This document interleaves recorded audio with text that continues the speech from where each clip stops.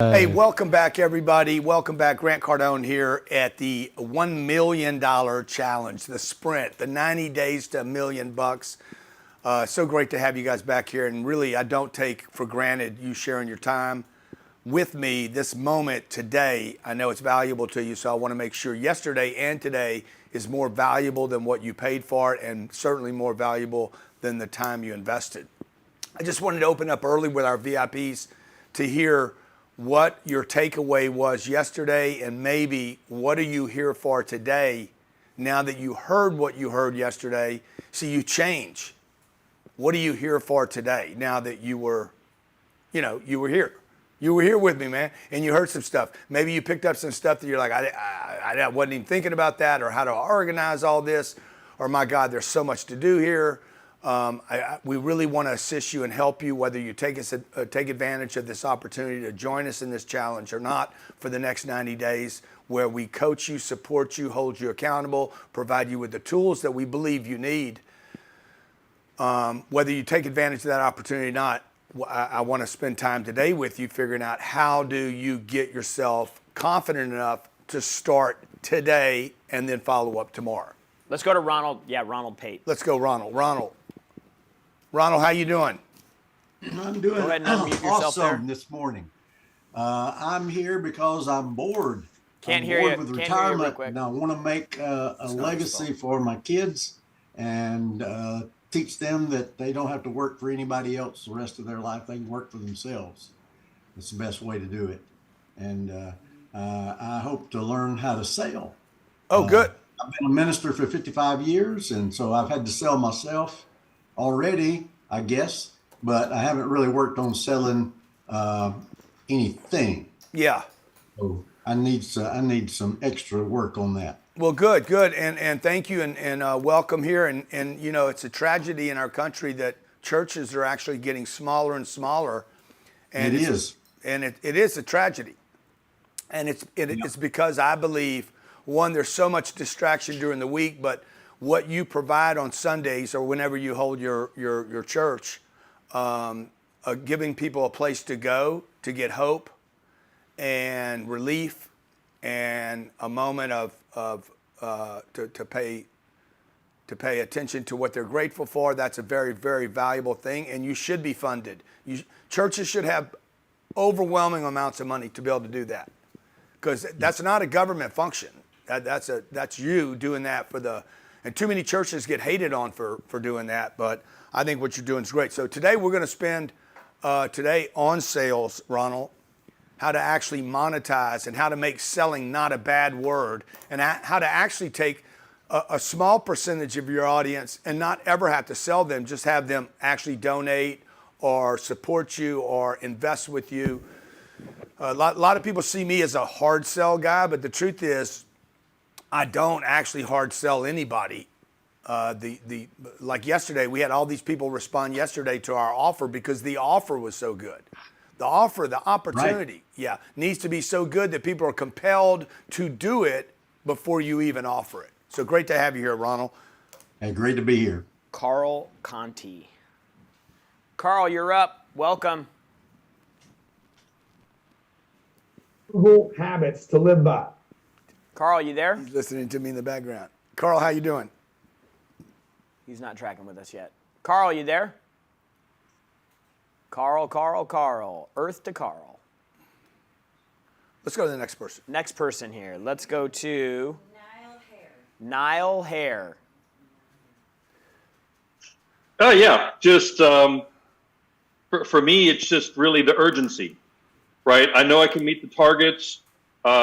I'm taking the right steps, but very often you just let yourself too much time, and just accelerating that timeline and getting at it with an urgency. Yeah, so this was your takeaway from yesterday, right, Carl?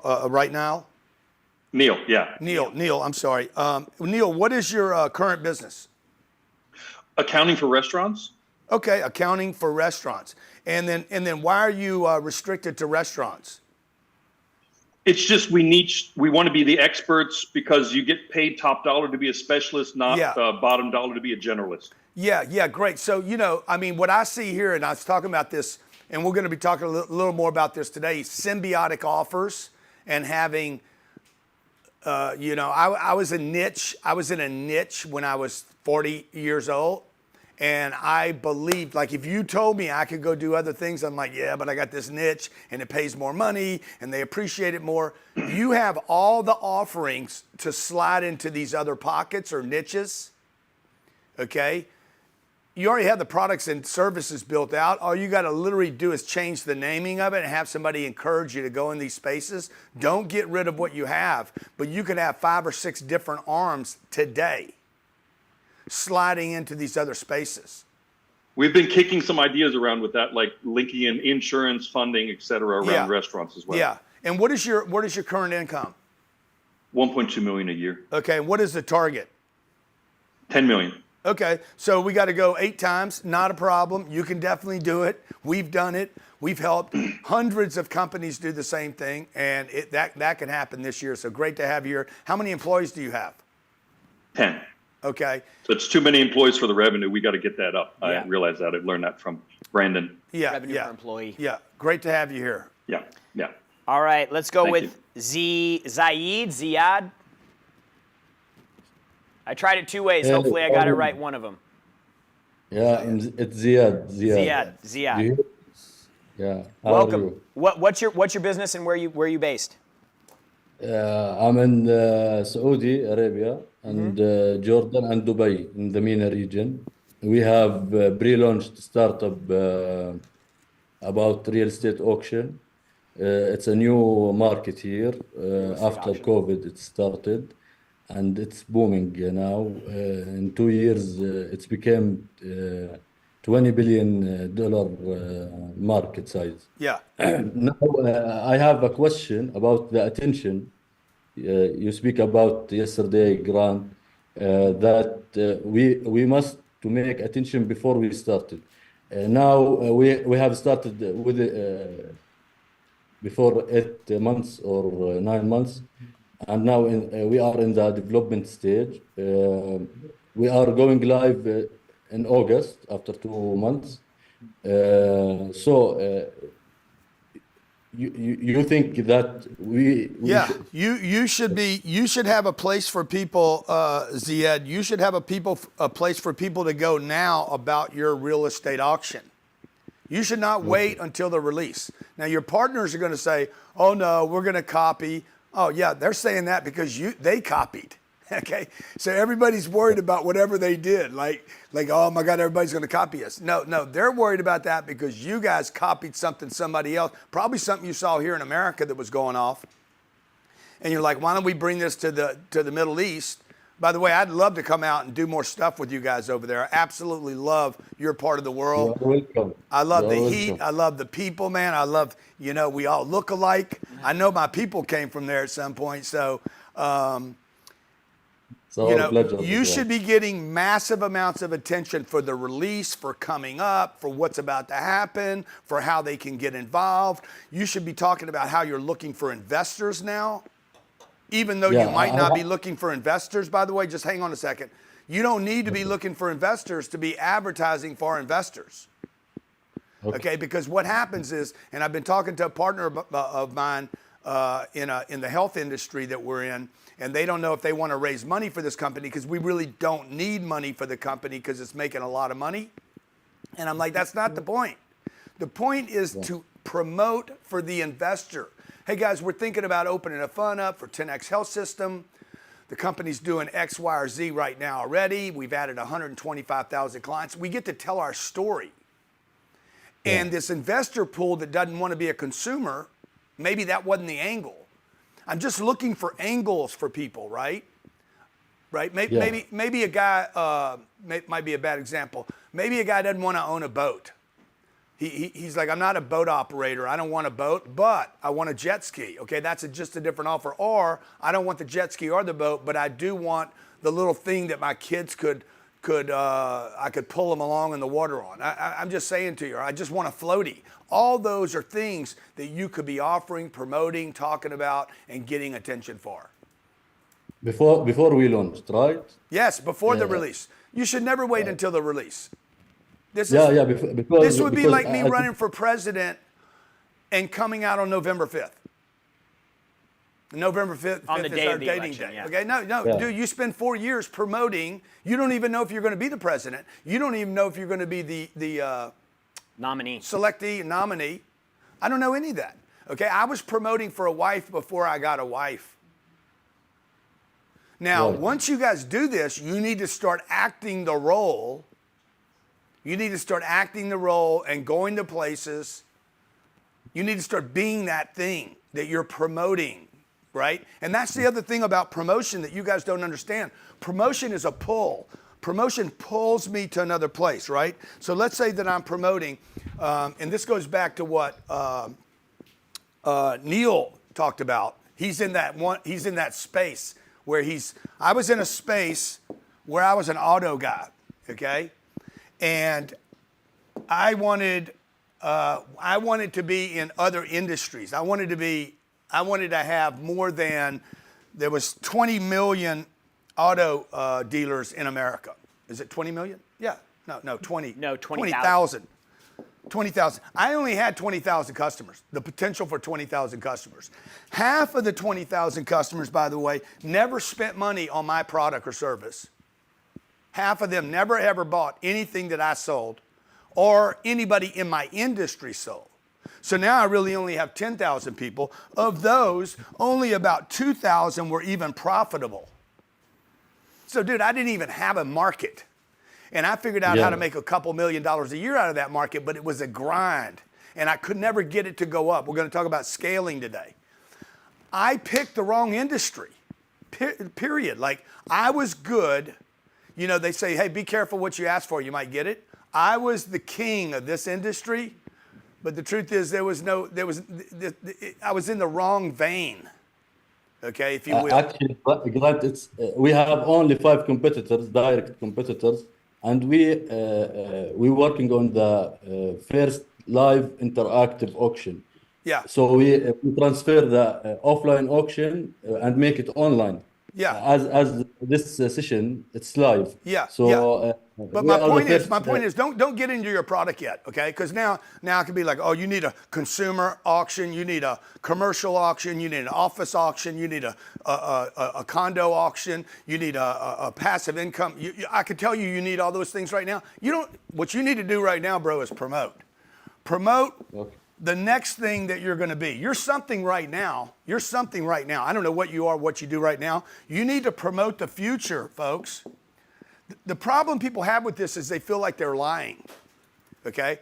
I'm going to do this. We're about to do this. Now, you guys that don't deliver on what you say you're going to do, that's why you guys can't promote. I always deliver. Everything that I ever do, no matter what anybody says about me, no one, anywhere on the internet, and we've done business with millions of people. If you do business with, last year, 165,000 individual consumers, you will have someone complain about your product or service, no matter what. There's going to be some 2% of the public that you cannot make happy no matter what you do. But nobody ever says Grant Cardone doesn't deliver. So as long as you trust yourself to deliver the goodies, okay, to deliver or over-deliver the goodies, dude, you guys got to promote this future, because this future pulls you. It pulls you out of the present, which is really the past. Who I am this second is my past. And it pulls me to become that next person that I want to be, okay? So what I would do right now, if I was dropping an auction, I don't even know when I'm dropping it, by the way. Hey guys, we're about to go live. We're about to go live with a real estate auction for the entire Middle East. Bing, cities, Dubai. I'm just going to start dropping the names. We already have the channels, the distribution. Our goal is to have 1 million people on our auction buying, trading, and blah, blah, blah. I'm going to work my story out, okay? And I'm going to create interest using Instagram, Facebook, YouTube, ads, paid ads. I sent Jared, I'm driving to work this morning. I got my radio on a cable network, and I hear this ad, and I'm like, we need to do an ad like this. The ad has nothing to do with my business, right? But I'm in this car getting this free ad delivered to me, and I'm like, why am I not Sunday morning somebody hearing my 800 number? So we'll go mimic that. We'll model it, and then we'll copy it, even though it's not in my industry, and I'll figure out how to use it in the nomenclature and the industry that I'm in. Great to have you here, man. Appreciate you. Thank you. Thank you. All right, let's go to one more final one. Daniel. Hey, Grant.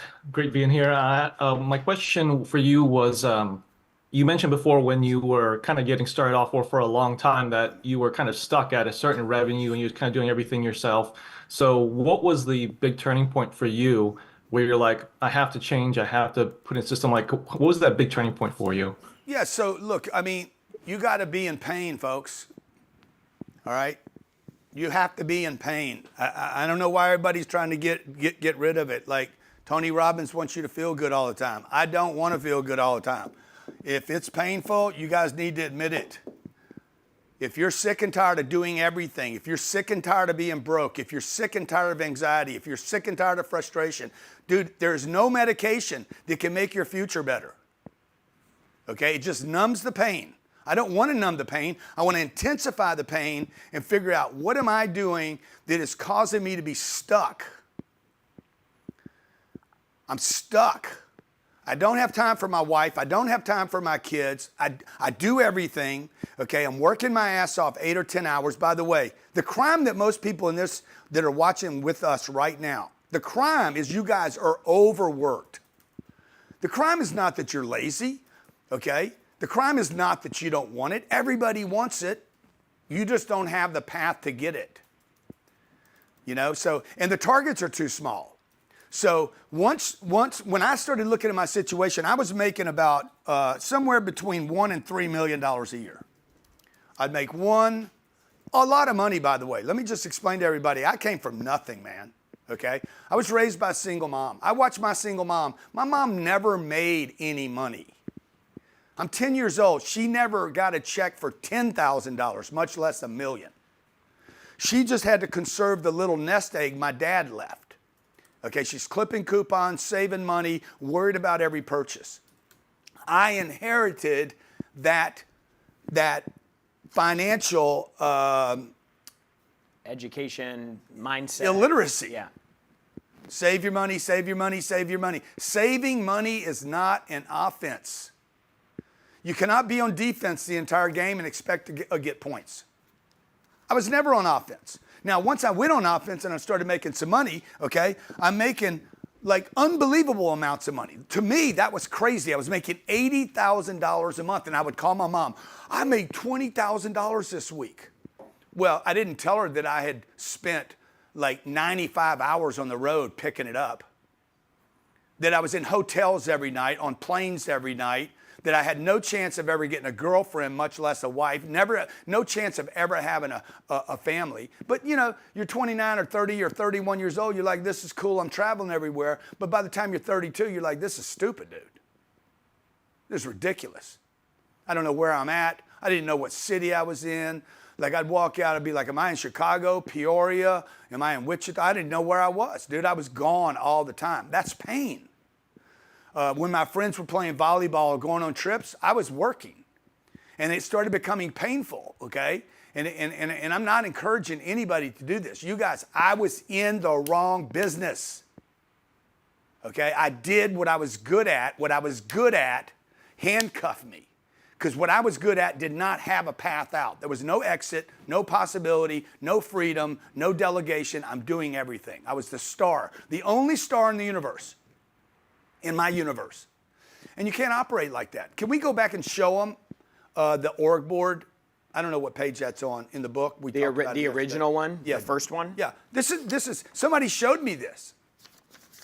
Okay, I'm sitting here talking about $1 to $3 million a year, and the guy looked at me and says, how much you make? I said, somewhere between $1 and $3 million a year. Everybody thought I was the shit, okay? Daniel, everybody's like, oh, you're so good. Oh my God, you're so great. Oh my God, I'm so busy. I'm busy all the time. People are paying attention to me. This was the problem.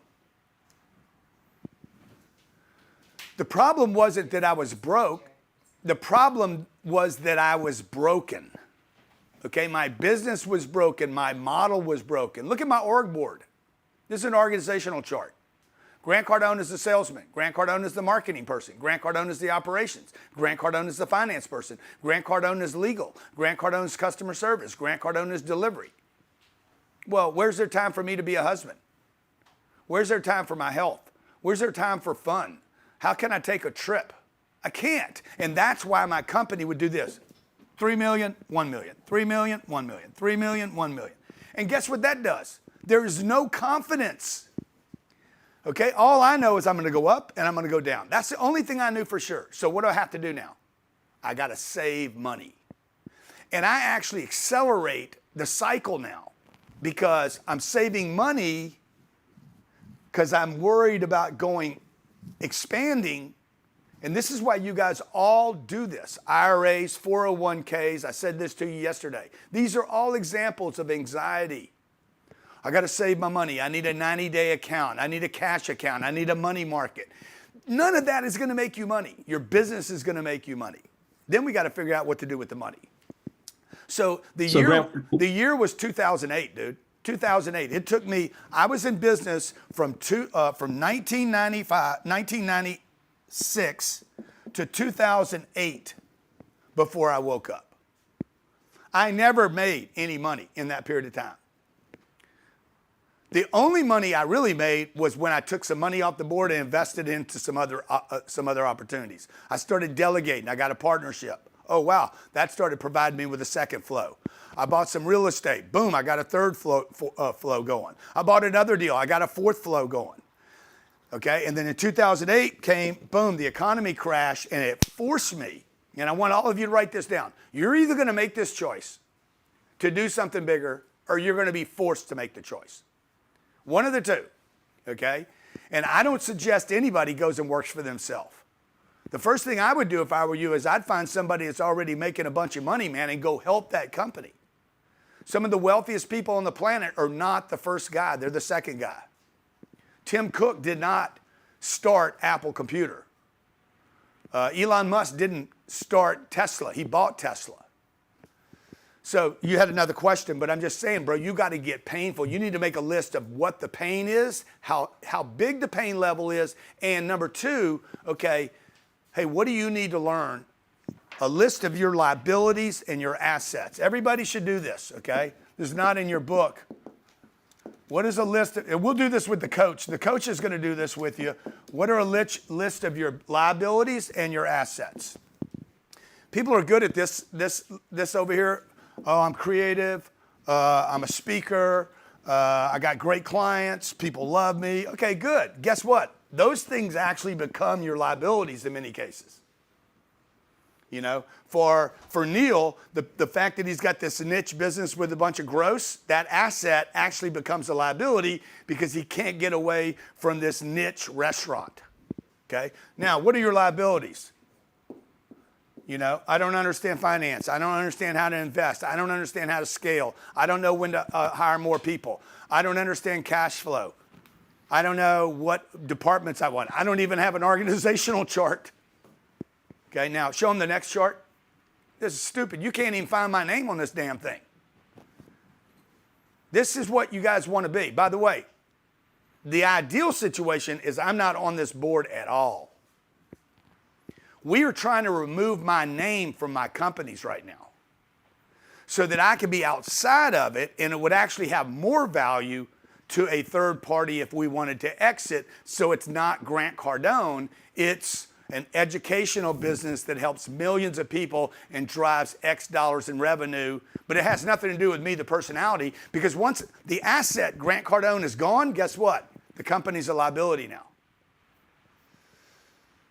So granted, it sounds like what you're saying is for when you were kind of stuck making that low money to when it really started to pick up, it was because you had a system and the people. I understand that correctly? No, the first thing that happened was I had pain pushed on me by whatever powers that there are in the universe. I had pain pushed on me. And in the first levels of pain, what you do is you complain about the pain. Oh my God, this isn't fair. Oh my God. I was watching a UFC fight last night. The guy acted like he got, his eye closed. And he's like, oh, he knocked me in the eye. You start blaming other people. You blame the market, you blame your customers, you blame the investors, you blame the economy, you blame the government. And then one day when you're done blaming and nothing gets any better, then you're like, okay, what am I doing wrong? So you got to get down to you. Third thing, most important, okay, networking. That networking group right there. When we give you guys access to other people that want to go make $1 million in 90 days, what I am giving you is priceless. You're going to make one friend in that group that could change your life forever. It is other people that have changed my life way more than any piece of information. Okay? The access to examples. I was in a course room once, and I'm watching a guy do a course. I'm on the same course. This course was about 3 weeks long, all day, 8 hours a day. You guys that don't have any time for anything, 8 hours a day, sometimes 10 hours a day, every day for 21 days to do this course.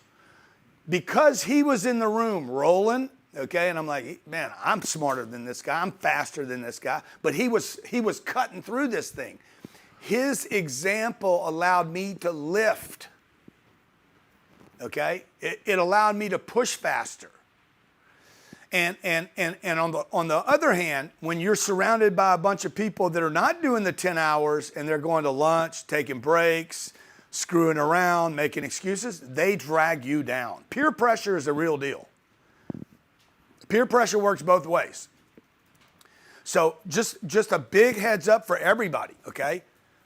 If you track my success, okay, and it looks like a hockey stick. This is $1 million. This is 650 million, same year, okay? This is what I used to make a year, same guy, by the way, and now we do that almost twice a day. What we used to do in 1 year. Time is money, right? So I'm doing things faster now. I'm doing them in a day rather than in a year, okay? I'm gonna tell you the difference was the people I was around. It doesn't have to be 10 people, by the way, or 100 people. It could be one person.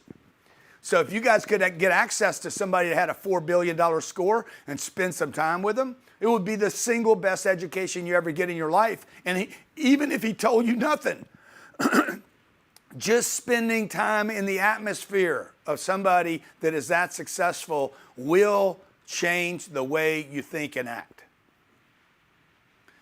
In the chat, let me just see this, okay? How many of you think my kids have an advantage because they get to spend every day with me?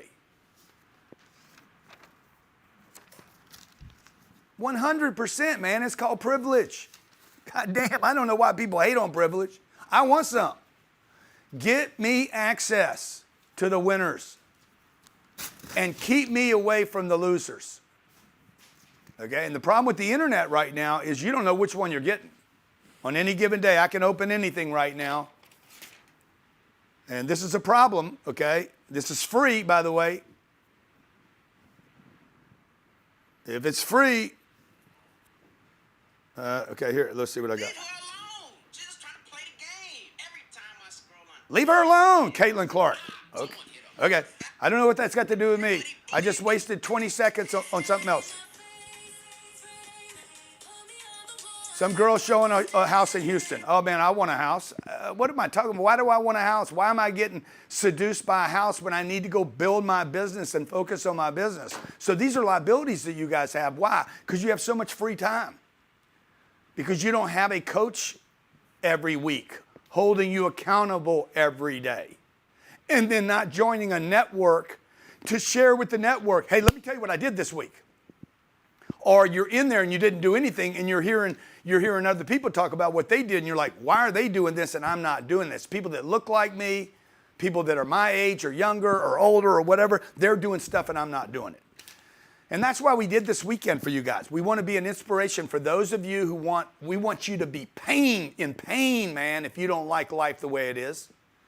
Okay? And then for those of you that want to step it up and really join us in this opportunity, we want to spend the next 90 days with you, helping you get supporting you, seeing how fast we can get that spike. If we don't get to $1 million and we get half of that, it's 500 grand, okay? It's like unheard of. 9% of all the companies in America make $1 million or more a year. Only 9%. If we could do that in 90 days for any percentage of people in this room, this was a successful 2 days. Okay, let's go to the next person. Maria, how you doing? What'd you get out of yesterday, Maria? And then what do you hope to gain today?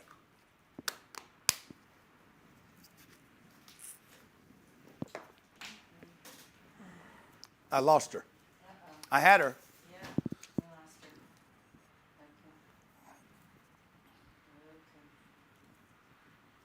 Can you hear me? Yeah, Yep. I can. And then can you turn your camera back on? We lost your camera. Yeah, I'm trying to. Is there anything you can do for me? Because I'm Yeah, pressing it. just go ahead and ask the question. That's all we need to do right now.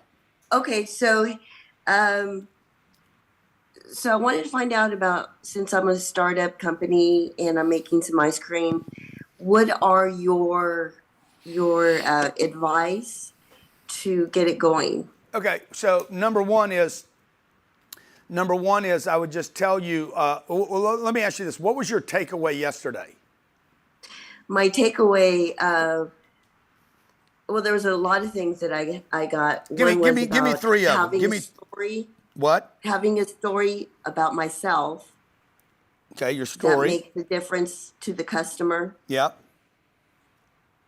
And then also, who do you market to? Do you market to people who have money or don't have money? Okay, and the third But one. my product is like a medium size. It's for the average American person. Yeah, and the third So one. who's my market? Good. And what was your third takeaway?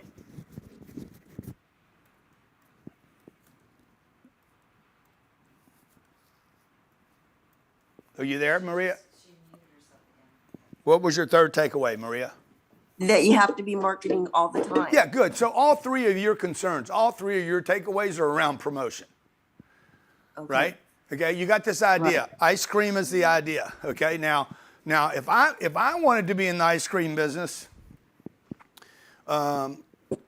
which seems like a great business, if I wanted to be in the ice cream business, because it's sexy, man. Who doesn't want ice cream, man? Ice cream's great memories. It's like, okay, what kind of ice cream? Banana ice cream? Oh my God. Okay, but I like banana ice cream. Okay, doesn't mean everybody does. So what would I do, man? I would start promoting this story. You have to figure out the promotion of the story. I wouldn't talk about being a startup. I would never use those two words. I am a startup. Which, by the way, equals to most people, I am a failure, meaning most startups fail. So I wouldn't use that word, okay? I would be like, hey guys, I'm starting an ice cream business. Ice cream business, the name of it's going to be Maria Willard's Ice Cream, okay? I am a profound proponent of ice cream. This is the cleanest ice cream in the world. If you're vegan, we have ice cream for you. If you're tolerant? Lactose intolerant. Lactose intolerant, we got a freaking ice cream for you. But the best thing is, when you eat this ice cream once, you'll want to buy it for the rest of your family because it's the cleanest, it's the bestest, it's the most unbelievable. We make an ice cream great again, okay? And basically, you got to figure out how to tell that story and then how to distribute that story. And what are you looking for? Hey, man, I'm looking for a list of people that are interested in ice cream, or I'm looking for a list of either consumers or investors on ice cream, or I'm looking for both. Then you got to have a landing page. You're going to have a website. You're going to have some promotion. And that's the first part of the wheel. Can we show them the wheel real quick, Johnny? Let me see my conversion management. You see this? Okay. First thing is I have an idea. You already have your idea. Now, I don't know if it's a good idea. The smart thing to do is when you work with the coach, how big is this industry? Who's your competition? Okay. It sounds like could be Ben & Jerry's, could be Bluebell. I mean, there's a lot of competition for ice cream. Halo. Okay, huh? Halo. Halo? I never heard of Halo ice cream, but Oh, it's good. It's low-cal. It's see, okay, Jared's getting excited about it. Okay, it's early in the morning. He's already thinking ice cream. See, you have us all talking about ice cream right now. So it's like, okay, how am I going to distribute it? Where's it going to be? Is it going to be a store? Is it going to be online? Is it going to be delivered? Is it going to be drop shipped? Look, I don't know. But first thing is the idea. The idea needs to be worked out, Maria. All of you guys need to work your idea out. How do I sell $1 million worth of ice cream? And how do I do that in 90 days? Because if you don't do the math, you won't find the path. Is this $100 ice cream? Could be, by the way. Why doesn't somebody do a $250 ice cream? Dude, they got watermelons in Japan that are $12,000 a watermelon. Cantaloupes that cost 11 grand a scoop, okay? Like, you guys just don't think right. You just think, oh, I got to be the cheapest. I got to be the best. I got to be the best and the cheapest. And by the way, nobody knows me. So you're dead in the water because your plan failed on the target. The target has to be finances. And that's why we start with a financial target. We get attention for that target. We get leads to support us. We support those leads. They convert to some money, and then we use the money to reinvest in scaling that operation. And that's our wheel that we want to work with you guys on. Okay? Now, the reason you guys are going to fail, I just want to tell you again, the reason you're going to fail on this is because you're going to go by yourself. This is the number one reason for failure in this country. It is not your education, it's not your upbringing, it's not the color of your skin. Number one reason is you go by yourself. The second reason you fail is because you don't have a network of the right people. Okay? This guy, let's say this guy grew up in Lake Charles, Louisiana in the bayous. He's around a bunch of drug addicts and drug dealers and refinery people, and you're either a plumber or you're a freaking addict. Okay? And the plumber hates himself, he's an alcoholic, and the drug addict over here, he can't get any work because he can't work in the refinery. He goes it by himself, he's not going anyplace. Everybody agree? He joins the network of plumbers and drug addicts, he's not going anyplace either. So you can't go by yourself, and you can't do it with the network that you have. Your mom, your dad, your uncle, your aunt, they're the wrong network. Sorry. They're the wrong network. If they were the right network, you would have already changed and become the person you want to be. So this network has to be a new network of people. People that are like you. Jesus could not sell his product where he lived. He left his home and went to a city where no one knew him. What did he do? Had an idea. I'm going to go do this thing, okay? Then he got attention for it. Then he created leads and a posse. He got 12 guys to follow him, and then they went and converted people. That is the wheel. Then he had to manage the activity, okay, and scale the operation, okay? He had to die to scale his operation. How many of you guys are willing? He had to be on a cross for 3 days to scale the operation. Had he not done the scaling, by the way, and gotten the attention and had people see the amount of suffering he was willing to go through, he would not have scaled his operation. That might be too much for you, but bottom line is that's what he did, okay? Steve Jobs.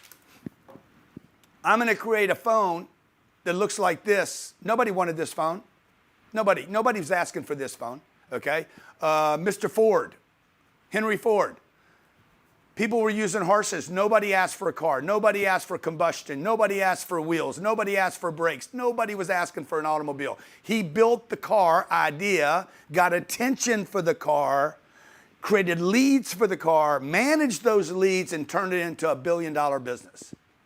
You guys understand? It is not business plan first. I mean, we are building a business plan, okay? This first part of the wheel is a business plan, right? This idea needs a plan, a business plan that has money attached, because if it doesn't have money attached, what's going to happen? Number one reason for businesses failing is they don't capitalize the business correctly. Well, how can I capitalize the business if I don't have any money? This is what Forbes said. Forbes says the number one reason businesses fail because they're undercapitalized. I have never started a business with money. So I should be a business failure, but I'm not. Why? Because I know how to get attention early. 1, 2. I know how to get attention. The right order is to get attention, and then money will come down here. You guys try to get the money first and then the attention. I try to get the attention first and the money will follow because I understand the sequence. You guys are just out sequence. You guys are worried about manufacturing. You're worried about delivery down here. This is delivery, okay?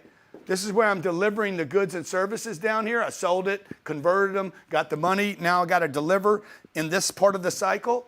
You guys are worried about that right here. I never worry about that right there, ever, okay? I decide, hey, I'm going to put 34,000 people in a stadium. I don't even know where the stadium is. I start promoting the event before I collect any money for the event. I collect. First Growth Con? Yeah, first Growth Con we ever did. First conference, live conference we ever did. We had 77 days, and we put 2,200 people in a room. Every person paid to be there. We had 77 days to sell this event out, put 2,200 people in. We thought we could only get 1,000.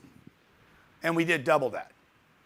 Every person paid, did it in 77 days, completed the activity, and then everybody said, that's impossible that you did that. Well, and when we started promoting it, we didn't have. Let me just say this. But we did, the reason it worked was because the sequence was right and the urgency was that, that I think Ronald talked about. The urgency, man. It was 77 days to failure. That's why you guys need this 90-day challenge. This challenge is really an opportunity for you to literally produce $1 million in revenue in under 90 days. I know you think it's impossible, but it is not. And once you do it, or even get close to it, let's say you got half of that, would that experience change your life? These are called spikes and spurts. Okay? I need to get attention quick so that somebody hits a landing page and says, hey man, I'll buy a ticket for that. In the beginning, I'm looking for low-hanging fruit, okay? It's like, just go through the audience and find out who wants ice cream now. I don't need the ice cream. Hey guys, I'm producing an ice cream company. This ice cream is going to be the best ice cream in the world. Who would be interested in funding my ice cream? By the way, I'm going to give you, once I get done, I'm going to give you ice cream for life for every person that invests $5,000 with me. I will give you an unlimited supply of ice cream for life for a $5,000 investment. Now, you guys cannot tell me out of 8 billion people, somebody will not fund my ice cream company. Somebody will. I just got to tell the right story to the right people, get the distribution out. Okay, you were going to say something, Jared. No, I was just going to say when we launched that event, we started promoting the event. We didn't have a date. Location. We didn't have a location. We didn't have speakers, and we had never done a big event like this before. Yeah. So we literally... We picked a date, but didn't know if we had a hotel. I said, just pick any date, because I can change the date. I can be like, guys, hey, I got to move it from February the 2nd to February the 16th. Like, no, that's not a big deal. Things are moved back all the time. Look at the Tyson fight. Jake Paul and Mike Tyson. They sold the fight, sold the stadium, sold, I don't know, millions of dollars of tickets. Yeah. Got a deal with Netflix, and they have to move the fight back. No big deal. That's even more attention, by the way. See, but you guys, it's a sequence. Your sequence is out. And your sequence is out because somebody's telling you, take baby steps. Listen to the stuff that you've been trained to do. These are liabilities, okay? You guys could all make a list of this. How many of you have been brainwashed? Let's just do a thing. This is not in your book. Let's just see if you've been brainwashed. Because how you think is going to affect how fast we go at this path, okay? I'm trying to give you new information on top of your brainwashing. That's a problem. I'm competing with your old ideas. Okay? How many of you were taught this? Be seen and not heard.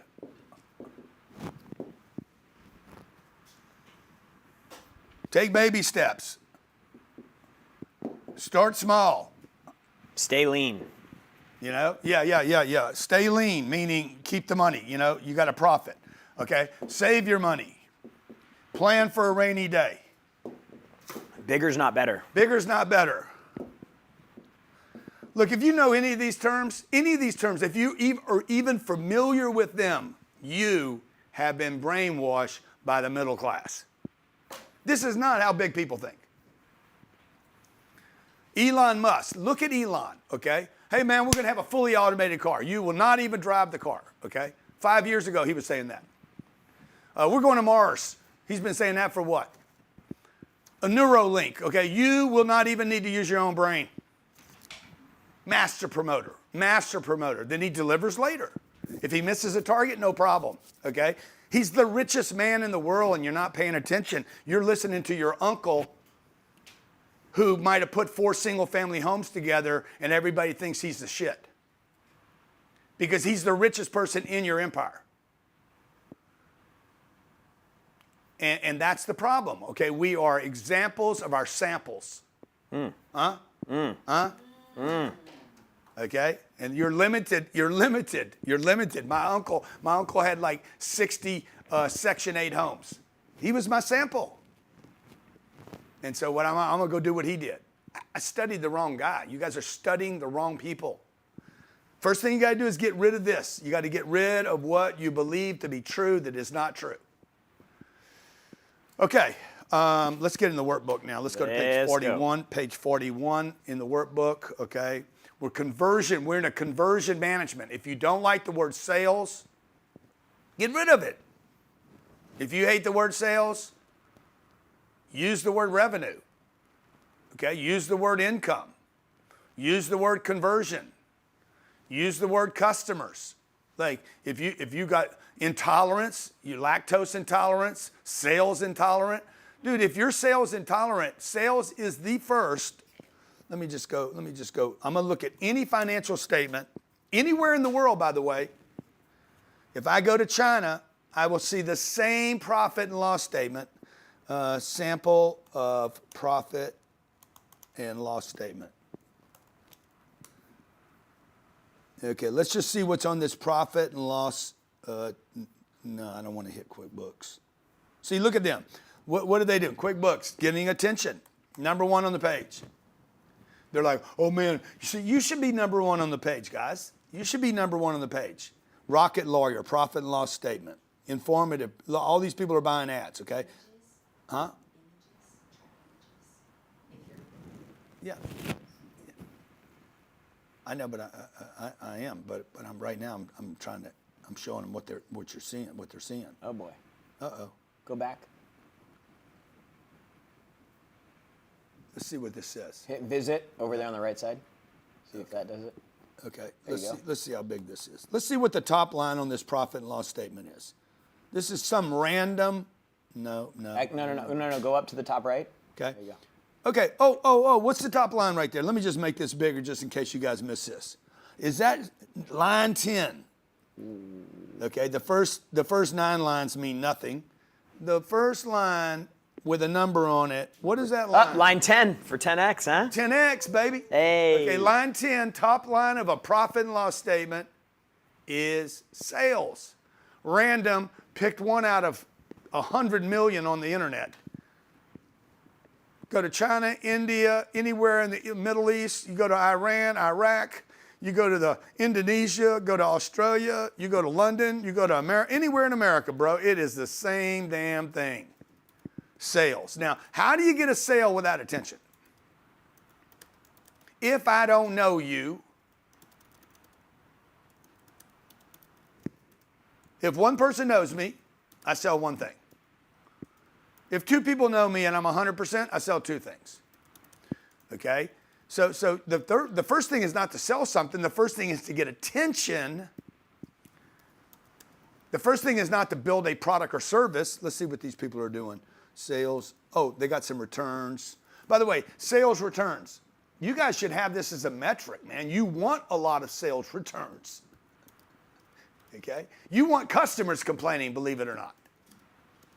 Because a sales return and a customer complaining is what? Attention. It gives me the right to call somebody and fix something. I'm telling you, it's easier to get a person on the phone that's got a problem than it is to get a person on the phone that is satisfied.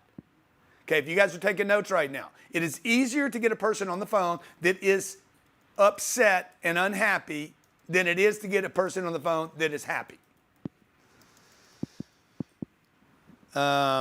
See, cost of goods sold, boom. In the middle of the statement. How many of you worry about labor and overhead before you worry about sales? Your priority sequence is incorrect. You're worried about the cost of labor before you're worried about the income. You should only worry about the income. This is called the 95 rule. I'll be talking about this, the 95-5 rule. I'll be talking about this at in the finance module today. That's out of this content, Money and Finance. This is a 3-hour training program, by the way, on how I do money. 95% of my time today I spend on income, and less than, I'd say this is closer to 1% now, less than 1% of the time I spend on expenses. Produce more income than you can spend. Get more attention than you can manage. Goes back to this thing with Michael that I was talking about this morning, okay? Be on so many distribution networks that people, whether they go to Instagram or whether they go to the store or whether they're going to the bus stop and they're sitting on a bench, everywhere they go, they see you're the Diane, the real estate agent. They see, like if you go to Aventura Mall right here, there's 4 places where you can buy Boss. Macy's, Nordstrom's, the Boss store, and the Junior Boss store, and probably a 5th place. And Nordstrom's. Did I say Nordstrom's? Probably did. Okay? All right. Okay. So how do we sell stuff? Okay. Let's go to page 43. Sales truths. Number 1, sales process. By the way, sales is not senior to the marketing. Make a note here. Marketing is senior to sales. I'm gonna give you a bunch of information right now, and you're gonna be like, oh my God, dude, if I could get great at this. Okay, if you get great at this and you don't do the marketing, you're only gonna make so much money.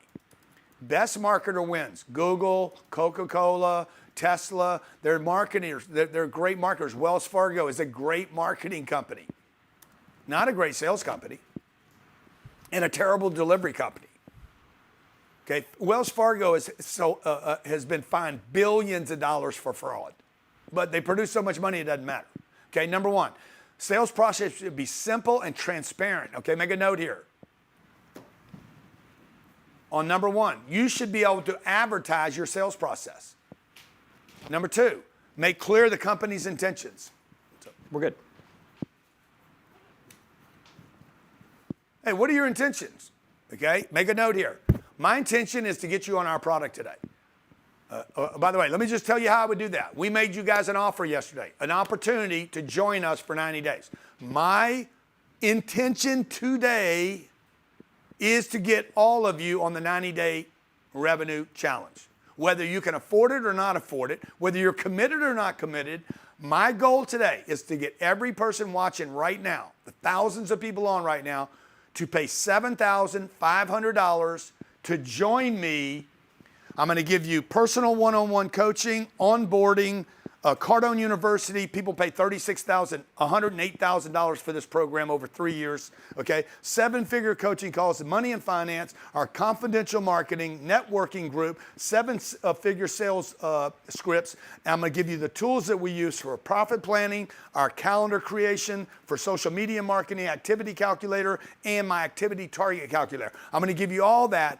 You're going to give me $7,500, and I'm going to spend the next 90 days with you, me and my team, to do everything we can to support you in getting as close to $1 million of production as you can in 90 days. By the way, 90 days, $1 million.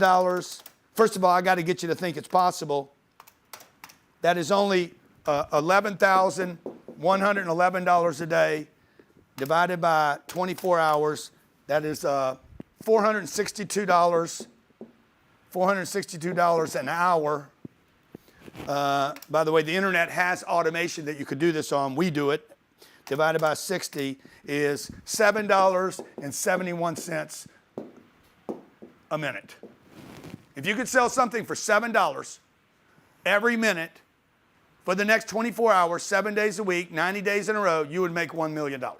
I also showed you about 50 different ways to make $1 million yesterday. Recurring revenue, one-time sale, 10 people buy it, 100 people buy it, 1,000 people buy it. I showed you yesterday how a teacher could get 83 people to pay her $1,000 a month, and she would be a tutor, and she would make $1 million. There's not a teacher in America making $1 million. Not even at Harvard. Okay, you could literally be a tutor today. How big is the tutoring business right now? It's exploded. Well, the homeschool business, the homeschool market went from 150,000 to 5 million. Yeah, so we had an explosion 40 times, 35x explosion because of COVID. And because of people who are unsatisfied with schools. So the teachers out there are like, I want to make more money. I need to make more money. The school system is not going to pay you more money. We're short 300,000 teachers in this country. It's a failing system, and everybody knows it. Is that right? Did I do the math right on this? 83. Tell me there's not 83 families in America, or where you live, by the way, in Houston, Texas. Houston, Texas. Tell me there's not 83 families in Houston, Texas that wouldn't pay $1,000 a month for their 12-year-old kid to get tutoring. Or in Miami, where there's so many people moving here right now. Barry Sternlicht was talking the other day that they can't even get Don't have kids enough in schools. private schools. Pull that video up. Barry Sternlicht. Barry's worth $4 or $5 billion. Barry Sternlicht. Miami doesn't have enough schools. This goes to my point. Did I need to go learn something new? No. Would you guys invest $7,500?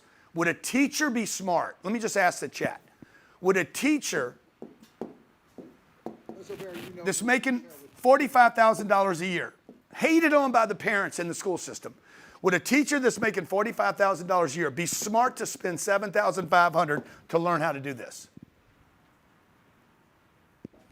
And she could literally have her life back. She could turn her home into a school and write the home off. Because she can't write her home off right now. Would a teacher that's making $45,000 or $50,000 a year, not appreciated by the principal, not appreciated by the schools, not appreciated by the parents, never going to be paid more money, okay, would that person be smart to invest $7,500 of their retirement money to learn how to build $1 million private tutoring business? I'm asking the chat, but I can't see the chat. Would that person be smart to invest $7,500 to build $1 million private tutoring business? I'm going to tell you something. Right now, that's smarter than the ice cream business.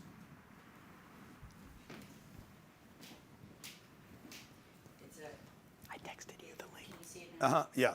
That is smarter than accounting for restaurants. Okay? If you can do accounting for restaurants, you could actually start teaching accounting to kids, prepare them for school. My kid is 14 years, 15 years old. She will finish high school this year. She was homeschooled. Okay, we pay for tutors to help her get through. I don't care what it costs. I want her out of school. I want her done with high school. In my mind, it's a complete waste of time anyway. I want her out of school and I want her to come to work. Because what you learn at school is different than what you learn at work. Okay, so number two thing you're going to do in your sales methodology, you're going to make your company's intentions clear in the greeting. Okay, number three, always agree with your customer. No matter what your customer says, you're right.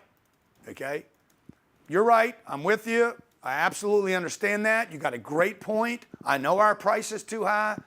Okay, by the way, I'm the one that set the price.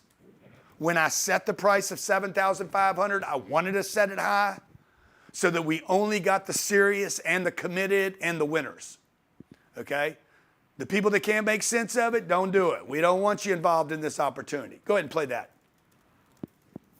Asset level crisis, for the most part, the asset classes, at least in the United States, are fairly in balance, supply and demand.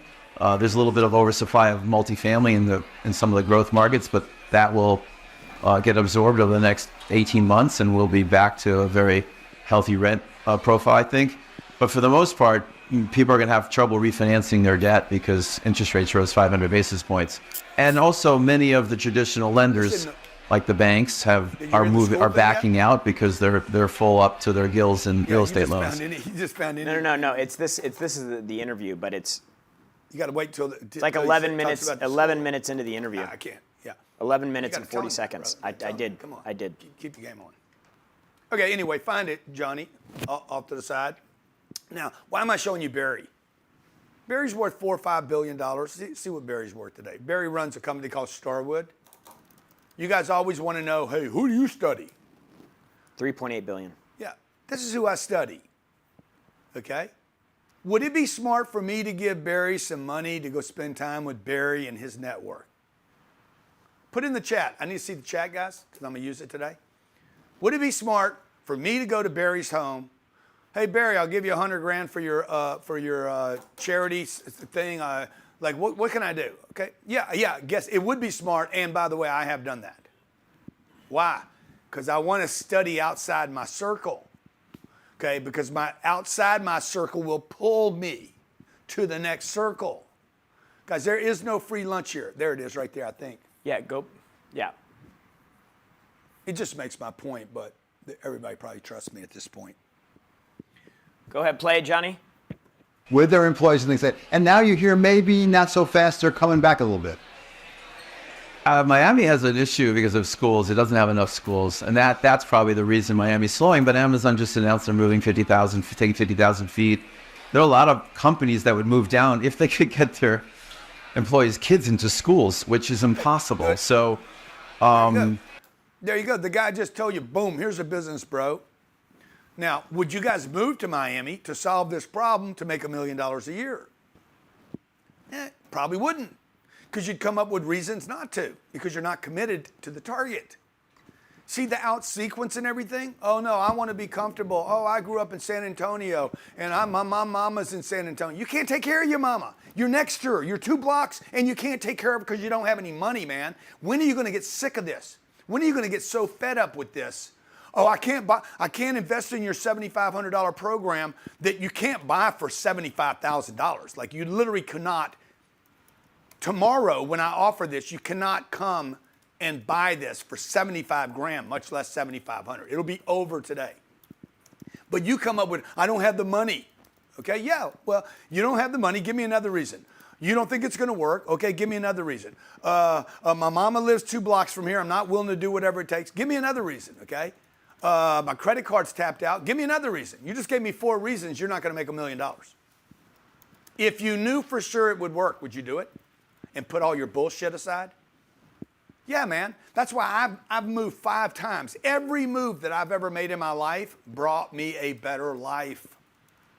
You have to be willing to move, okay?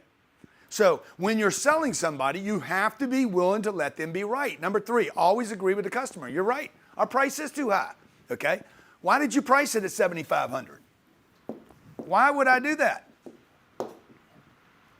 I could give you 10 reasons I'd do that. Number 1, I only get serious people. 2, I get the most committed. 3, I get the most qualified. 4, I get people that value $1 million more than they do $7,500, okay? Okay? 4, number 5, I get people that are serious and are going to pay attention. There's a saying, if you don't pay, you don't pay attention. And the more you pay, by the way, if you pay $75,000, you pay more attention than if you paid $7,500. Okay? The other reason I priced it like that was to let as many people in as possible, because we thought $83 a day was a fair deal. And we put a payment plan together for anybody that's stretching and don't want to put it on your credit card. We put a payment plan together for you to make it even easier. To find out, can we get 100 people to participate in this opportunity that out of 100 people, I don't need 100 of them to hit $1 million. 1 or 2 of them hits $1 million. Dude, I want to put you on my stage and I want to show you off to the world. And the rest of the numbers, we're going to collect the facts from the rest of the numbers and find out, okay, what was the increase from the rest of the room? And at least I got 90 days to work with you. I can't work with you for 9 months. I can work with you for 90 days to hold you together long enough with my team to make a project of enough successful people, okay? Number 4, buyer makes a decision before you do. Many of you yesterday, many of you were calling into our company. Tell them about the call you got yesterday. The guy that called up and said, I want all this. Oh, yeah. He knows Jared. He saw us running this. Yeah, and he's spent $500,000 with us. He's probably here today, Jeremy. Yeah, he's like, I want all this. His Jared, business get it for is me. like, he's got like a $30-40 million a year business, and he said, hey, dude, just whatever this is, give it to me. Yeah, I've already got everything. Michael Ciprian. What's Michael? San Ciprian. Couple $100 million. Okay. Hey, great stuff today, boss man. People need this and love the simple delivery of it. They're like you're here. Now, why am I telling you that? Because there is a percentage of people. This is an old farming philosophy, okay? If you have orchards, you can just walk through the apple orchard and you can see apples on the ground. They've already fallen. You don't need to go climb the tree. You guys go climb the tree like you're a monkey. I got to go work. I got to go harvest. They're ready to fall out of the tree. I had a dream last night, man. You fell out of a tree? You were in the building with me. We were off in some third world country preparing for an event. And I was in the lobby going up to my hotel room and I saw the infrastructure, the walls starting to move. And I got to the room and I said, guys, we got to get out of this hotel. This hotel's going to collapse. And nobody would listen to me. You guys just thought I was a freaking nutcase. And the next thing you know, the entire hotel moves down 4 floors. Wow. And I'm like, we got to get out of here, dude. Like, I'm worried about my knee. I'm like, I got to get some good shoes on. I mean, the world was coming to an end. It was, oh, my God.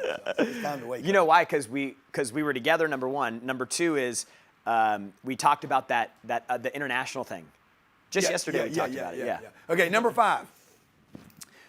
Present a proposal to every customer every time. Okay, notice when I present my proposal. 1, I present it early. 2, I present it, there's Michael right now, 100% about moving. This is what Michael just said, 100% about moving about moving. I moved to another country, learned a new language to create my company. Yeah, he moved to Asia. Great effing point. Yeah. He was willing to do whatever it takes. Would you, hey, Michael, you're watching right now. If you guys could find Michael in the room, maybe bring him up. I'd love to hear from him. See, Michael's a guy. San Cyprian. By the way, he comes from nothing too. Okay. Let's see. We're trying to find you, Michael. Don't worry about. I know you're not having a good hair day. And by the way, were you in New Jersey last night? Were you at the fight last night? Okay, number 5. Always present a proposal. Okay. Now notice how many times. Watch what I'm doing here. I don't know if you guys are watching what I'm doing.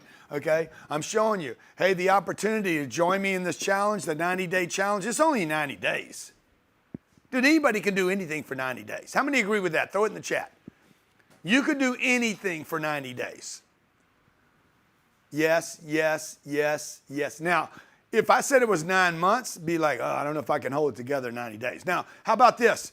For those of you who are not sure about 90 days, can you go 3 days? Can you go 3 days? How many of you could go 3 days? Oh, yeah, 100%. You could go without food for 3 days. Particularly if me and you were doing it together. Okay? I got a better chance of, what's it called, fasting? Yeah. For 3 days if Jared does it with me than I have fasting by myself. I told my daughter Scarlett, okay, she likes sugar, I like sugar. I said, buddy, will you help me get off the sugar for 2 weeks? She's like, no, I won't. Because she knows what I'm trying. I need a buddy. Okay. So you don't even need to do the 90 days, folks. What we're going to do is every 3 days we're going to give you support. Okay. You're going to get a private coaching, exclusive coaching call. By the way, you're paying $7,500. $7,500. Oh my God, it's so much money. That's not the target. The target is $1 million. Notice how many times I will say this number. $7,500, $7,500, $7,500. Oh my God, it's so much money. No, this is the target. That's not the target. This is your middle class thinking. This is a little man's thinking. Okay? 80% of all women have money sitting in a cash account, not invested. Because women are scared to invest their money. They're scared to move it out because they can't replace it. See, if you knew you could get rid of it and get some more. See, the focus is this, not that. Yeah, but I don't have $7,500. No, you don't have a commitment to finding $7,500 so that you can find $1 million. And if this is all it takes to throw you guys off of being millionaires, you're never going to become a millionaire. If you can't figure this out, you can't figure that out. How many of you agree with that? If you can't figure this out for 90 days in 3-day little widgets, I support you on Monday with a private coaching call, and by Friday, you don't have to hold it together for 90 days. I asked a bunch of you, can you hold it together for 90 days? And you said yes, but you don't have to. Boom, I support you on Monday with a coaching call, private, exclusive, just for you. And then 3.5 days later. Tuesday, there's another call, a group call. The day after that, there's a group call, okay? And so whether Yeah, it's but Tuesday it's gonna or end up being- it's Thursday gonna or be- Tuesday yeah, and Friday, yeah. there's going to be 2 times during the week you're getting Yeah, you see, supported. you always get too specific, okay? It's probably going to be more like a Tuesday networking call for the whole group, so you have samples of success and samples of what not to do. You're going to have some dumbass in there. You know you're going to have a dumbass. By the way, dumbasses are great because they're like, you're going to be listening to their question. They don't even know how to ask a question. They don't know how to introduce themselves. They don't know how to say their company's right. Grant already told you what to do with that. You're not listening. Like, that's good because that teaches me what not to act like. You understand? I start learning from a network of people that are doing the right things. Now, if I could be surrounded by Barry Sternlicht, $5 billion man, Michael Milken, $8 billion, Bob Duggan made $4 billion this week. If I could be in the same room with these people, Tom Lors, who's worth, I don't know, $7 or $8 billion. I don't know him yet, but I get to meet somebody new. If my network changes, does my net worth change? And before my net worth changes, what if my mind changes? I'm like, shit, I'm so inspired being around these people. And I can tell you guys, every time I do one of these, I do this. I'm telling you what I do today. I'm talking about sales and everything, but I'm talking about how you get yourself in this position so you can hold this together. Okay? I do this, and every time I do it, I went to Beverly Hills. I spent 3 or 4 or 5 days in Beverly Hills. That cost me money to go there. I got to fly there. I got to get a hotel. I got to spend time with people. But I got to miss business. Okay? I missed 5 days of business I could have been working on here. And I hate doing this. I hate it. My staff will tell you, Jared will tell you, I hate going to anything more than 2 minutes from my house. But I did it because I know there's a chance, a tiny chance, a slim chance, if there's even a 1% chance that I could turn $7,500 into $1 million, and I'm trying to become a millionaire or get the next 10 million or the next 100 million, I'm trying to change my family's lifestyle, or I'm trying to solve some big problem that requires money. If there's a slight chance of doing that, I'm going to bet on myself. Okay? And you guys got to get used to betting on yourself. So when you're in front of a customer and you're presenting something on the phone, landing page, wherever, present a proposal, make sure they know the price, the payments, the down payments. Like, what's the payment plan on this? There's 3 options. So there's a 50% down.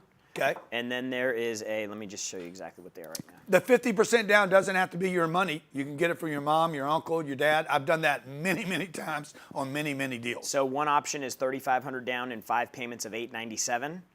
And then one option is $2,500 down in 5 payments of $1,200. Okay, so I'm just giving you an example. Michael wasn't on, I guess. I'm giving you an example of... Oh, he's driving his car right now. Okay. Okay. Number 5. I'm giving you an example. Present a proposal. Number 5 on page 43. The proposal must include money. An offer. Doesn't have to be a full contract yet, but it needs to be a proposal of involving money. Okay. Make a note here. Until there's money, there is no customer.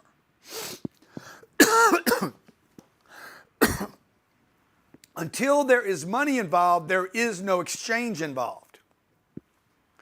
Okay, basically what a customer interaction is this, okay, it's you and it's them. And you're trying to give them something. Until they give you something back, you have not completed the relationship. You cannot do this and have a relationship.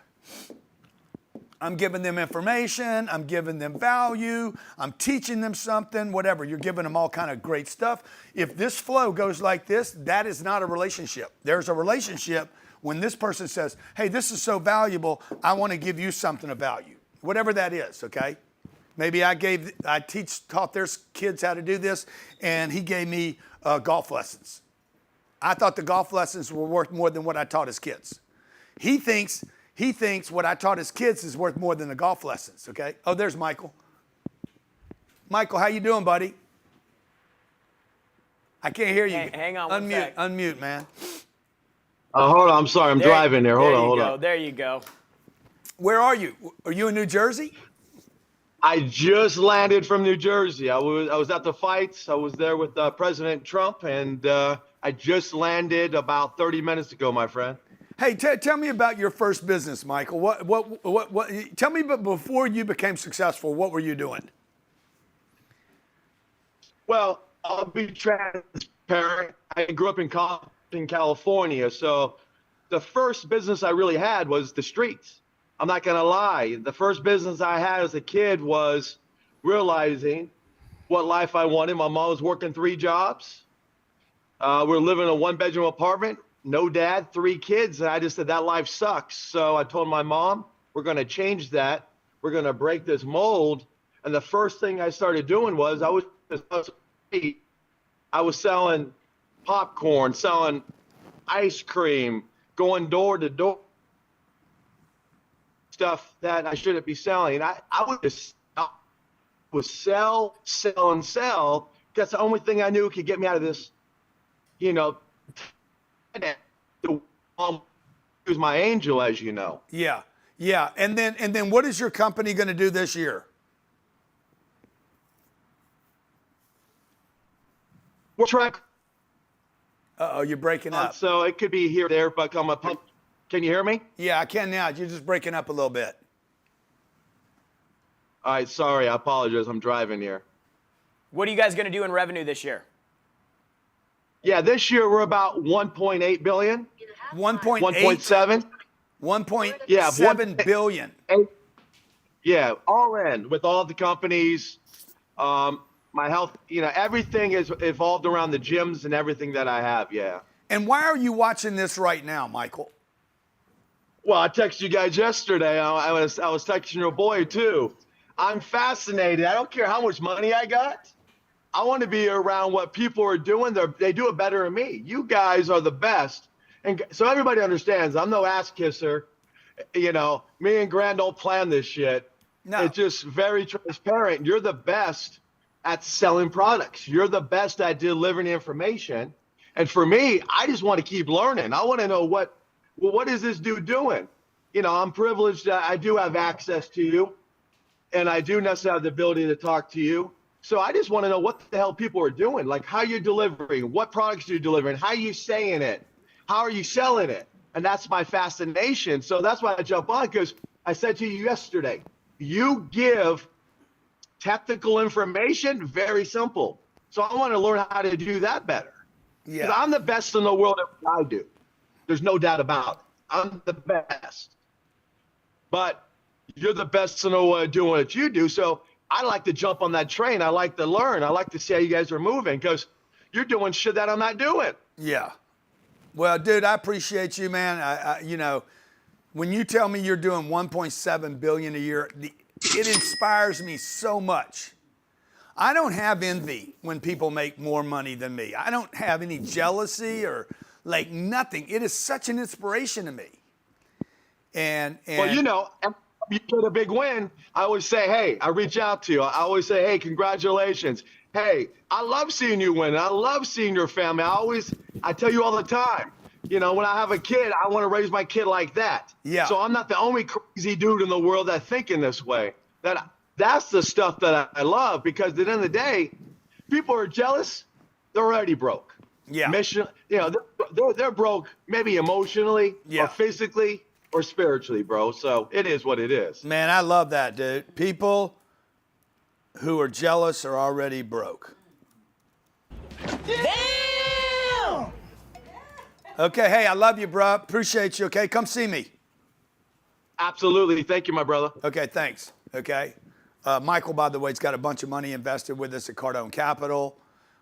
He's become a partner in our real estate transactions. We're going to do some other stuff. I'm working with him to do some other big deals. And so, but here's a regular guy, came from Compton, man. I mean, Compton's bad, but I mean, growing up in Compton can be a good thing. Tim Story, my friend Tim Story, he grew up in Compton, okay? Being white in Compton's got to be even worse. Straight out of Compton.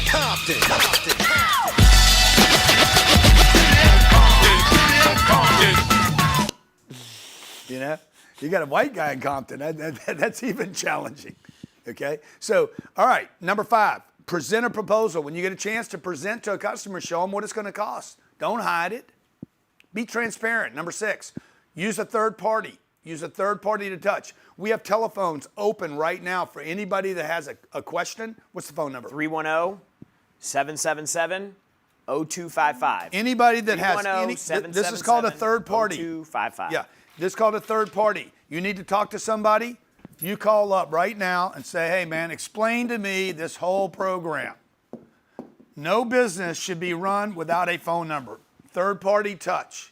Nobody should run any kind of business without a manager touching a customer. How was your experience? Welcome. Third party touch could be a greeting. Third-party touch could be the greeting. In the greeting, you would have the manager touch the customer. If Sears would have done this, they would have still been in business. I told them this, 10 years ago. If you would just have a manager touch the customer when they come in your big facility. All the big boxes make this mistake. Use a third-party touch on the way in, on the way out, and during that phone call. If it's a phone call, or you offer a phone number, have a third-party touch. If you guys want to talk to somebody about this opportunity to join us for the next 90 days, where all you got to do is hold your shit together for 3 days, we'll support you the rest of the time with an exclusive networking group and a private coach for you to support you in building out a plan, $1 million plan to produce $1 million of revenue in 90 days. Number 7, price is a myth, okay? Whatever you want to price it, price it. It don't matter because you're going to end up with multiple prices anyway. When we say price is a myth, not only is it a myth, but I need an A, B, and a C alternative to this program. Whatever that program is you're selling. You could have a $1 ice cream. You could have a $100 ice cream. You could have $1,000 ice cream. Why would somebody pay $1,000 for ice cream? Well, with this, they get da, da, da, and da. I don't know what that would be. Maybe you get a recurring. Hey, for the next 3 years, we ship a box to you. You pay $1,000, includes a membership. I don't know why more food companies don't do this. Some do. Amazon's great at recurring revenue. Okay? Most of the time now when you go to Amazon to buy something, it's trying to hit you up for something consumable. It's like toothpaste. It's going to hit you up to resupply every month rather than just one purchase. But you also have to have that one purchase right there too. Okay? Price is a myth. We have products, by the way. Let me just tell you what we're going to do with this product. This product today, the opportunity is to pay $7,500 for this product. This is a great opportunity, by the way. 90 days of free coaching. We're going to take this entire program and repackage it with this, what is this, 5 hours, 10-hour video. We'll record this, and we're going to resell it. There's no recording of this right now. We're going to resell and reproduce this entire thing, and we're going to go out to the marketplace and probably sell it for $25,000. Massive audience that signed up for this. Who registered for this? What registered? We had 94,000 people. So we had almost 94x register than showed up. Some tiny percentage. Remember what I said yesterday, man. It's all in the follow-up, okay? I don't need you to be here. I need you to sign up. And so some percentage of that audience, how many believe this? Just hit in the chat. How many believe there'll be 20 people out of my 16 million that pay me more than $7,500 in the future? All I got to do is go ask, okay? Another thing might be this. We might do a value add where we include this in a $50,000 offer and not charge for it.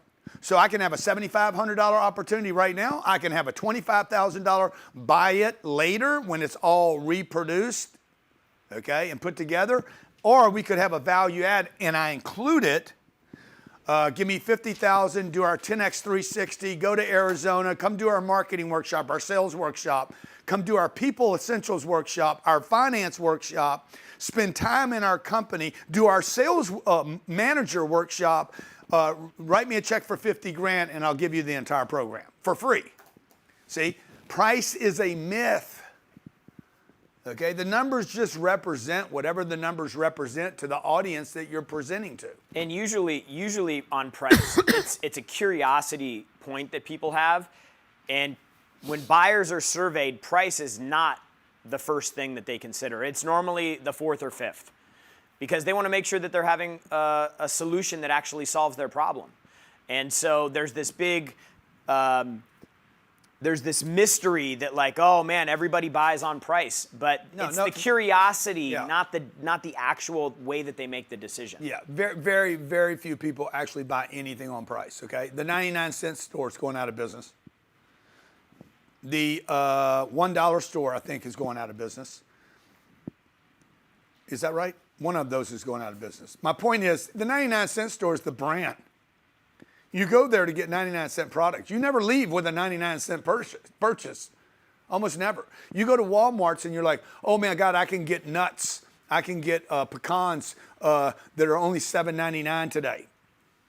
Did they go out of business? You guys looking that up? They're closing 600 Family Dollar stores. Yeah, Family Dollar. It was Family Dollar. They're only closing 600 stores because their whole come on was price, right? Walmart's does it. You can't be the lowest cost provider and not have a second product.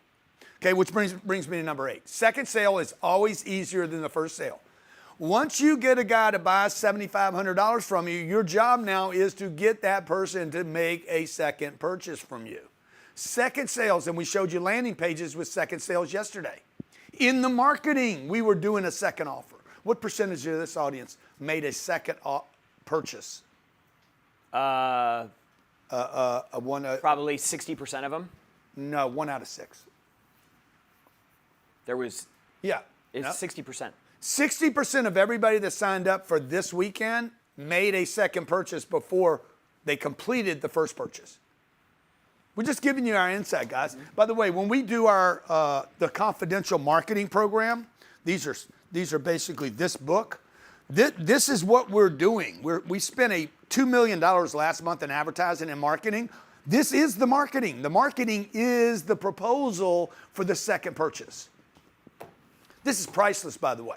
We don't know how to put. We spent millions of money, real money, but we spent millions of time figuring that out. Like we've had stuff we've been working on for years. This is a downsell real estate mastermind recording. Okay, I didn't get the sale, so we do a down sale. We missed the sale. This should be on this list, by the way, or it should be in our marketing. Where I missed him, he didn't sign up, he bailed. So we do a down sell offer. Okay. So that I can actually pick up somebody that bailed the cart or left the cart. And you guys are like, oh, this has nothing to do with my business. We don't have carts. We don't have landing pages. Wrong. You're going to have all this.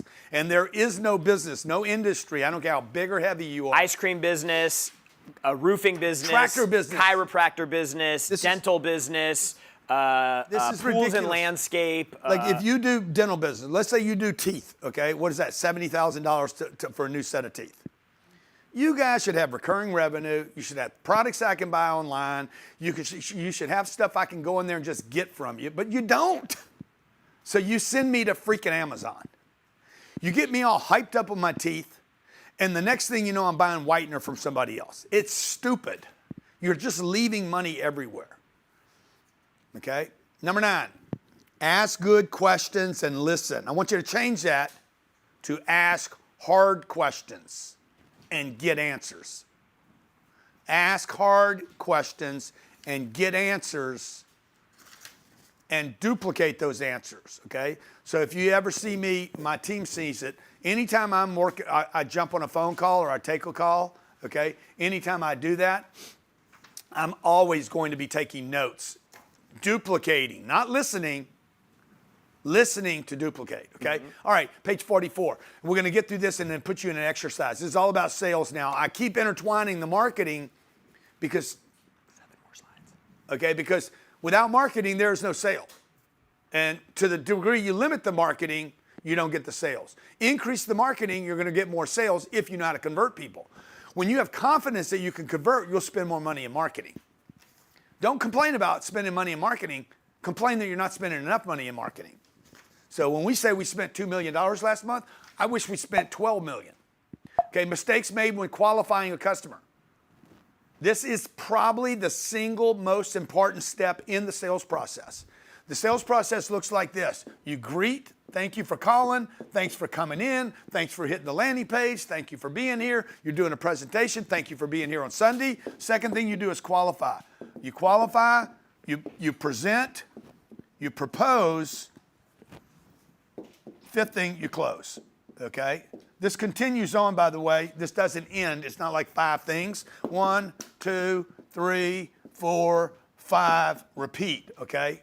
Okay, watch. Greet, thank you for being here. Second most important thing, this is the most important step in the sales process, is the second step. It is not the presentation, it's not the negotiation, it's not the close. It is the asking questions. Mistakes made when qualifying. Number one, you don't ask questions. You want to write this down, page 44. Number one, you don't ask questions. Number two, you never get a real answer.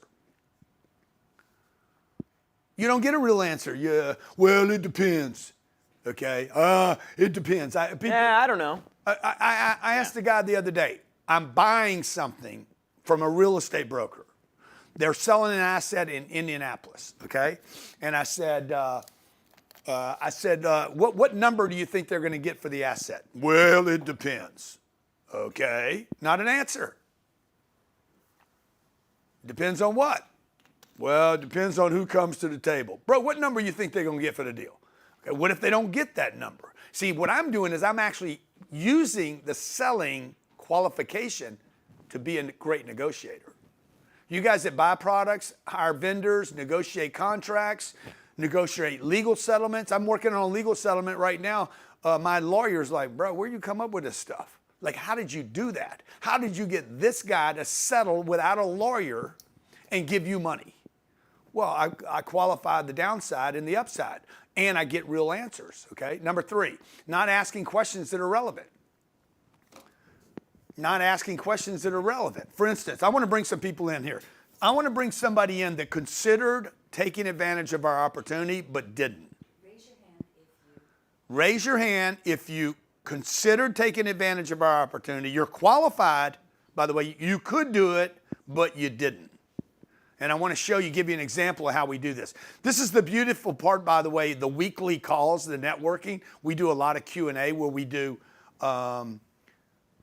role playing. Mm-hmm. So you can actually see how to apply the 5 steps. The 5 steps are like this, right? They're circles. Everything really is a circle. It's not a line, okay? Because I'll keep using them.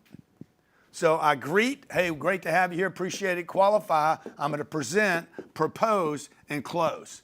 If I don't get it, I'm going to come back around and qualify again, okay? So what I'm looking for is somebody, I greeted them yesterday, I qualified them, told you guys what I was going to do today, presented the offer, presented our product or our offer, our opportunity, and then I proposed it, told you what it cost, and we went for the close yesterday. A bunch of you took advantage. By the way, congratulations, and some of you didn't. Do we have somebody? Sean. Okay, hey, Sean. Sean, you considered doing this yesterday but didn't, okay? Let me ask you a question. Sean, are you there? Hit your unmute button. Got me? Sean? Yes, sir. Sean, how would you make sense of a $7,500 investment? It does make sense. Complete sense. It does? Yes, sir. Okay. But how does it not make sense? I mean, how would you justify spending $7,500? That's a lot of money, man. It is. How do I justify it? Yeah, how would you justify it? Well, it's an investment, and really, you know, I'm in the printing business, and I just need to ramp up my sales. You know, I'm just doing so much wrong, and where it's marketing. I am in 3 different chambers of commerce, so I mean, just some of the stuff that you've gone over makes a lot of sense. Yeah, and then what does your business do right now? We were at 1 million and then lost a big customer.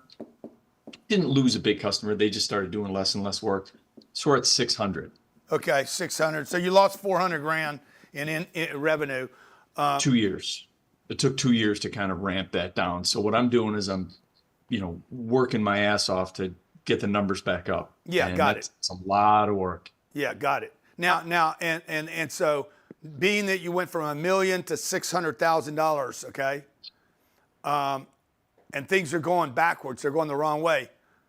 Does that make it even harder for you to invest in the opportunity right now, the $7,500? It does a little bit, but you know, some of the strategies that you're talking about and the numbers that you're trying to hit that would turn my life around right now. Yeah. Do you think? What's the chances you think we could build $1 million business for you in the next 90 days? and get you back on pace. I would settle for 400. Okay, so let me ask you, 400,000 sounds good to me. Just Yeah. get me back to where I was. would you invest $7,500 if we could get you back on track? Yeah, for sure. And what would keep you from doing that right now? I don't know. Just I'm processing everything right now. So Yeah. Okay. And would it be of value to you if we introduced you to other people that needed printing? that would be a huge value because we have great products here. We have great turn time. And when I get Yeah. a customer, we don't lose that customer because Got I it. give 100%. And the 3 chamber of commerces that you're invested in right now, how much money have you given them? About maybe $3,000. $3,000. And how much have you Yeah. gotten back? How much have you gotten back from them?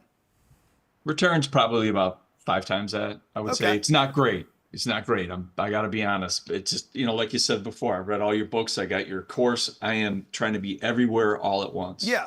Okay. And so, but 5 times, dude, 5x is a pretty good return. I got to tell you. It is, but that's over the course of over a year and a half now I've been in. Okay, good. Was there a 90-day timeline? No, but that's what's good about it. Good. Was there a personal setting private a timeline is awesome. Yeah. Was there a private exclusive coach just provided for you to work on your business and customize your plan? No, Did they offer you a weekly networking group?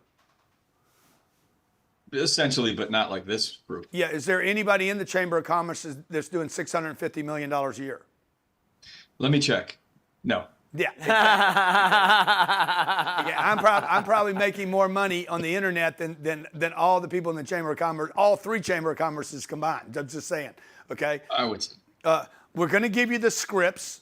We're going to give you the access to the networking group, the 90-day onboarding. How many employees do you have? I had 10. I'm down to 8. Okay, well, good, dude. We need more employees. We need more people. I do this week. Okay. Yeah. All right. We're going to give you the personal one-on-one coaching. Cardone University. We charge companies $3,000 a month on a 36-month contract for that. I'm going to give you that. I'm on it already. Oh, you're on Cardone U. Yeah. Okay. Okay, good. So you get it anyway, okay? I'm going to give you a second version of it. All right? Okay. What else do I need to provide for you right now for you to make a decision to do this right now? Well, I signed up for this course, and when I talked, and I got an onboarding sales call right after that, and the person that took the information accidentally got my email and name wrong. Uh-oh. So I didn't hear back for almost 3 weeks. I got it in my day planner when I took the call, and I called Friday I'm like, hey man, I get so much email from Grant Cardone, all appreciated, but I didn't get any information on this course that's coming up the second and third. Yeah. Or first and second. So right away, somebody from your staff got back to me, took care of it, gave me the information. And I said, well, I missed that couple weeks of networking. And Yeah. so they said they'll work something out. Okay, good. We will work something out, okay? And that's what I'm trying to trust work you. That's what I'm trying to work out for you right now. This is what Jared said yesterday, and we planned for. It's called slippage or breakage. You're going to have breakage. You're going to lose a customer. You didn't plan on losing that $1 million customer and having him slip off the $600,000. But it's going to happen. We just need to get you more customers. Yeah. Okay? So now I can't fix that. I can't fix that thing that happened 2 weeks ago, right? But I can fix where we're going from here. Would you put this on a Visa card, a MasterCard, or American Express? One of the above. Okay, which one? Which one's your favorite one? Probably Visa. The Visa, okay. What would No, keep, MasterCard. what- MasterCard. MasterCard, okay. What would keep you from doing that right now? While everybody's here, everybody's watching you, everybody's watching that you're in the printing business, you're getting a lot of attention. I've probably given you $75,000 worth of attention here in the last 6 minutes. Well, today's my birthday. Oh, So, wow, dude. Happy birthday, bro. June 2nd. Yeah. Birthday, just turned 60. Oh, man. And You got to yeah, get busy. yeah. You got to get busy. I know. So yeah, I'm ready to pop here. Okay. So can we go ahead and get this done right now? Yeah. What are the first four numbers of your MasterCard? I think my wallet's in my car. Okay. Can we get somebody I to gotta call run out. him right now and get this done? And I want to report to the room that this got done. This is a great, great exchange, okay? I'm looking forward to working with you. I'm looking forward to helping you. I'm looking forward to getting you back on track for that $1 million and beyond. How many printing companies in this country make $10 million a year? How many yeah. Probably a lot. Yeah, we need to study those people. We need to figure out what they're doing, how many employees they have, what their offers are. How they're marketing to get customers, how they're following up, what Yeah, their sales dude, process like the is. example is already out there. I just need 90 days to work with you to break some of your bad habits. Get beyond some of your limited thinking maybe that's getting in your way right now because you're playing defense. And then get back into expansion again. Okay? Yeah, We know how sure. to contact him? Yeah. Okay. Thank you. Thank you for being here. I look forward to working with you and happy birthday. Thank you. Okay, now, what you just saw, and we're going to bring somebody else in. I want to bring some, Johnny, you see? Just a couple things right here that I pulled since yesterday because I wanted to reinforce this. This is Allison. She signed up with our program and said her coach has helped her in every area of her business. Since she's been with the coach, her revenue's gone from 11.5 million to 14.3 million. This is a huge swing for a business that's already working. This is incredible for her to be able to add this type of revenue to a business that's already working. Go to the next one. Cute little puppy, too. Yep. This is Matt. Bigger. He started a side hustle in 2018, struggled getting off the ground for 5 years when he started finally working with our coach. Within 90 days, he was hitting $50K a month. Next one. This is Sinette. She started a consulting company at the beginning of 2024, didn't want to go at it alone, so she got a coach, was able to go from 0 in rev to 100K in 4 months. Wouldn't have happened without my coach. Next one. Now, by the way, we didn't hit $1 million in 90 days there. Just full disclosure, guys. I'm saying, hey, let's go for $1 million. We're going to come up short. I've said it 1,000,000 times. I always come up short. CJ said, unless I'm on TV. CJ said, I learned more in the last 6 months than I have in the past decade since working with my coach. I was stuck at 24K a month. Now he's averaging 46K a month, and his biggest month since being with the coach was $63,000. These are real people, not actors, by the way. Okay? All right, back to page 44. Not asking questions that are relevant. If you guys go back, if you could go back and get a recording of everything that I asked him, I was in the close, in the proposal. I brought him back to the proposal yesterday. I did not have one-on-one time with him, so I brought him back to the qualification. I used the qualification to tie to the close. The reason you qualify a customer is not because you want to know what they want. The reason to qualify a customer is one reason, to know how to close, okay? So not asking questions that are relevant. Number 4, asking bad questions. Did I ask him how the weather was? Sports, politics, where he lives? Nothing. I spent no time on any of the bullshit. On the chummy talk. The chummy talk comes later, not early. Somebody told me once that questions, I think you told me this, questions in the sales process do only one of two things. They either get you closer to a deal or they move you further away from a deal. Like you're either advancing into the process or you're asking irrelevant questions that move you further away. Yeah, I did tell you that part. Number 5, not listening. By the way, not only do I listen, I duplicate. Did I write it down up here? I used everything he told me. Hey man, the Chamber of Commerce, CSC, marketing, boom, wrong. 1 million to 600,000. You lost a customer that went backwards. I used all that. Once you write it down, boom, it's like right there for me. Number 6, I'm not digging in. Why is that? How could you make sense of that? Why would that work? I don't understand. What happened? Okay, I'm digging in. Number 7, not finding out what they value. What do you value about the Chamber of Commerce? Did you get any money from that investment? 5X seems like a good return to me. Dude, you guys invest $7,500 and you get 5 times back. That's $42,000. In the stock market, you're like a Bill Ackman. Sean's paid. Okay? Sean just paid, by the way. Congratulations, Sean, and happy birthday. Number 8, never discovering how people make decisions. How did you make your last decision? How did you invest that much money? By the way, I could have asked him that. When's the last time you spent $7,000 on anything? Okay? Also, notice that we handled a customer complaint while we were doing this. What did I tell you just prior to that? The easiest person to talk to is a customer that's complaining. Okay, hard questions. This is called hard questions on page 45.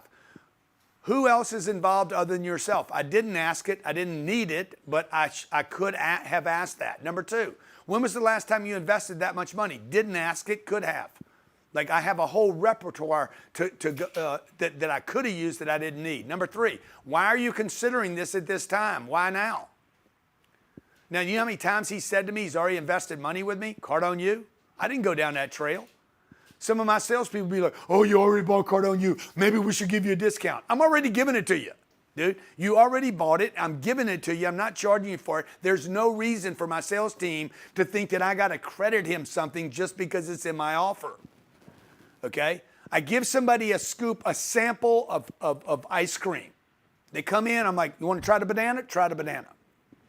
Then they buy a ice cream cone from me, okay?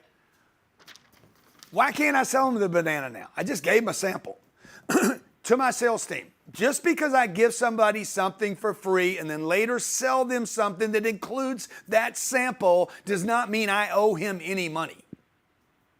Okay, this is ridiculous. I gave you this. Now I still have the right to sell you another water bottle. If I make an offer with another water bottle and you say, but I already got the water bottle or I already paid for the water bottle, okay, I'm giving you another one. I don't owe you any money for that. Number 4, how can you make sense of an investment of this size? How many times did I ask Sean that? Was it Sean? Yeah. How many times did I ask him the question, how can you make sense of $7,500? How many times did I say, man, that's a lot of damn money, bro? See, I'm the one saying that to exhaust the size of the investment. Number 5, is there any reason you wouldn't do this? Is there any reason you would change your mind? Okay? How could you make sense of this? Number 6, how liquid are you currently? How much money do you have? What card would you put it on? How many different cards do you have? What's your favorite card? Which of your 3 cards would you use? Like, I did all this. I just showed you guys all these examples. In the example of digging, which Grant said on the previous slide, was when he said, what card would you put this on, Visa, MasterCard, or American Express? He said, any or all of the above. That wasn't actually a real answer. No answer. That's why he said, yeah, but which one's your favorite? Which one would you put it on? I know they sound like stupid questions, but they weren't stupid to him. Why didn't you buy the product? Why didn't you buy a product? I didn't ask him this. I could have. You could be a manager saying, hey, you left our store today and didn't buy. Why? You came here. You drove all the way over here and didn't buy. You came and got your teeth modeled out and didn't buy. Why not? Page 46, okay? And then we're going to take go to exercise, right? I don't see No. No? No. Almost. 1, 2, You kidding me? 3, 4 more. Okay, do this page. I'm going to take a wee-wee. Okay. Okay? You do that page for me. Okay. So mistakes when making a proposal. It's good that I've been around for so long. I know all this stuff, right? So you didn't even initiate it. You know, Grant always says that, you know, somebody can't buy until they have the information. And so one of the things that we do is we're very forward with initiating a proposal. Every customer, you may have had something emailed to you over the last 24 hours after you talked to somebody on our team, and you told them you weren't ready to do it. And they sent you an invoice or an agreement anyways. If you have a business where, like an HVAC business is an example, a lot of times people are afraid to give a number out. They're afraid to get a proposal out because they're like, they're going to shop me around. But the truth is, if you don't give a customer something to say yes to, guess what they can't do? Say yes.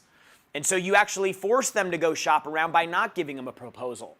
You know, Grant said that sales process is like a wheel because you keep doing it over and over and over again. You have to get to the proposal of the deal in order to get to the close. So if you go around this wheel and you present your product, but then you never send out a proposal to the customer, they have nothing to say yes to.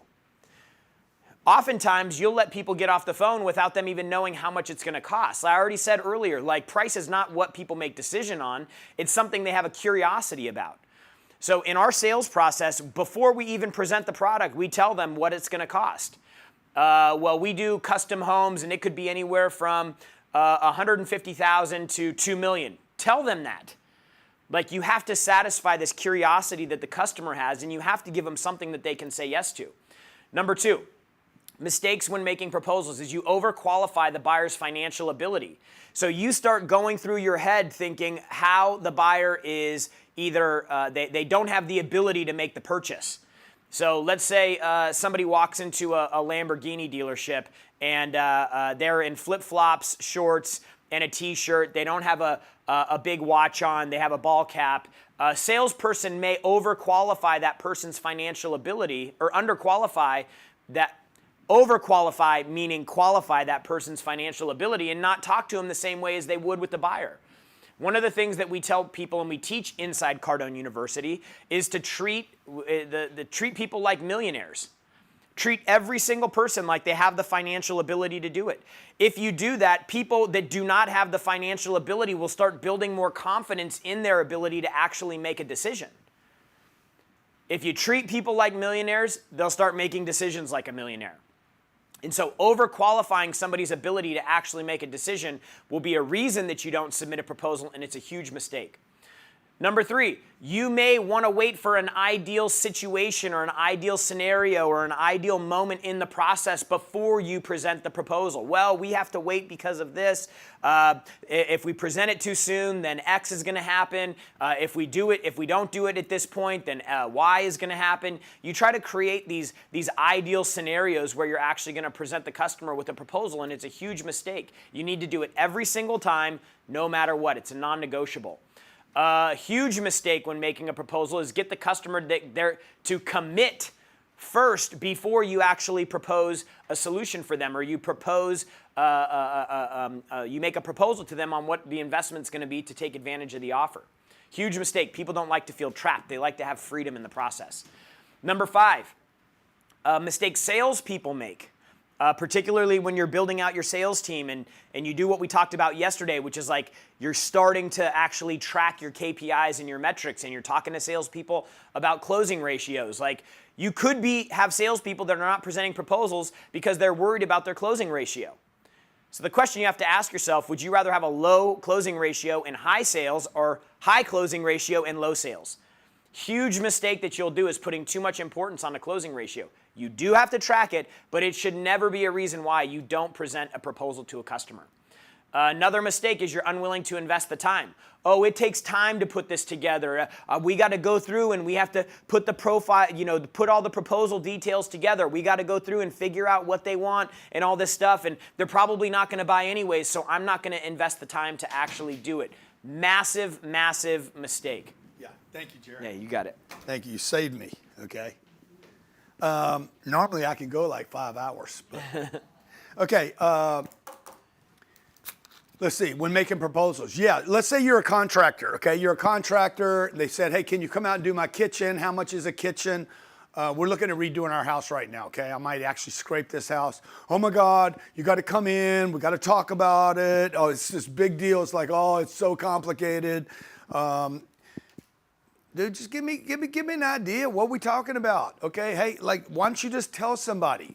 Oh, because my business doesn't work like that. I got to come out and do an estimate. I got to know how many square feet. Do not use the word "it depends." Everybody knows it depends. I want to get an oak tree in my front yard. How much is it? Or I want to trim my oak tree, or I want to do my house, or I want to redo my kitchen. Things that you don't have hard answers to because you don't have all the data.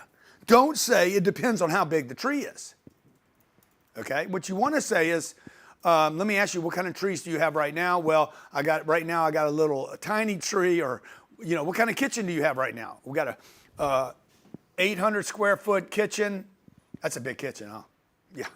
Okay, I got a 240 square foot kitchen, and we want to redo the cabinets. I want to do the floors, the what? All the appliances and the countertops. Okay. Hey, a job like that on 240 square feet could be as much as $125,000. It could be as low as $75,000. And I'm telling you, I got guys that do kitchens. They could spend $250,000 in there. And the $250,000, by the way, will be the best money you spend anywhere in your house. But before I tell you which one or set a time up to come do a free assessment for you, let me ask you, what is the price of your house right now? Okay. See, I give and then I get. Well, we paid $1.2 million for our house, okay? Good. And by the way, they haven't balked at any of the numbers. When I pitch, I always pitch A, B, C. I never say it depends. I say it with tremendous amounts of confidence. Boom, could be 125, could be as low as 75, but I know people that spend $250,000 on a kitchen like yours and get new cabinets, new floors, new appliances, new everything, okay? Like completely redone, and we might want to move some stuff around and increase the size of your closets. It's called information overload right now. And oh, by the way, then I go back into the qualification. What price home do you have?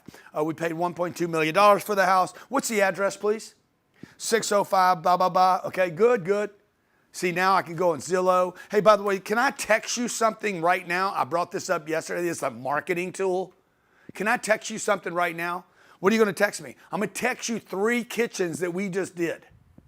If you could text this guy while you're in the phone call making the proposal, other information, dude, your chances of getting in front of this person increases by 518%.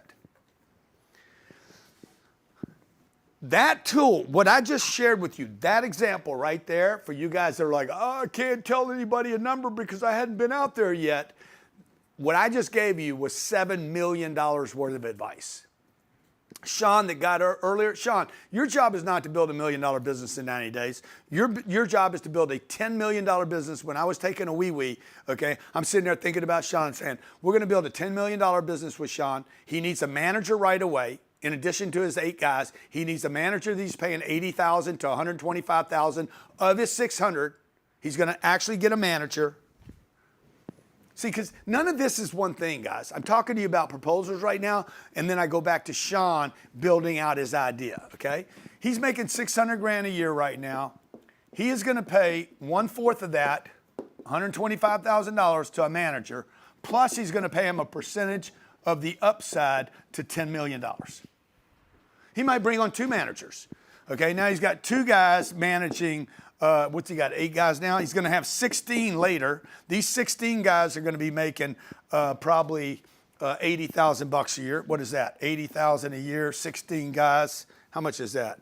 $1,480,000 or something? We got 2 guys making $250,000 now. Is that right, Jared? What's 16 times 80,000? $1,080,000? 1.2 million, yeah. 1.28, yeah. 1.28 million. He's going to pay 2 managers $250,000, so now he's at 1.4520. He's paying 15% of his $10 million to these people to grow his company. And by the way, 16 times 2, 18 people doing 10 million, and him.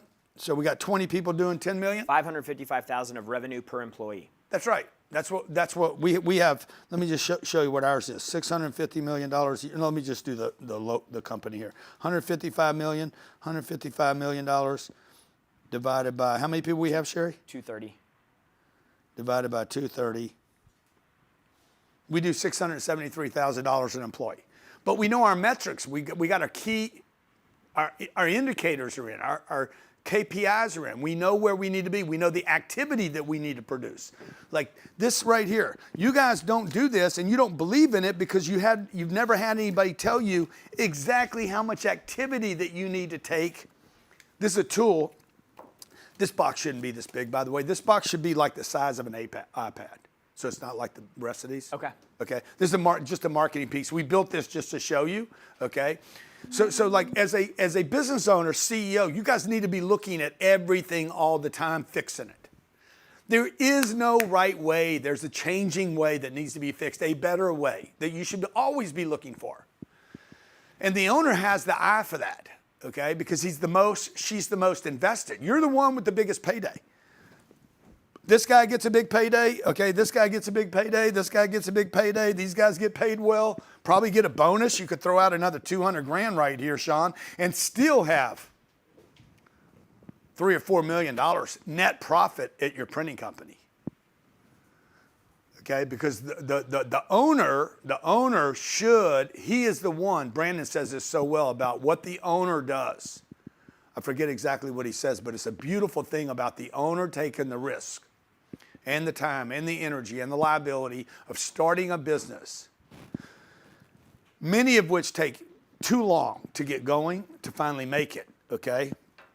So for you guys that are making proposals, for you guys that own a company and you're investing time in your company, and then you finally got somebody to call your company and say, tell me something, don't let your team be unwilling to invest time in that client. Well, he's not qualified. Okay, make a note here. Every prospect buys. Every one of you that is watching this right now, how many are watching right now, Jared? Let me see the number. Every one of you is qualified to take advantage of this opportunity. Every one of you. I don't care what you tell yourselves. You guys that are out there like, I'm broke, man. I'm broke. I ain't got no money. You are qualified to buy this offer, this opportunity. For those of you out there like, I don't have a business yet. I don't have a business. That's just your excuse. I'm broke. That's what you tell yourself. I don't have a business, no business. Okay. I don't know where I'm going right now. I got to figure out what I want to do. All these still qualify you to do this. These are all reasons and justifications to qualify you to do this. I don't have $7,500. Okay, good. You are qualified to do this. Well, how am I qualified if I don't have the money? If you have the commitment, you're qualified. If you have the destination committed to, you're qualified. If you are absolutely 100% meant to be a millionaire,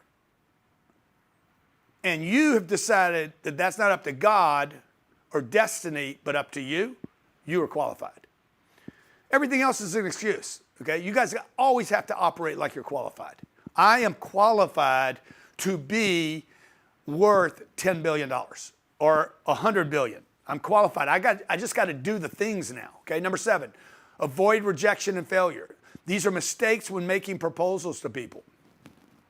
You avoid rejection and failure. You're like, I don't want to ask him for time. I don't want to present the proposal. I don't want to make an offer. He might tell me no. Number 8, avoid negotiations. Many of you you're terrible negotiators, and you're terrible, guess what? Because you never negotiate. You never ask anybody to even bring food back when the food's bad that you just bought. How many of you have that problem? You're like, you get a bad order and you don't even ask them to take it off the price. You just push it off to the side, criticize, and then I'm like, hey man, you need to get that taken off your bill. Oh, I can't do that. Ladies are terrible at this. Number 9, fear losing the customer to competition. You don't want to give a number because you think you're going to lose them to somebody else. And number 10, no offense, this is not going to sound good because you're dumb. This is dumbness. And let's keep it real. Put in the chat if you've ever had experienced dumbness. If you've ever done something, you're like, that was dumb. Okay, they called in and I didn't get their number. They called in and I didn't get their information. They called in, I didn't qualify. They called in, I didn't present a proposal. They called in, I didn't follow them. All this is dumbness. Okay? I had a business going and I let it go backwards. Dumbness. I didn't hire people because I thought it cost money. Dumbness. I didn't get big because I heard bigger's worse, bigger's not better. No, that's dumbness. Didn't follow up with somebody because you were afraid you were going to bother them. Okay. Dumbness. Oh, I can't call them back. They're not in today. Oh, it's Sunday. I shouldn't call somebody. Okay? I got a list of people. I called Donald Trump on Christmas Day. My wife is like, you can't call him on Christmas Day. I'm like, that's why, because nobody else will. I will. Okay? And what did you do? He picked up the phone. Okay, page 47. Reasons you don't close your customer. Number 1, you never presented the proposal. Number 1 reason, 67% of all deals are not closed simply because you never presented to the customer. Does anybody here have a company that's open today? Raise your hand. If you have a company that is open today where I could talk to someone at your company, Raise your hand. We're going to bring you up. Number one, never attempted to close. Number two, pressure. You think pressure is a bad thing. We don't pressure people. We're never going to pressure you, you know. Number three, lack belief in the product. You lack belief in your product or service, your organization. This is a serious problem. Number four, you're on page 47. You're taking notes. You're in your PDF. Number four, incorrect estimation of effort. You thought they were just going to buy. This is for every retailer in the world. I come into your door, the little bell rings, okay? I walk in, I look around, nobody talks to me, I leave, I don't buy. Got one. Oh, you got one? The somebody who has a business. Okay, let me see your phone. What's your phone number? What's the phone number at your company? Katrina. Katrina. What's your number? No, that's the phone number. Plug the phone number in. Katrina, what's the phone number there? Got to come off mute. You're muted. Sure wish we could unmute people. Yeah, they don't let you do that. It's a. You got to unmute, Katrina. I'm trying. Oh, there you go. There we go. Good job. Good job. Yeah, you unmute, then we unmute you, and then, you know, it's just. Okay, what's the phone number? 720-840-3686. And what do you sell? What products you sell? We have a home automation company, but you're going to call me. Oh, well. Yeah, that don't work. So that's I mean, I can just talk to you right here. okay. Let me give you another one. Okay. 303-667-6770. And like, what kind of home automation? Like, what's a home automation? So think anything smart home technology. You want to be Alarms. able to have control of your home when you're Air not there. conditioning, lights. Crestron? Do you sell Crestron? We do sell Crestron, Control 4, Lutron. Three rings. We already got a problem. 4 rings. Problem's becoming more intense. Where's this 303? Is this You reached the voicemail of John Young with Smart Systems. I'm not available to take your call at this time, so please leave me a message and I will return the call at my earliest opportunity. Thank you and have a great day. At the tone, please record your message. When you have finished recording, you may hang up or press 1 for more options. Hey, John, I'm looking for a Crestron for my house, and it's 10,000 square feet, 7 bedrooms. I want to put Crestron in for the movie theater, all audio, my gates, security on all my doors and windows. What is the most amount of money I'm going to spend on the top-notch, best program I can get? Appreciate your phone call. By the way, I was referred to you. Okay, now let's see what happens. Okay, but thank you for that, okay? Now, first of all, never attempted to close. He didn't attempt to close because he never picked up the phone, okay? So I don't know what that's about. You want to try calling our office? Huh? Want to try calling our office? Okay. Let's see when they pick up. 1. Should have picked up already. Hey, it's your day at Grant Cardone's office. This is Robert. What can I get information on? Yeah, I'd like to have information on this offer that this opportunity Grant has, the 90-day challenge. Absolutely. I'd be more than happy to do so. Have you heard enough to make a decision? Have I heard enough to make a decision? No, that's why I'm calling you. Absolutely. I take full responsibility for that. So I'm going to give you a little bit of information. You will get what you will get. Whoa. You don't even know what I want yet. You don't even know what I want. Okay. I'm going to go ahead and give you more information. Why you need more information? You don't even know what I want. I called you to ask you a question. You said, what can I give you information on? And you didn't let me answer. What is the 10X rule? What is the 10X rule? The 10X rule is... What's wrong with this guy? Bro, what are you doing? I'm with... What are you doing, bro? I'm with you, I understand. What? I'm with you, I understand. I take full responsibility for this. Yeah, no, this is terrible, okay? I called you. You picked up the phone and said, what can I give you information on? And you didn't let me answer. I totally understand. Okay, good. So let me ask you the question. Okay. Do you take PayPal? Absolutely. Yes, we do. Do you take Cash App? Absolutely. Yes, we do. Thank you. Can I give you my Cash App right now? Absolutely. Thank you. Okay, now a guy needs training. So what happens now? We take him off the phones, we put him on Cardone U, we put him in the corrective faces, and we fix that problem. He's not listening. We taught him something. He's listened to the words and phrases. He's got enough information simply to be dangerous.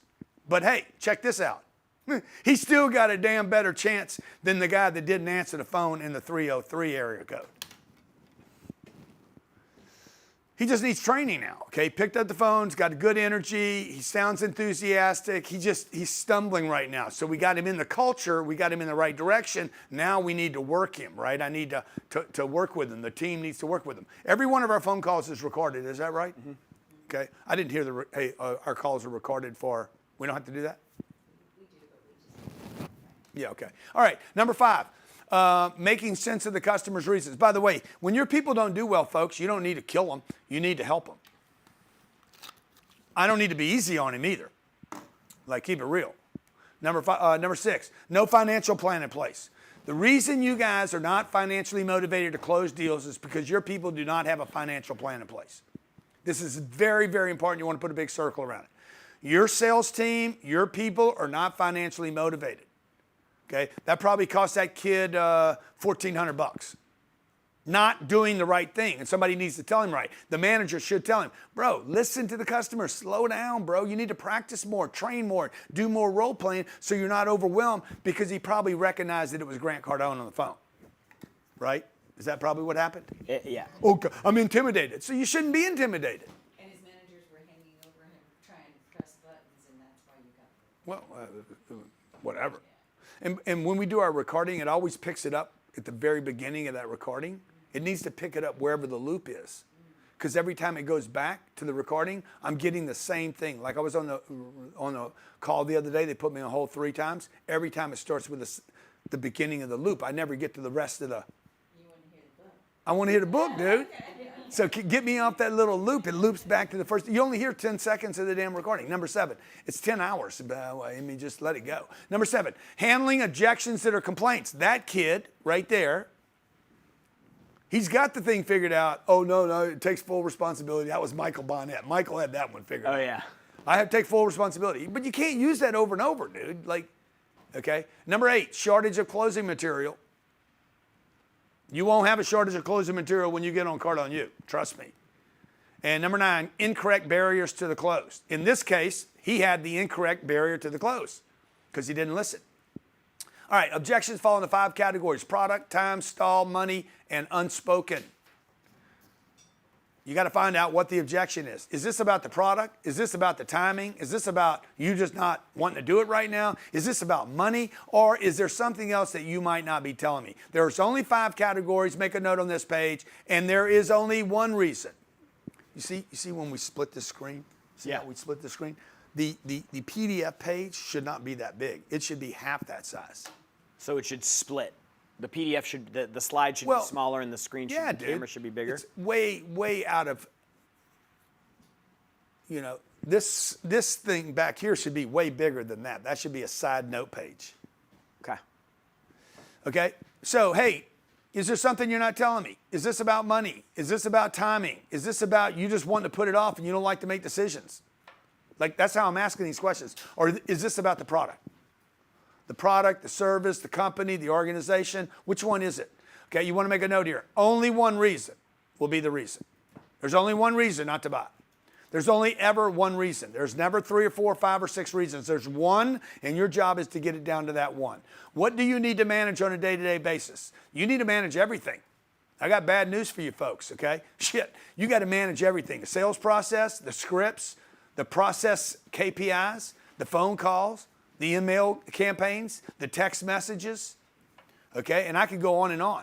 Hey, the financial plan, the cash flow, the advertising campaigns, how they're working, who's responding, who's getting to work on time, the HR, shit, the toilets.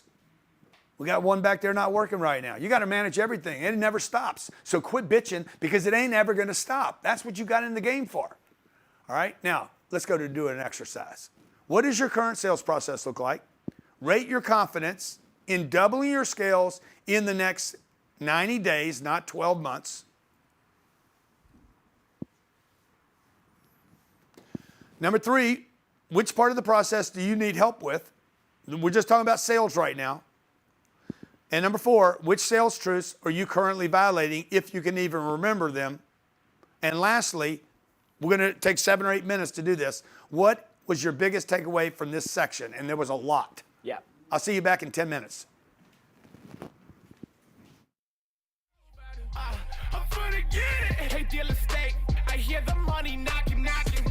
Ding dong. Tell me, do you got it, got it? Step inside the office, and you see us ballin', ballin'. Cause the every day, you know that we bossin', bossin'. Yo, said I gotta get that dough. Gotta get it. Said I gotta get that dough. Hold up. Talking meals, yeah, I'm talking hungry. Talking meals, now I'm talking money. Yeah. And I just feel like you got that for me. Yeah. Another deal right before the morning. Yeah. Talking credit or cash, every question they ask, we gon' get to the bag. But they don't believe it, they say, how he achieve it, they say getting rich is a fantasy, Uncle G, what they say, watch where you getting advice, get you a millionaire mind, do you some millionaire math and multiply like chapter 5, then I got one question, hold up 2 questions, can you keep it 100, do you want blue blessings, say we got all the answers, that's a scuba lesson, do whatever it takes, like season 2 especially. Mikey B gon' ring the bell and get the 2-stepping. I doubled up and Jay say, homie, quit your 2Xing. Dominate, don't compete. Champion came to win. What you say, Uncle G? Can we ask him again? I say, who got my money? Who got it? Who got it? Who got my money? Who got it? Who got it? Who got my money? Who got it? Who got it? Who got it? Who got it? Who got it? Who got it? Yeah. So I got what you gonna do about it? Who got my money? Say, who got my money? Who got my money? Say, who got my money? Swear that money's calling. So I gotta ask who got it. Okay, let's get to the paper. Talking millions on the phone. Okay, let's get some new haters. Ain't no feelings in the zone. Okay, you talking Premier. VIP all about business. I never hope for the money. Me, I go out and I get it. See, me, I go out on a Tuesday. You know, every day Tuesday. And you know, Sheriff stay groovy. It's a 10X movie. You know, we stay on the move. Gotta get money, they do it. Getting the wins, never losing. We never talk, we just prove it. Who got it? Who got it? Who got it? Who got it? Who got it? Who got it? Who got it? Who got it? Who got it? Who got it? Yeah, sure that money's calling. Who's got my money? So I gotta ask who got it. Who got my money? Got my money. You got my money. No. I got one question. Who's got my money? And keep asking until you have answers. And once you have answers, then you go to who's got that money and you do whatever it takes. Once you commit to this concept fully, the money will follow like magic.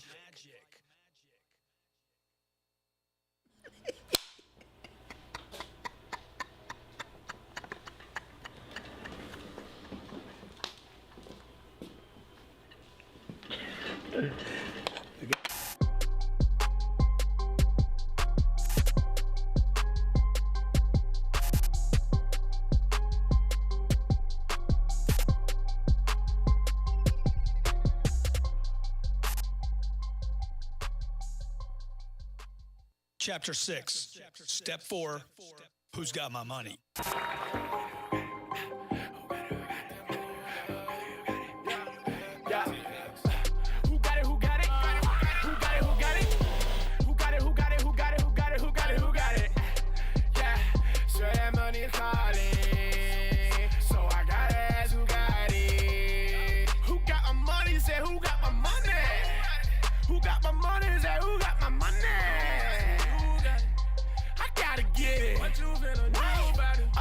I'm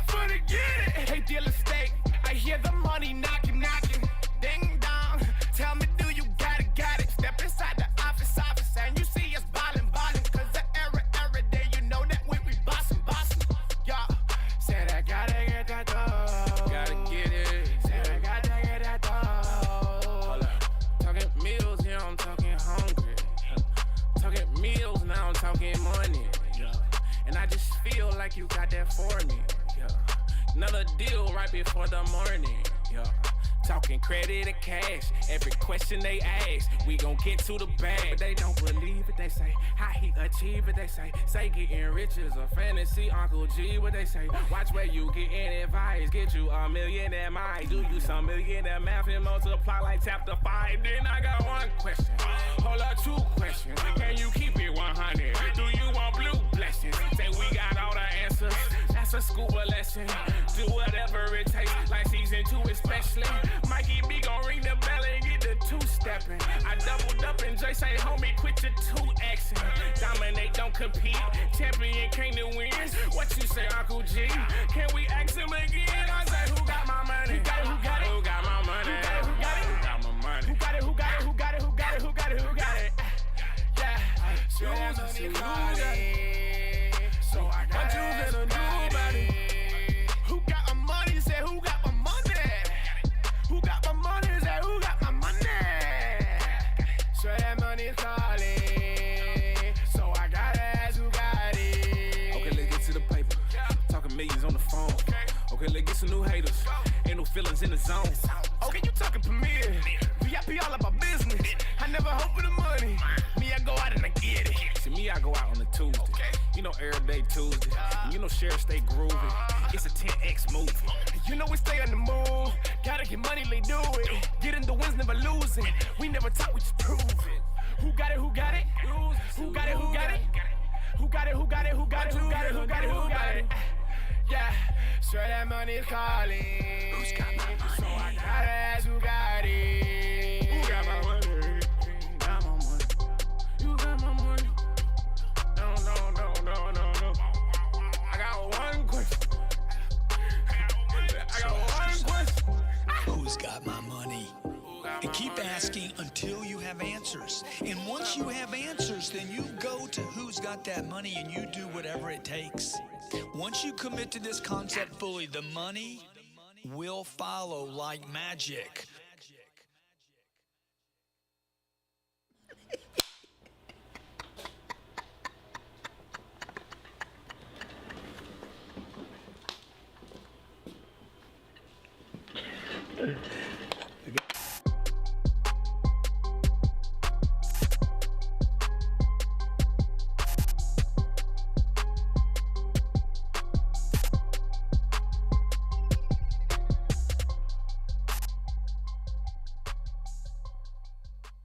Chapter 6, Step 4, Who's Got My Money?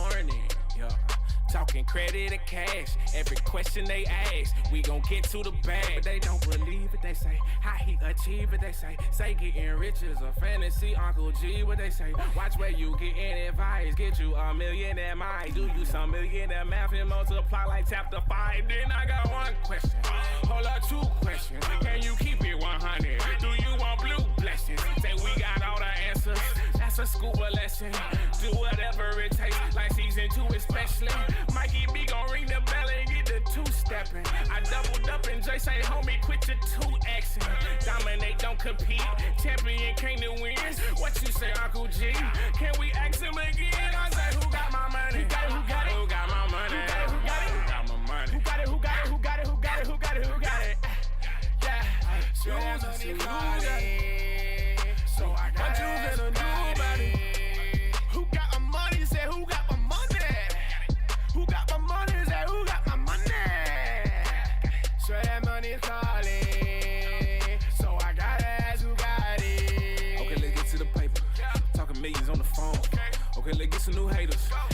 feelings in the zone.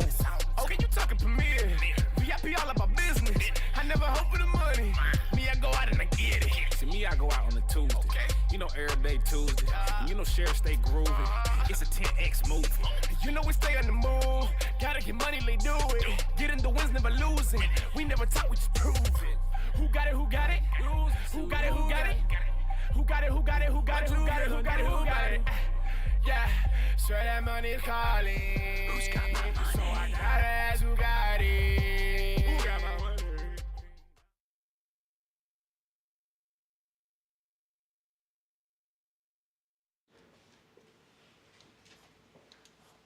All right, we're going live in 3, 2, 1, and you're back. All right, guys, so a lot of information there in the sales piece. This is Grant's superpower of anything. Each one of these little things that he talked about along these last 5 slides here, like you pick one of those things and implement it. The best part is it's free. Like what we just covered is actually free to do in your business. You just have to execute on it. Pick one of them, promise you, your revenue will be impacted. So what I want you guys to do now is we're gonna go to breakout rooms, and I want you to talk about what was your biggest takeaway? What was the biggest aha thing that you got from this? What was something you're like, oh man, that's gonna be easy for me to put into the business. I know it's gonna work. Or man, that's the first time I ever heard that. It makes so much sense. So we're gonna break out. We're gonna give you guys about 8 minutes in your breakout. Keep it short, 60 seconds. What's your name? What do you do? And what was your biggest takeaway from this section? When you get into the room, longest hair, you go first. Shortest hair, you keep time. Let's keep people tight, 60 seconds. We'll see you guys back in about 8 minutes. Who got my money? I gotta get it. What you finna do about it? I'm finna get it. Hey, deal estate. I hear the money knocking, knocking. Ding dong. Tell me, do you got it, got it? Step inside the office, and you see us ballin', ballin'. Cause the every day, you know that we bossin', bossin'. Yeah. Said I gotta get that dough. Gotta get it. Said I gotta get that dough. Hold up. Talking meals, here I'm talking hungry. Talking meals, now I'm talking money. Yeah. And I just feel like you got that for me. Yeah. Another deal right before the morning. Yeah. Talking credit or cash, every question they ask, we gon' get to the bag. But they don't believe it, they say, how he achieve it, they say getting rich is a fantasy, Uncle G, what they say, watch where you getting advice, get you a millionaire mind, do you some millionaire math and multiply like chapter 5, then I got one question, hold up 2 questions, can you keep it 100, do you want blue blessings, say we got all the answers, that's a scuba lesson, do whatever it takes, like season 2 especially. Mikey B gon' ring the bell and get the 2-stepping. I doubled up and Jay say, homie, quit your 2-Xing. Dominate, don't compete. Champion came to win. What you say, Uncle G? Can we ask him again? I say, who got my money? Who got it? Who got it? Who got my money? Who got it? Who got it? Who got my money? Who got it? Who got it? Who got it? Who got it? Who got it? Who got it? Yeah. So that's what you got it. So I got what you finna do about it? Who got my money? Say, who got my money? Who got my money? Say, who got my money? So that money's calling. So I gotta ask who got it. Okay, let's get to the paper. Talking millions on the phone. Okay, let's get some new haters. Ain't no feelings in the zone. Okay, you talking Premier. VIP all about business. I never hope for the money. Me, I go out and I get it. See, me, I go out on a Tuesday. You know, every day Tuesday. And you know, Sheriff stay groovy. It's a 10X movie. You know, we stay on the move. Gotta get money, they do it. Getting the wins, never losing. We never talk, we just prove it. Who got it? Who got it? Who got it? Who got it? Who got it? Who got it? Who got it? Who got it? Who got it? Who got it? Yeah, sure that money's calling. Who's got my money? So I gotta ask who got it. Who got my money? Got my money. You got my money. No. I got one question. Who's got my money? And keep asking until you have answers. And once you have answers, then you go to who's got that money and you do whatever it takes. Once you commit to this concept fully, the money will follow like magic.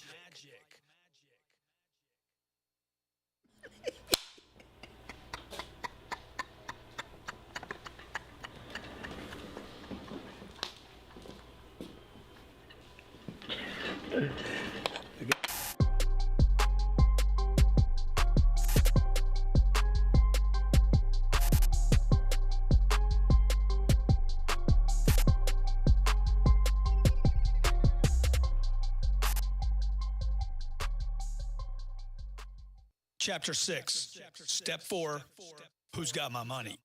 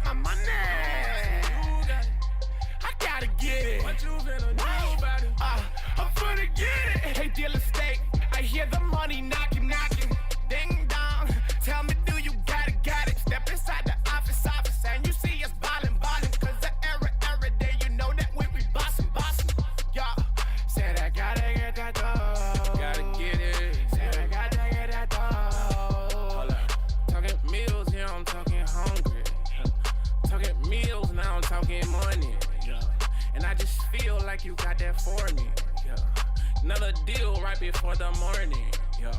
Talking credit or cash, every question they ask, we gon' get to the bag. But they don't believe it, they say, how he achieve it, they say getting rich is a fantasy, Uncle G, what they say, watch where you getting advice, get you a million at mine, do you some millionaire math and multiply like chapter 5, then I got one question, hold up, 2 questions, can you keep it 100, do you want blue blessings, say we got all the answers, that's a scuba lesson, do whatever it takes, like season 2 especially.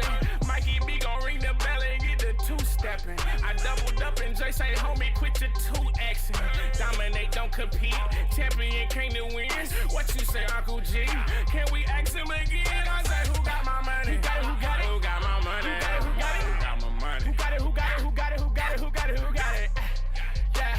So that's what you got it. So I got what you gonna do about it? Who got my money? Say, who got my money? Who got my money? Say, who got my money? So that money's calling. So I gotta ask who got it. Okay, let's get to the paper. Talking millions on the phone. Okay, let's get some new haters. Ain't no feelings in the zone. Okay, you talking Premier. VIP all about business. I never hope for the money. Me, I go out and I get it. See, me, I go out on a Tuesday. You know, every day Tuesday.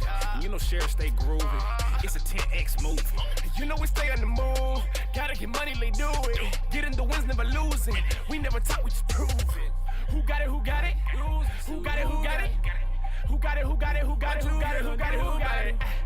Yeah, sure that money's calling. Who's got my money? So I gotta ask who got it. Who got my money? Got my money. You got my money. No. I got one question. Who's got my money? And keep asking until you have answers. And once you have answers, then you go to who's got that money and you do whatever it takes. Once you commit to this concept fully, the money will follow like magic.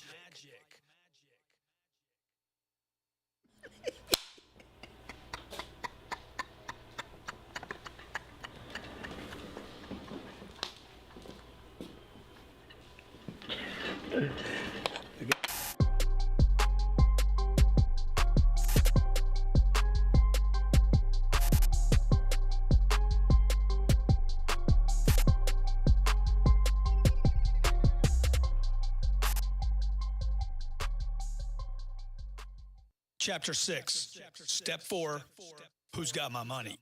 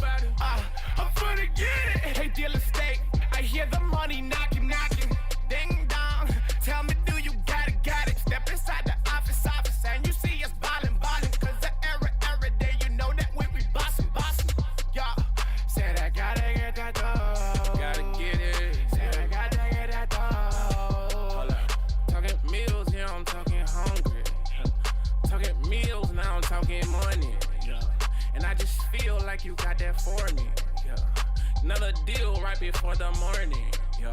Talking credit or cash, every question they ask, we gon' get to the bag. But they don't believe it, they say, how he achieve it, they say getting rich is a fantasy, Uncle G, what they say, watch where you get in advice, get you a millionaire mind, do you some millionaire math and multiply like chapter 5, then I got one question, hold up, 2 questions, can you keep it 100, do you want blue blessings, say we got all the answers, that's a scuba lesson, do whatever it takes, like season 2 especially.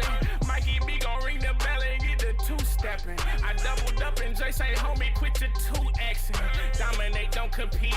Champion came to win. What you say, Uncle G? Can we ask him again? I say, who got my money? Who got it? Who got it? Who got my money? Who got it? Who got it? Who got my money? Who got it? Who got it? Who got it? Who got it? Who got it? Who got it? Yeah.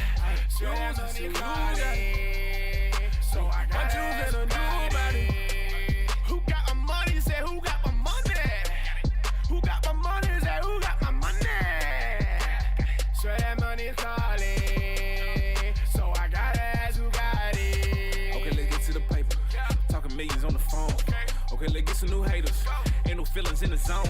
Okay, you talking Premier. VIP all about business. I never hope for the money. Me, I go out and I get it. See, me, I go out on a Tuesday. You know, every day Tuesday. You know, Sheriff stay groovy. It's a 10X movie. You know, we stay on the move. Gotta get money, they do it. Getting the wins, never losing. We never talk, we just prove it. Who got it? Who got it? Who got it? Who got it? Who got it? Who got it? Who got it? Who got it? Who got it? Who got it? Yeah, so that money's calling. Who's got my money? So I gotta ask who got it. Who got my money? Got my money. You got my money. No. I got one question. Who's got my money? And keep asking until you have answers. And once you have answers, then you go to who's got that money and you do whatever it takes. Once you commit to this concept fully, the money will follow like magic. All right, we're coming back momentarily.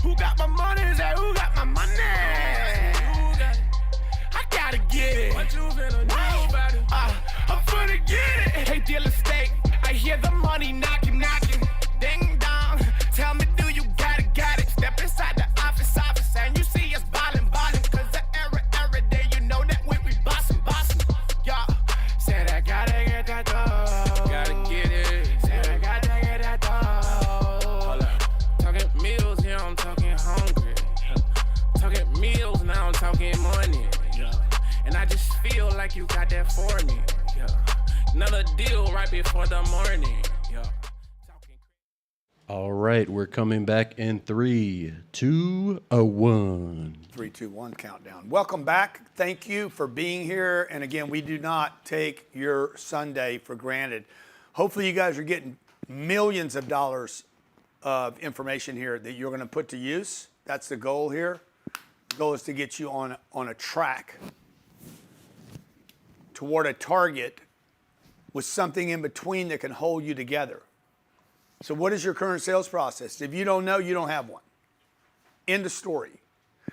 If you heard the phone call, the kid's got a sales process. He doesn't know it yet, so he doesn't have a sales process. You understand?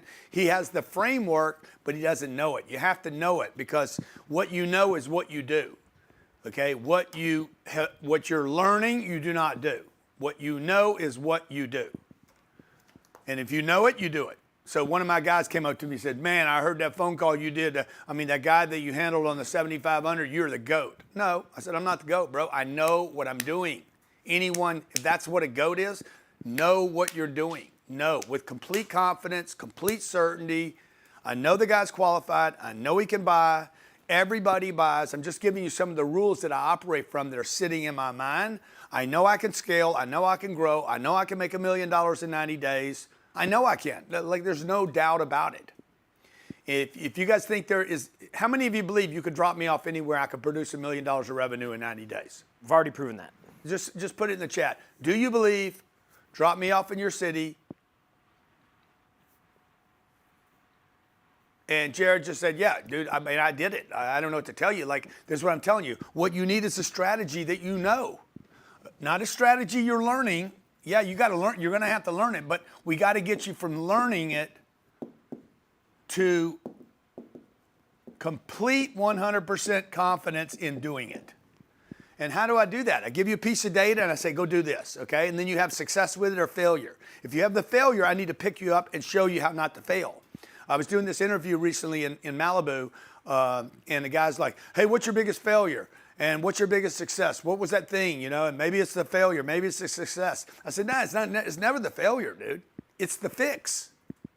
If you fail and don't fix, you are not going to do well in life. You don't learn from the failures. You learn from tweaking from the failure to the success. It's a success. So yeah, when I fail, I do learn something. Oh, that didn't work. But you got to tweak it so that you're successful, to understand the difference between, oh, when I do this, that doesn't work. And when I do this, that works.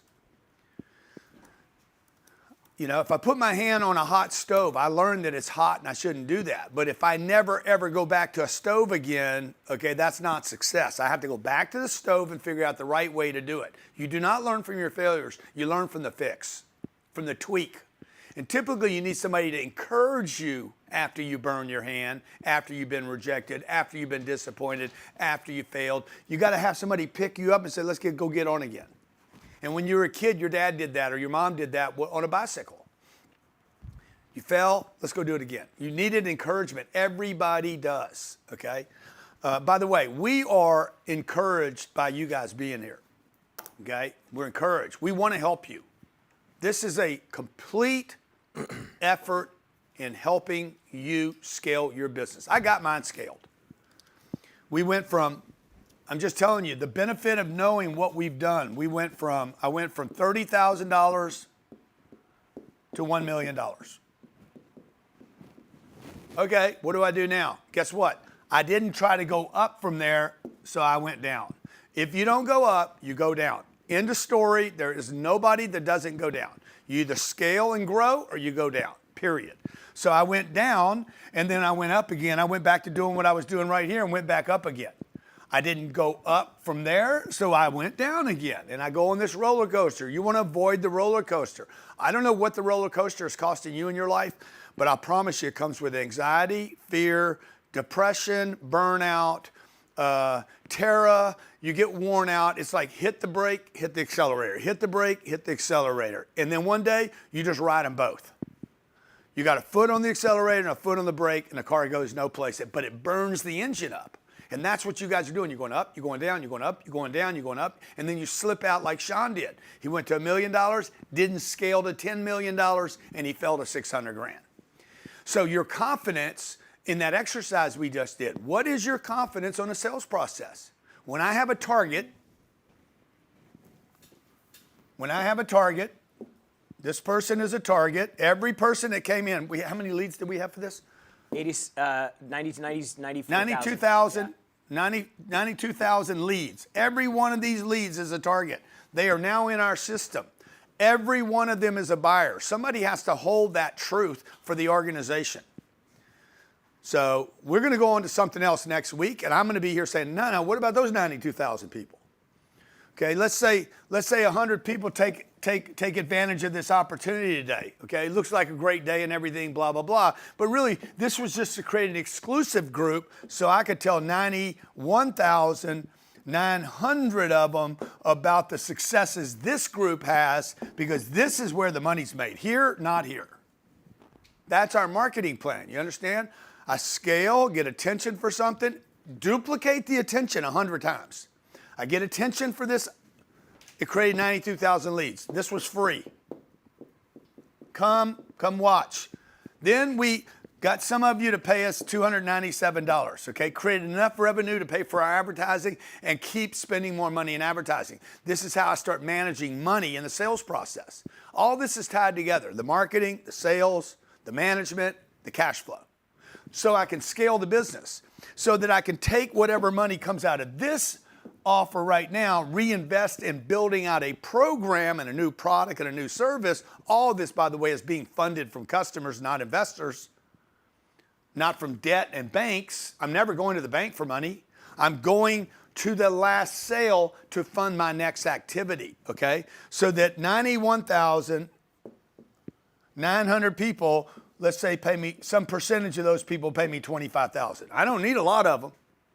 What's 1% of 91,000? 900? 910. If 910 people pay me $25,000 times 25,000, that's $22,750,000. That's your payday right there. This is not the payday. You guys that are taking advantage of this opportunity, oh my God, this is so much money. You're wrong. This is money. This is where my money is. See, but because you guys always look at money the wrong way. You're like, oh my God, I'm paying so much money. That's not the target. You remember what we started with yesterday? The idea and the target. When you lose focus of the target, what's the target for you right now? The target is not $7,500. Okay, the target is $1 million in 90 days. What's my target? See, y'all don't ask what's my target. This is my target, $22,750,000 by selling a $25,000 product. Why do I want to take this product that I'm giving you today for $7,500 and sell it for $25,000 in the future? Because that's an even better customer than you are today. No offense. It's not that they're better. They think it's worth 3 times more, so they pay 3 times more attention, maybe 30 times more attention. Okay, you understand what I'm saying? You see, this you can't have one plan. You cannot have a plan, okay, I'm just going to get free information on the internet. This is why so many influencers on the internet fail. I'm just giving free data on the internet. Okay? Check it. You did it. Oh, they liked it. Oh my God, so good. You got a thumbs up. You got a follow. Big deal. Okay? Now, what's your next offer? For a smaller percentage of those people, hey, I want to join your $297 offer. For some of those people, they said, hey, I want to pay another $200 to be VIP. You just got to keep offering people what they want, right? And then these people came in, you guys came in today, and 100 of you were smart enough, let's say 100 of you are smart enough to take advantage of this opportunity at $7,500 to be part of a 90-day challenge with personal coaching, exclusive group involved, access to our tools, all the tools that we use, our KPIs, our scripts, our content creation, our social media activity chart, our profit planner. We literally give you those and show you how to work those while we're customizing a plan for you for 90 days and the 90-day onboarding, the personal one-on-one coaching, the money and finance course. I give all that to you for $7,500. It's worth millions. We just got to prove that out to you over 90 days, short period of time, okay? So that I can go back and target these 91,000 and tell them about your success. It's a great offer. Why? Because I am committed to getting success out of this group, because if I can prove success with you over a short period of time, with you guys, even if you don't hit $1 million, most of you won't, okay? How much promotion is that for me? See, I'm back to the beginning of my wheel again. Remember the wheel? The wheel goes like this, right? I have an idea. Okay? See, I tell you that the idea is to create a millionaire in 90 days. That is actually the idea for the product. But the idea goes back way back here. We want to find businesses that we can partner with. Right? But I can't just go straight at the guy that has $25,000 or $2 million or wants a partnership. If I try to advertise, my name's Grant Cardone and I want to partner in your business, I'd get 2 leads. I need the funnel to be giant at the top. The funnel starts here, okay? I'm a rain funnel.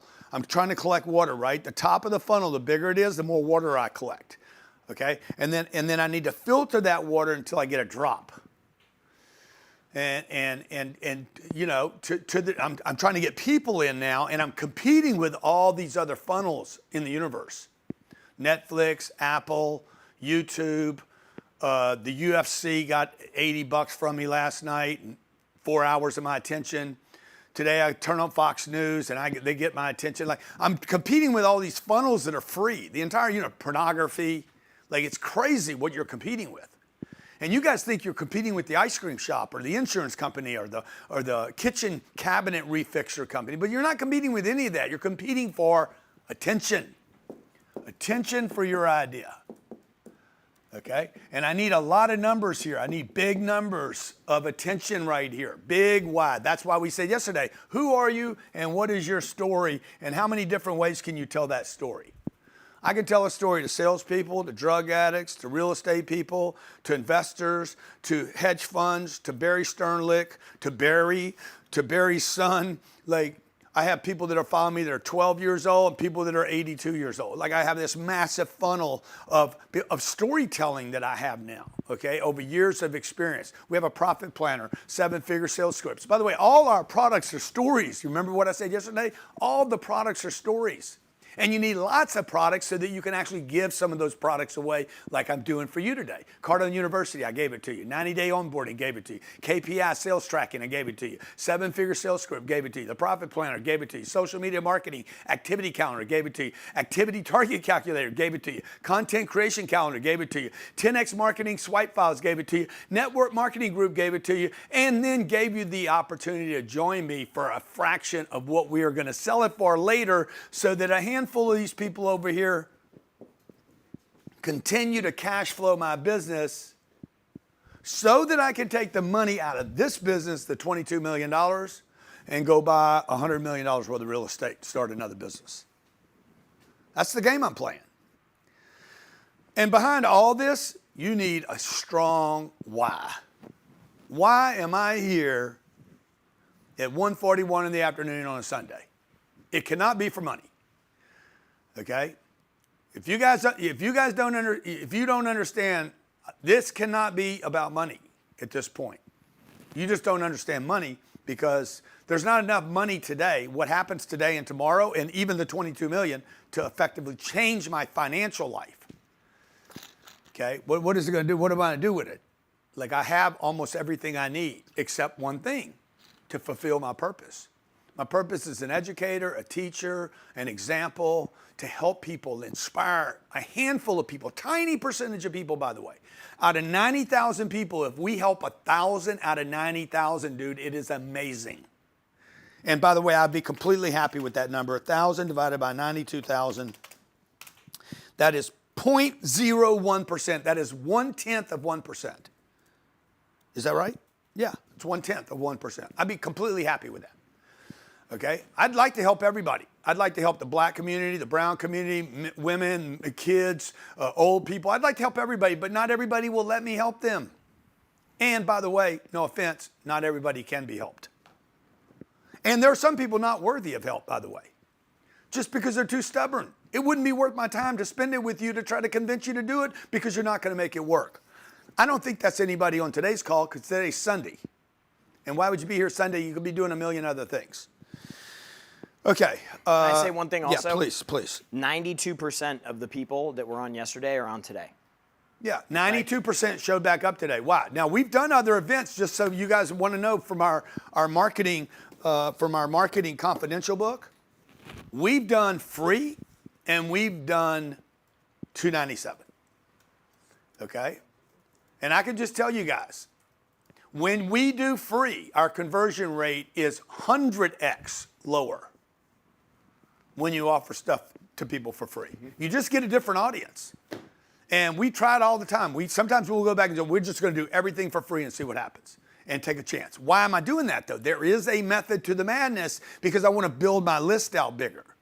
So we produced a show. We spent a bunch of money to produce this TV show, and we're going to drop it on Apple. We're actually going to pay to have it out into the marketplace because I would rather have it there and convert leads. If I can convert a lead off of Apple or Netflix, okay, even though it's going to be free, but built into the show are the offers. And if I go to the network and sold a show, I couldn't do that. We got to work on that this week. Okay. All right. Where am I right now? How do I manage all this activity? Because this is probably what you guys are thinking right now. Managing the money.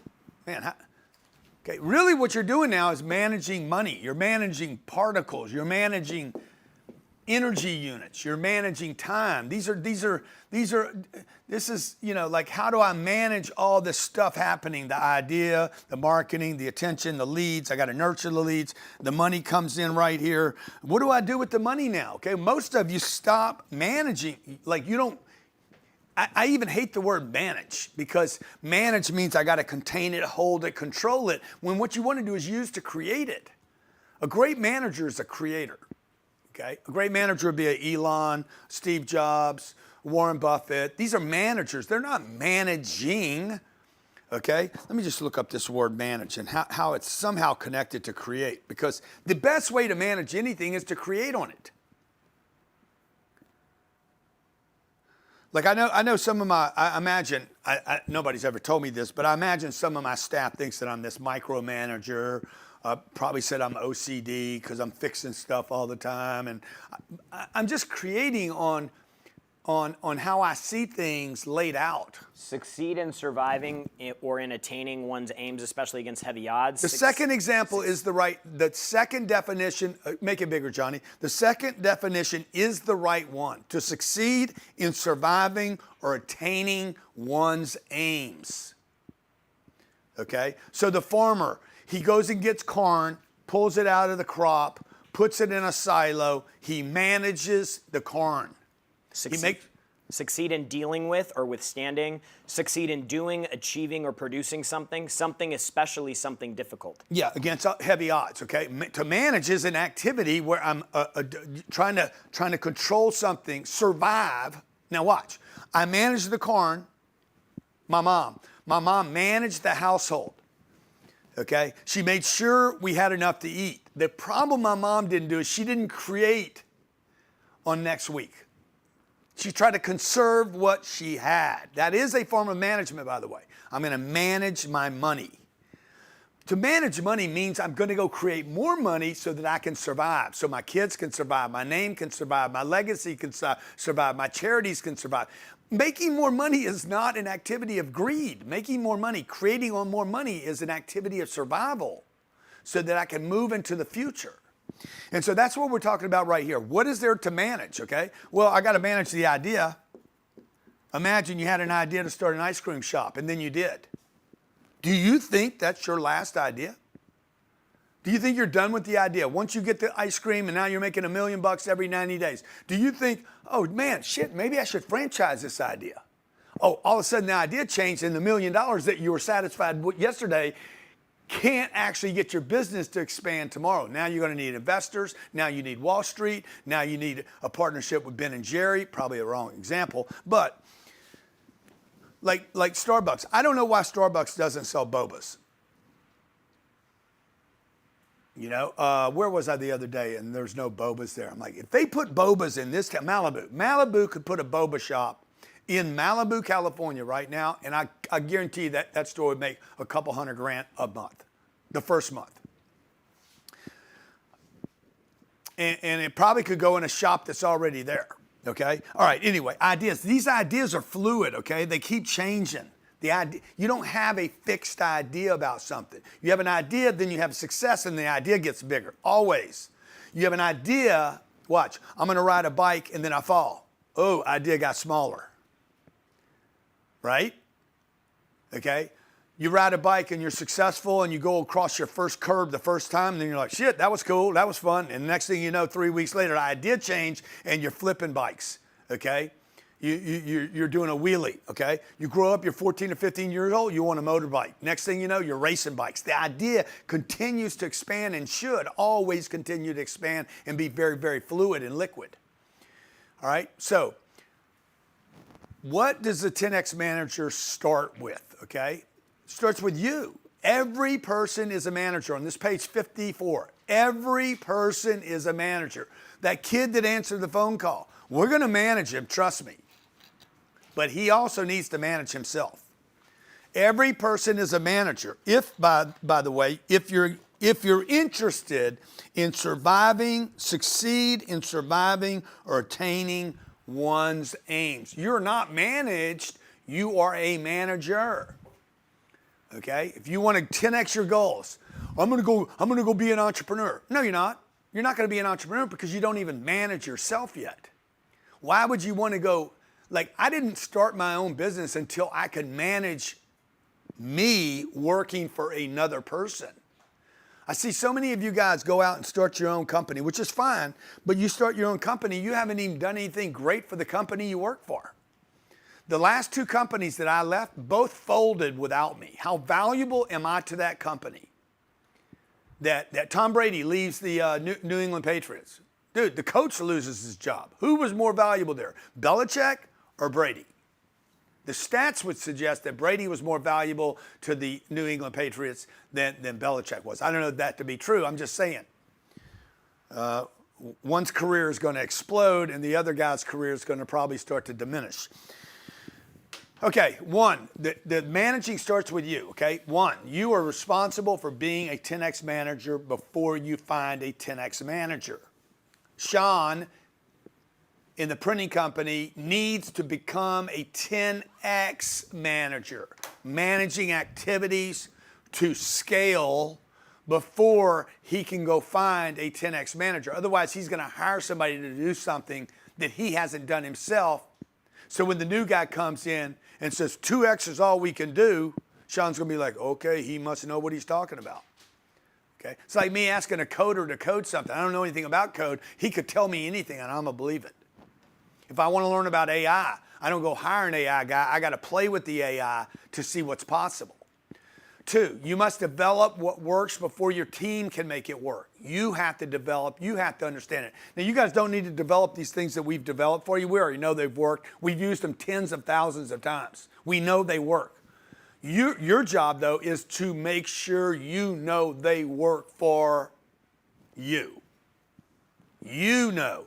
Hey, have you heard enough to make a decision? Would there be any reason you change your mind? These are little things that we use on the phone to close deals down, right?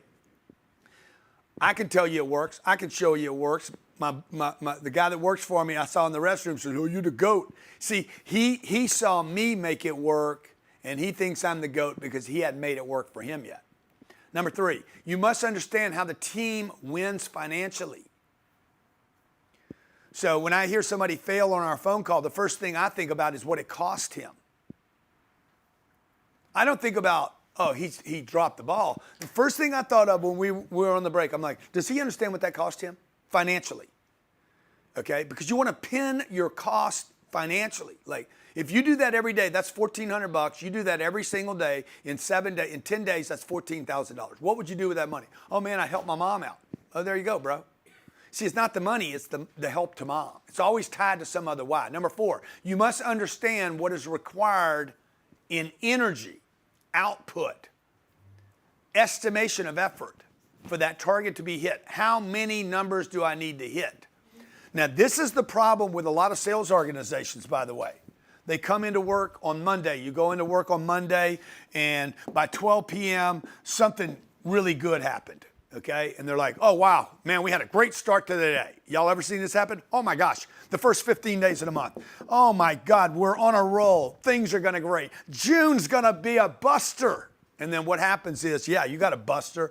For the next 15 days, you did nothing, and it busted out. You started hot because you forgot what the target was, and you forgot what the activity target was, and you forgot how many leads you had to get. So you got lucky the first 15 days. The whole place fell apart. Number 4, you got to understand what is required for the real target to be hit. And you got to keep pressing on that target. This is what a manager does. It starts with you. Number 5, you got to confront your money situation. Your financial situation needs to be the first threat in your environment. It is the threat you can control. And you're like, well, what do you mean by that? Like, I don't know if you guys understand what I'm talking about right here, but like I basically create scenarios for me to stay motivated. Rather than waiting for the government, the economy, the president, the federal government, the Jerome Powell, or the economy to create some threat in my environment. I create threats, so I constantly confront my money situation. Tithing is a way to do that. Okay? Hey, I'm going to give 10% of my revenue, 10% of my revenue, 40% to the U.S. government. I heard somebody say that churches tithing is a scam. I'm like, you're telling me giving 10% to a church, to the thing you believe in, is a scam. What do you call that? Okay, how about this? 100% of no production is a tax. You could have gone out and got more money and didn't. It cost you 100% of the new money. That's a scam, okay? Not having information to go out and be better, to be excited, to be motivated, to reach new people, to get attention for your brand or your name or your family, okay? The fact that when your kids go into the marketplace and nobody knows your kids, is that good for you or bad for you? Right? If nobody knows you, nobody can help your kids. Okay, number 6, you have to commit to your growth plan. What is the plan today, this month, this quarter, this year? That's what all Wall Street companies do. They have a growth plan, how I'm going to grow this company, and that is what the stock of the company. Show me the evolution plan. Okay, show me the evolution plan, Johnny, if you can pull it up. The company has a growth plan. I wonder, when we buy a piece of real estate, we have a 10-year plan for that piece of real estate that would suggest the value of it in 10 years. This should have a growth plan. Now, where in this growth plan is this person getting most of their education? Where does most of the education for these people take place? Let's see it in the chat. Put it in the chat. The first third, or the middle third, or the last third? Kid, student, 1 or 2. Yeah, I mean, I'll promise you there's more hours being spent on the first third than there are in the middle third, and less in the third third. But if you study the most successful people on this planet, some of the people I've mentioned today, the Warrens, the Teslas, the Elons, they're spending most of their money, time, and energy in the back third, not the first third. Elon Musk said he wouldn't go to college today. He's like, there's no way I would do that. And he would homeschool his kids, by the way. All right, he would move all this learning from the back, the philanthropist, the investor, the CEO, he would move it to the front of the evolution, the wealth evolution, to break the cycle of poverty in our country. We got more people slipping into poverty right now. This is a threat. I'm creating a threat in my own environment. We have more middle-class people slipping into poverty right now than we ever have. Okay, number 7, you have to become unreasonable, extremely unreasonable with everything. Jared tells a story about a coffee coming to me. Everybody in my office knows about the coffee. Okay, coffee's not right, the coffee's going back. This is a way for me to be unreasonable about a little thing so that I'm never reasonable about the bigger things. If you're reasonable about the little things, you're going to be reasonable about the big things. All right, purpose of your 10X Manager. By the way, we did a course. We're sold out on our 10X Manager course, the Sales Manager course. Anybody that didn't get in yesterday, we're going to replace that because it's completely full with our Business Summit. The Business Summit. That's a $5,000 seat we're going to give you access to. You just got to fly into town, get yourself to Miami. When is the next one? July, next month. Oh, by the way, even better. Over 90 days, you also get a Business Summit, okay? We're going to give you a Business Summit, $5,000 seat. You come, you get to be a partner, you get to be a participant in a 2-day or 3 days? 2 days, right? It's 3 days, the 12th through the 14th. 12th, 13th, 14th, Turnberry Hotel? Yep. Okay, fantastic event. A lot of super successful people, many industries, great networking event. We're giving everybody, in addition to everything here, we're going to give you access to that. Use it or lose it. End of story. If you can't make it down, you're bad, not mine. I made it available to you, okay? Number 1, purpose of the 10X Manager. Number 1 is to close deals. It is not to have a meeting. Number one job, your number one job when you become a manager is not to plan out, do business plans, get people inspired, train people, educate people, hire people. Your job is to close a damn deal today. Get me some money, okay? The only managers that I've ever respected were the ones that could help me increase, as a salesperson, increase my own salary, okay? Number two, develop and scale what works. Hey, how do I develop what's working? Who's working? The players. Okay, like if I had 10 salespeople, I would break them into 3 groups: bottom third, middle third, top third.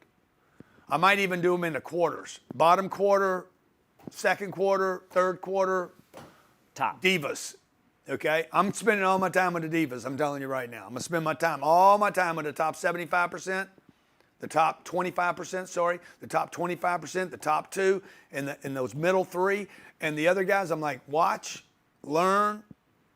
But you're going to have to get in that top group for me to spend time with you. So I'm going to spend time with the stars. Number 3, build a driven sales-first organization.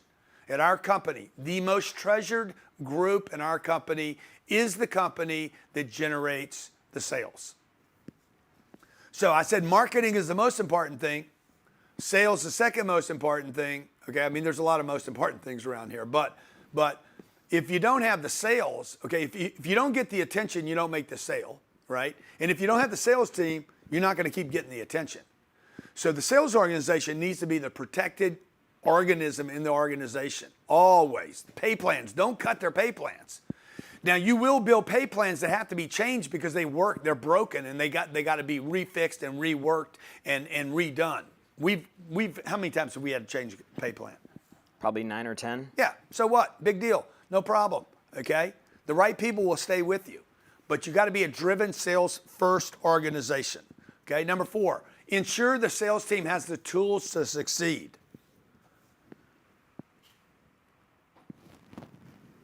First of all, the marketing. Do you even generate leads that want to buy your product? 2, is the product priced the way that people would want to buy it, okay? Do you have credit lines, debit lines, debt lines? Do you have phones that are working? Do you have a CRM? Do you have activity tools that show them how many exact phone calls they need to make in order to hit their targets? When we started Cardone Capital, right, our target was $6 million raise. We were buying a $20 million asset. I had $14 million of debt on it. Already had the debt. Okay, so I have to give my team, they got to have a phone. Somebody's got to know about this offer, okay? I have all my targets. There's a lot of targets, okay? My target was to raise $6 million. This is called equity. This was the price of the deal, so I need the deal. And I had to go get the loan. Guess what I did? For my sales team to do this, they have to have the tools. The first tool was the deal.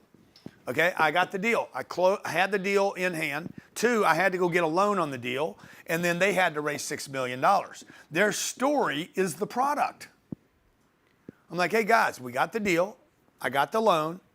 I need $6 million. How can I make their story even easier? This is what the 10X manager is thinking. I'm not being an entrepreneur right now. I'm being a manager. I'm like, okay, hey guys, by the way, here's a list of people that said they want to invest with me. Here's the list, and they're all accredited investors. They're qualified to invest in this transaction. Here's a phone. Here's a script. Tell them that I told you, I'm telling you right now, to call them and see if they want to invest $50,000 per person in this deal. I'd already done my math. $6 million divided by $50,000 equals 120 people. Okay, 120 people. Now, if I divide the 120 people by what I think is, this is the activity, the most important thing I'm going to give you right now, divided by 0.02% is what I thought. I said, I need 6,000 people on a list. So guess what I did? I went to them and said, I have a list of 6,000 people. If you only close 0.02% of them, 120 people will give you $50,000, okay? What happened was we never even got through the list. And I think, because I thought I was underestimating what people would give me, because I always underestimate everything.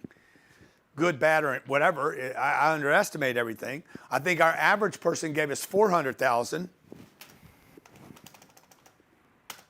divided by 400,000, 15 people. Okay, we couldn't even get through the list. 15 people gave us 400 grand and we raised $6 million. That was the first time I ever raised money. I'd never done it before, didn't know what I was doing, didn't have confidence in doing it, but what did I have confidence in? The numbers. The numbers, okay? This activity that we're giving you guys, by the way, where's my activity? The social media one or the phone call one? Yeah, this is my activity target calculator, so my guys can do the math and know how many calls they have to make in order to get it. This, by the way, should be overly conservative. So I've done it where it's 0.005%. Okay, I need, for me to do what I want to do, I want to raise $1 billion. For me to raise, I've never done it, or I never did it until I did it. It's a joke how many things people tell me, oh, you never done that before. And I was never a father before either. Wasn't a husband before that. I wasn't a teenager before that. I wasn't a student. Everything I've done once, I didn't do. There was a time when I'd never done it. So what? Okay, now you could try to do it by yourself or you could go study. You could go study somebody else that home birthed. Okay, number 5. Operate with ownership of all activities. Ownership does not mean you're the owner. Ownership means you have ownership of the activities. If you want to be an owner, you need ownership. And I have never needed a manager. I'm telling you right now. I've never had a manager that managed me better than I manage myself. And you guys shouldn't. You should be the best manager in your life. And that starts with your freaking bed, starts with your kitchen. It starts with how you put dishes up at night. It starts with how you put your clothes up, whether they make it to the laundry or not. I tell my kids all the time, man, put your damn luggage up. Okay, it's my bedroom. No, it's my bedroom that you're living in, and that's your luggage on the floor, and it don't look good. Pick it up, put it up, and get it to the closet. Finish the activity. Take ownership, okay? Number 6, find and attract great people. Number 6, you do not need to hire people to find and attract great people. This starts with every person in their life. Find and attract great people in your life. Okay, I want to ask the chat real quick. How many of you have this as a goal, a target to find and attract great people into your life? By the way, this would be new people. This would not be the people you have. Because if you're trying to find them and attract them, that means you're not satisfied with what you have right now. How many of you have this as a target? Hey, this week I'm going to find and attract one new great person in my life. If you did one person a month, one person a week, you'd have 52 new great people in your life by the end of the year. If you just did one person a month, you'd have 12. Okay? If you guys would just join and take advantage of this great opportunity I'm giving you, you'd have an instant 100. Literally, by Tuesday, you'd have 100 new people in your life. Jared will be one of them. Dave Robards, you'll meet him. Todd Straw from our team. Sherry, me, my wife. Boom, your instant network. And what do they say about the network? Your network is your net worth. Okay, number 7, develop the sales team skills. Develop, never stops. Keep developing. Number 8, leverage data to hit targets. If you're not hitting the target, what do you got to do? Write this down. Never lower the target, increase the activity. You don't drop the target, you increase the activity to hit the target. And you divide by the number of days you have left. Okay, can you open up your activity calculator? For those of you who didn't see this yesterday, do you have it or do I have it? You've got it, and I've got it. I don't know how to find it. Oh, let me see. Okay, let's see here. Go right here? Yeah, go where? You say go right here. Right here. Okay, watch. Okay, give me somebody that wants to participate. Remember, don't delete the cell. Yeah, give me somebody that wants to participate in this little activity. Let's grab somebody from the audience. Glenn, what you got, Glenn? Glenn, come on. Hey, Glenn. Now I'm Oh, gonna show you. Uncle G. I'm gonna show you. This is how I would coach him. This is what our coach, Jared, is going to do with you on the first coaching call. We're gonna show you how to use his activity target calculator, and you're gonna have this tool so that when your game changes, you could go back and put your numbers in, okay? Now, we already have some numbers built in here. When we give you guys this, do not delete the numbers in the cells. They're just there for you to change them. What's his name again? Glenn. Hey, Glenn. Sorry, Glenn. And appreciate you and your girl being here, you guys being together. What a great example. Oh, yeah. Thank you. Okay. And we'll learn from you and Jared and Cherry and everybody else. You Great guys are the role model. Yeah, great example, dude. Hey, let me ask you, so what's your revenue target? Right now we're going for $1 million in 90 days. $30,000 ticket price. Hold on, 3,000? $30,000 ticket price. Wow. Okay. Now this is going to tell me I need 33 sales in 90 days. You need to do 0.37 sales a day. Now, anytime, just to give you guys a note, anytime it's not a measurable sale, meaning you can't do 0.3 of these sales. Round up. Mm-hmm. Okay? You need one sale a day. Always round up to a whole number. Okay? From the low number all the way up to a whole number. Otherwise, you go back to zero. So what rate do you close at? That's a big number. So I would say, yeah. I would say I got to talk to at least 10 people to close one deal. Okay, so 10% closing rate. Okay, so you need to do 3.7. Bigger? No, can you guys see that? It's split screen. You want him to take a screen over? No, I'm sorry. I did this wrong. You need, there you go. You need 3.7 demos a day. I just need all this tighter, guys. Mm-hmm.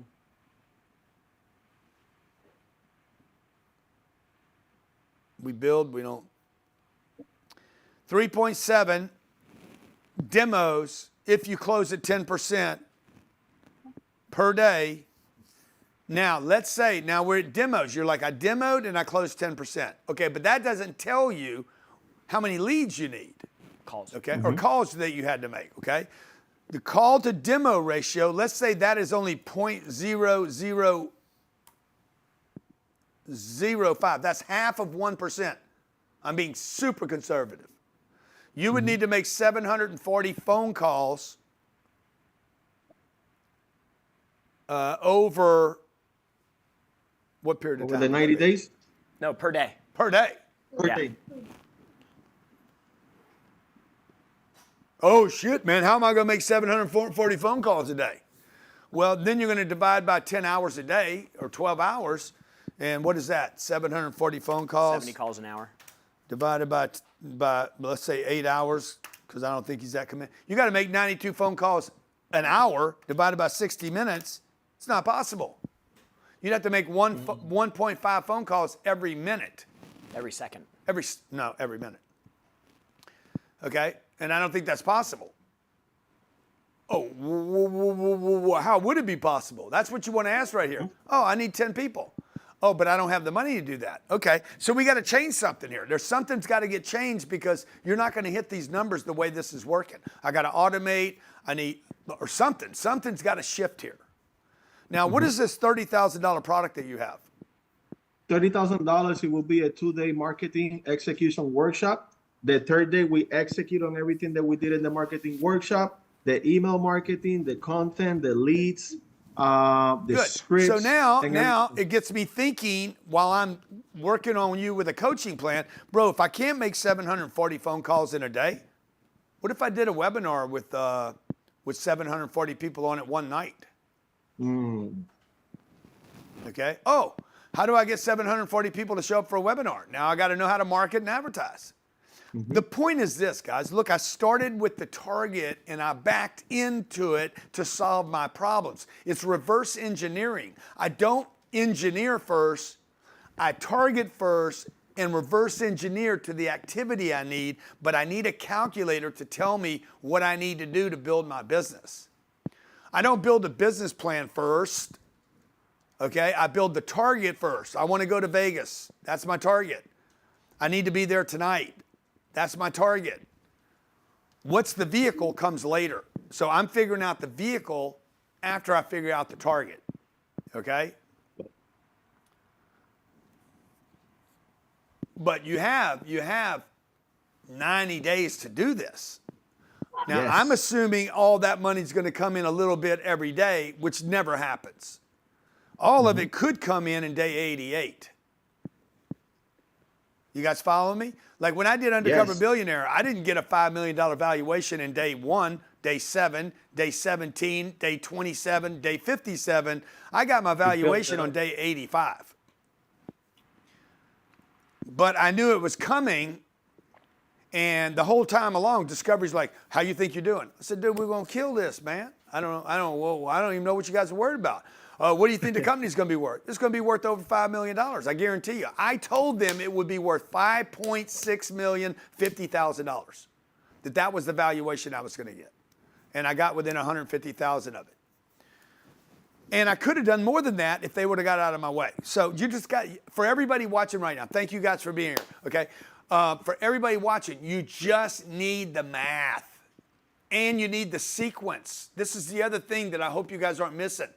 Big takeaway for the last 2 days. Sequence of activity is sanity.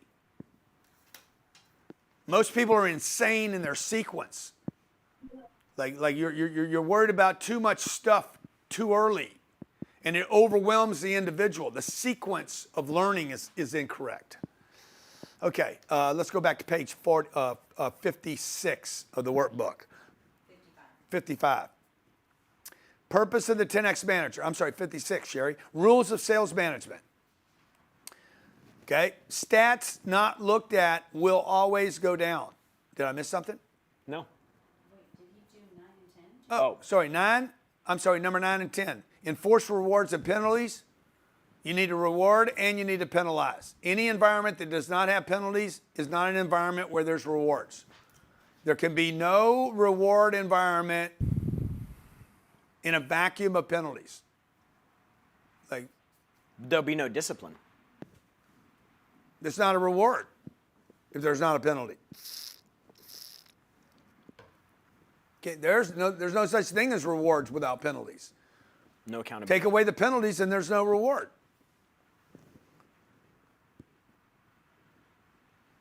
The success comes because not everybody does it. If everybody could go out and build $1 billion business and did whatever, like if everybody just was created equal. I know we all want to believe that. No, that's in the Constitution. I don't know if that's true or not because it doesn't look to me like everybody's operating equally. But if everybody just created equal and everybody went out and did everything equal and everybody was successful, it'd be like, that's nothing. Everybody does that. Everybody breathes oxygen. We all take it for granted. Everybody gets it. Everybody has it. It's all available. And until it becomes limited or damaged or corrupted, you don't even appreciate it. Okay, so number 9, enforce rewards and penalties. There must be both. Number 10, maintain a culture. And first you got to create it, then you got to maintain it.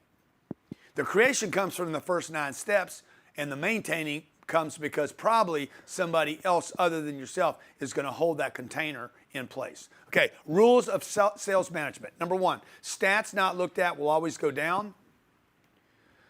Trust and verify. It shouldn't say but, it should trust and verify. By the way, I trust everyone to drop the ball. And you should trust. Trust that they will drop the target. Trust me. Trust me on this. They will forget. Your wife forgot she was on the same team. Your husband forgot he was on the same team. Everybody forgets. Trust and verify and know that everybody will disappoint you. The only reason you guys are disappointed is because you didn't think that they were going to disappoint you. Number 3, key metrics have to be graphed. What are some of your most important KPIs to you, Jared? Most important, on the sales side are the activity stats. Activity drives results. So we're looking at calls, appointments, demos, deals, average deal size, inbound, outbound, text messages, emails. We get so like, and me, it's like, how many leads can I drive into the organization? How much brand recognition can I drive into the organization? Like when me and Jared started this 13 years ago, before that, there was 20 years before Jared, okay? Dude, everything was hard for me. Everything was cold. Everything was hot. Nothing was warmed up. There was no easy leads. Everything was me busting in. Hey, my name's Grant Cardone. I got an idea. Okay, like nobody knew me. I had nothing, no books, no track record, just an idea. Then Jared came along and his list was cold too. He never called anybody warm. If somebody knew who he was, it was like a shock. And one day we were here in the company and we had, I don't know, maybe at the time 20 salespeople or something. And he's like, these guys don't even know how to make a cold call anymore. I said, I hope they never have to make one. I want that call to be so easy and so hot and so warm. I want to run an ad one day where people just call up and say, here's my credit card, take it. And I don't even need salespeople to convert. I need salespeople to do the second sale, the third sale, the fourth sale. I need salespeople for that 22 million. I shouldn't need them for that first level. Okay, number 4, review monthly, weekly, daily, and even hourly. Todd should know in there right now. Who's got 13 outbounds and who's got 63? Because he's got a problem today. He doesn't have a problem. He's going to have a bigger problem Monday. But he already had the problem today. So you guys should fix people while they're broken. Don't fix them Tuesday after they've had a broken leg for a broken phone. Number 5, stats don't lie, people lie. By the way, also make a note here. Feelings lie. Mm-hmm. Feel like we're doing good, man. Number 6, control equals income. The more control you have, the more income you will have. You want more income? Get more control. Number 7, all KPIs should drive the organization to the target. The KPIs are not there because you want to collect a number and have a graph.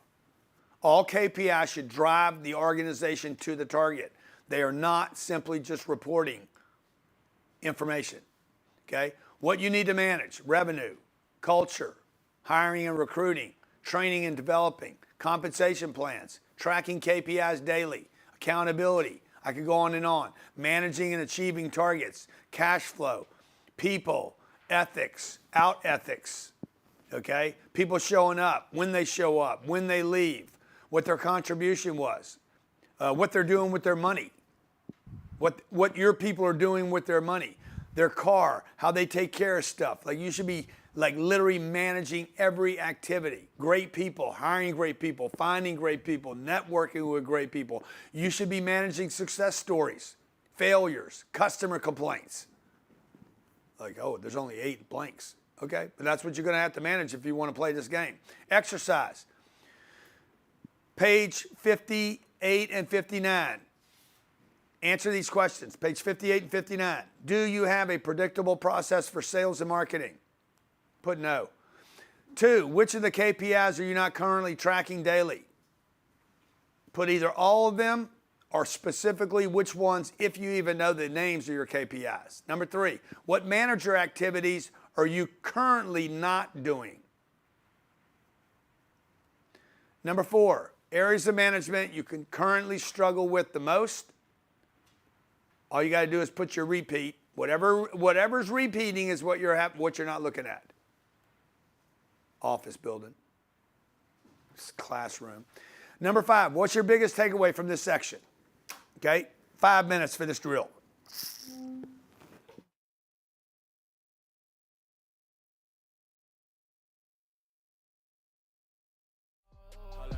Talking meals, yeah, I'm talking hungry. Talking meals, now I'm talking money. Yeah. And I just feel like you got that for me. Yeah. Another deal right before the morning. Yeah. Talking credit or cash, every question they ask, we gon' get to the bag. But they don't believe it, they say, how he achieve it, they say getting rich is a fantasy, Uncle G, what they say. Watch where you getting advice, get you a millionaire mind. Do you some millionaire math and multiply like chapter 5? Then I got one question, hold up 2 questions. Can you keep it 100 scuba lesson. Do whatever it takes, like season 2 especially. Mikey B gon' ring the bell and get the 2-stepping. I doubled up and Jay say, homie, quit your 2-Xing. Dominate, don't compete. Champion came to win. What you say, Uncle G? Can we ask him again? I say, who got my money? Who got it? Who got it? Who got my money? Who got it? Who got it? Who got my money? Who got it? Who got it? Who got it? Who got it? Who got it? Who got it? Yeah. So that money calling. So I got what you finna do about it? Who got my money? Say who got my money? Who got my money? Say who got my money? So that money calling. So I gotta ask who got it. Okay, let's get to the paper. Talking millions on the phone. Okay, let's get some new haters. Ain't no feelings in the zone. Okay, you talking Premier. VIP all about business. I never hope for the money. Me, I go out and I get it. See, me, I go out on a Tuesday. You know, every day Tuesday. And you know, Sheriff stay groovy. It's a 10X movie. You know we stay on the move. Gotta get money, they do it. Getting the wins, never losing. We never talk, we just prove it. Who got it? Who got it? Who got it? Who got it? Who got it? Who got it? Who got it? Who got it? Who got it? Who got it? Yeah, sure that money's calling. Who's got my money? So I gotta ask who got it. Who got my money? Got my money. You got my money. No, no, no, no, no, no. I got one question. I got one question. Who's got my money? And keep asking until you have answers. And once you have answers, then you go to who's got that money and you do whatever it takes. Once you commit to this concept fully, the money will follow like magic.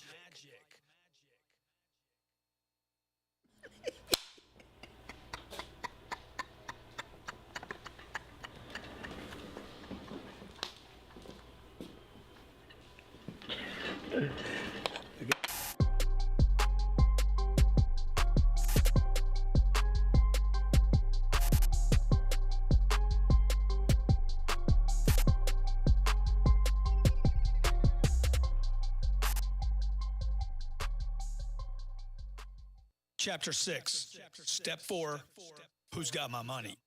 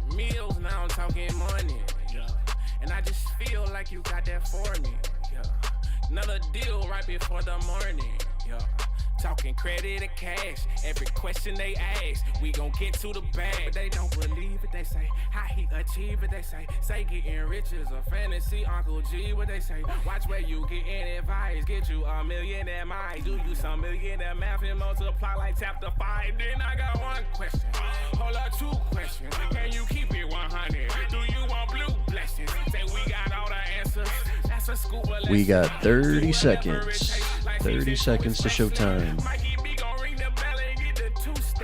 I doubled up and Jay say, homie, quit your 2-Xing. Dominate, don't compete. Champion came to win. What you say, Uncle G? Can we ask him again? I say, who got my money? All right, we're coming back in 5, 4, 3, 2, 1, and we're back. Okay, welcome back. Great to have you back. You either know what you know or you don't know it.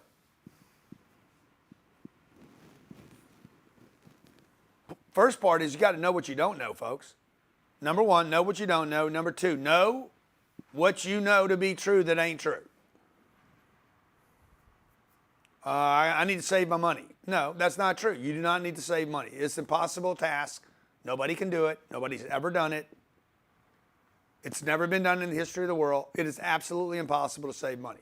There is no such thing as saving money. It is a complete myth contrived by the banks to have you worry about money when you can't save it anyway. Number one, know what you know. Number two, know what you know that's not true. And number three, now you got to figure out, okay, what do I need to know so that I can grow? And those are three different no's. And I've had to go through all of them, and I'm telling you, it's painful, man. It is painful to confront what you think is true that's not. That your dad taught you, that your uncle taught you, that the people that love you taught you, by the way, that didn't know anything about what you were learning right this second. They knew nothing about it. I grew up in a refinery town. What did anybody around me know about becoming a billionaire? Never heard the term until I was 50 years old. Like, don't think I ever heard the word billionaire, hedge fund. Never heard the word, man. Okay, now, if you would have moved me from Lake Charles, Louisiana to New York, Connecticut, what's that other place across from New York? Greenwich? New Jersey. Greenwich. Greenwich is in Connecticut. Greenwich. Yeah. You know, you moved me to any of those spots, dude, you would have heard about hedge funds, alphas, brokers, Wall Street. I didn't know those terms because I grew up, man. If you grew up in Memphis, Tennessee, you don't know shit about money. You grew up in Biloxi, Mississippi, fucking you don't know nothing about any money. You know how to cook, right? You know how to fish. If you grew up in the Caribbean, you don't know nothing about jobs. Do you understand? You don't even know how to get a job because you don't need a job because you can get you can go out and fish because you're on an island and you can grab your fish. That's why the highest poverty in all of this part of the Americas is in the Caribbean because anybody can go out and fish. I think there's 35% unemployment over there right now. I don't need a job. Okay, so where you grew up, is going to influence how little access do you have to the real roadmap to millions, hundreds of millions, or billions. The roadmap to a million basically goes, and I'm going to show you the scaling right here. It's on page, is it in their book or they see it?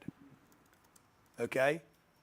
In the beginning, 0 to 200 grand, you're promoting and profiting. Okay, really you shouldn't be profiting, you should be reinvesting all this.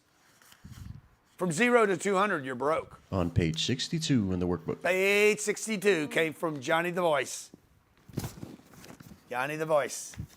Used to be Johnny the Cameraman, and now he's Johnny the Voice. Okay, from 0 to 200 grand, all this new money is reinvested in promotion. Now, you could say there's profit, but there shouldn't be. You should be back to broke right here. 0 to 200. First of all, you're stupid to keep any of this money. Let's say you spend $120,000 and you got $80,000 left over. That's called AGI, adjusted gross income. The U.S. government is going to take $32,000 of this. Federal government is going to take $32,000. If you live in New York City, they're going to take another $8,000. Okay. And they haven't charged you for purchase tax, property tax, nothing, okay? So you now have $40,000. You only have $40,000 left over, okay? What are you doing? This money should, first of all, this whole $80,000 should have been reinvested, and you would have a loss that year. 0 to 200, you're not making money. It's impossible. There's no money left over, okay? This 40 grand that was left over, you could have got a job for 40 grand. There's no reason for you to take the risk of having a company for $40,000 when you could actually go work for somebody that would pay you 40 grand to work there part-time if you're not going to take health insurance. By the way, most of the new jobs that are being taken today, y'all don't see this in the unemployment numbers, these Biden economic numbers that they're delivering to you every day. Most of these are part-time jobs. They're not full-time jobs. They're 38 hours, just below the 40-hour minimum, so they don't have to pay health insurance. All the banks, all the technology companies are doing this right now. They're getting around Obamacare by just saying, hey, we're going to give you 38 hours, stay right below the level, because that's about 25% of their wages, okay? Now, the next level is where you could actually start making a little money, and you're going to be reinvesting this profit into the process itself. You're going to start working on processes from 200 to 400. So first level is 0 to 200K, then 200K to 400K. Jared, do you think you got any employees here? Here? Yeah. Well, the way that this works is at step one, you're everything from 0 to 200K. From 200 to 400K, you hire an additional producer, or coordinator. Yeah, it's going to be be the person is you're hiring probably a part-time person. Yeah. More of an administrative type to allow you to continue to do what took you to 0 to 200 at more scale. Yeah. 400 to 500? 400 to 600. 400 to 600? Now, you could do it like this, guys, or you could actually skip some of these steps. We're going to skip. There's no reason that you have to go through each one of these. I could jump. Okay? If I was a frog, I would just be like, okay, I'm going to go from promoter to integrator, or I'm going to go from promoter to finance, or because I have creativity, I have an imagination. You guys can skip these steps. I'm telling you. For instance, this is what I did. I spent 12 years to make between $1 and $3 million. I went out and got a partner. Actually, I didn't get the partner. The partner came to me because my shit was so good and I was getting so much attention. And all of a sudden, we were out promoting stuff, and the guy runs into me, comes to my deal, sees my deal, gets attracted to it, and says, hey, I want to be your partner. Okay? I'm going to be your partner. It was a 51-49 partnership. And he's going to run it. He's going to give me majority control. We changed that later. And I think he did $12 million when he was really rolling. Okay? And I got 51% of the $12 million and didn't do anything. This second company, one company, partnership, this second company actually allowed me to start investing in real estate. The real estate is where I scaled and skipped. Okay, so a couple ways to scale and skip is to partner with somebody else, or number two, start taking your money and invest it in a symbiotic flow. We started talking about this yesterday. We don't have enough time to talk about it today, but you will get it in your money and finance course, where I start saying, hey, how much of my money should I be reinvesting in my company? All of it. If you want to get rich, invest all of it. If you want to stay poor, save money. Okay, now on your next page, the roadmap to $125 million changes significantly. Okay, so my friend Brandon Dawson teaches a course. It's $40,000. It's called 10X 360. He's our partner in a company called Cardone Ventures. Any of you that are out there, you want to skip the bullshit here, and you want to just go right to the good stuff, like they say on Instagram. Can you give me that? Let's skip to the good stuff. Skip to the good stuff. Huh? Skip to the good part. Yeah, skip to the good part. Okay? He can show you how to skip to the good part. You should just have this one stored every time we do anything. Okay? Exactly. So in the beginning, you're a startup, 100 grand to $3 million. Then you move to who? Process creation, 3 million to 8 million. I skipped that by buying it. Okay, I was able to buy that. In the last 20 days, I did $300 million worth of real estate. I bought $300 million worth of real estate. I literally skipped off this. So can we skip to the good part? That's always what I want to do. But how do I just become that person now? Okay, the easiest way is to buy it. Oh yeah, but I need the money. No, you don't. You don't need the money. You don't have any money. You never have any money. You have creativity. You have commitment. Okay, I didn't go buy $300 million worth of real estate with my money. I built an audience of people. Now you can't do this overnight, but you can't do it if you don't start tonight. Because you're not going to start tomorrow if you don't start tonight. You're just going to keep putting it off, okay? So you have 3 million to 8 million, 8 million to 15, 15 to 25 where you're automating your systems, 25 you're bringing in executive leadership, 25 to $45 million, 45 to 75 you're doing technology, data, you're starting to automate systems, CRMs, processes, measuring things. People hate this part of the company. When the company gets this big, they're like, shit, this ain't no fun anymore. We don't get to do what we want. No kidding, okay? Boom, revenue channels. You start building out more channels. Beyond this, what are you going to do? To go from 125 to $1 billion, you think you're not going to be a different company? 100%. Michael Ciprian that was on the phone today, he's $1.7 billion today. He's got a public partnership with Blackstone. You think he's not a different player today? Different requirements, different checks and balances. He's required to do and say different things. Everything changes. You got to keep making this evolution. I want to know in the chat, how many of you are willing to make the evolution? You're not thinking about $1 million in 90 days anymore. You're looking at some of these big numbers and saying, dude, I want to be a $125 million company. I want to be a $500 million company. I want to be the first billionaire in my family. Put in the chat if you're committed. And by the way, what's your new commitment? Because yesterday I was talking about $1 million and I'm bored with it. Yeah. You're committed, but what's your new commitment now? Remember, yesterday, $1 million in 90 days, and you guys are like, shit, that's impossible. What's your new commitment now? 1 million, 1 billion in 10 years. Excellent. Let's see in the chat. I want to see what people are really committed to. $100 million.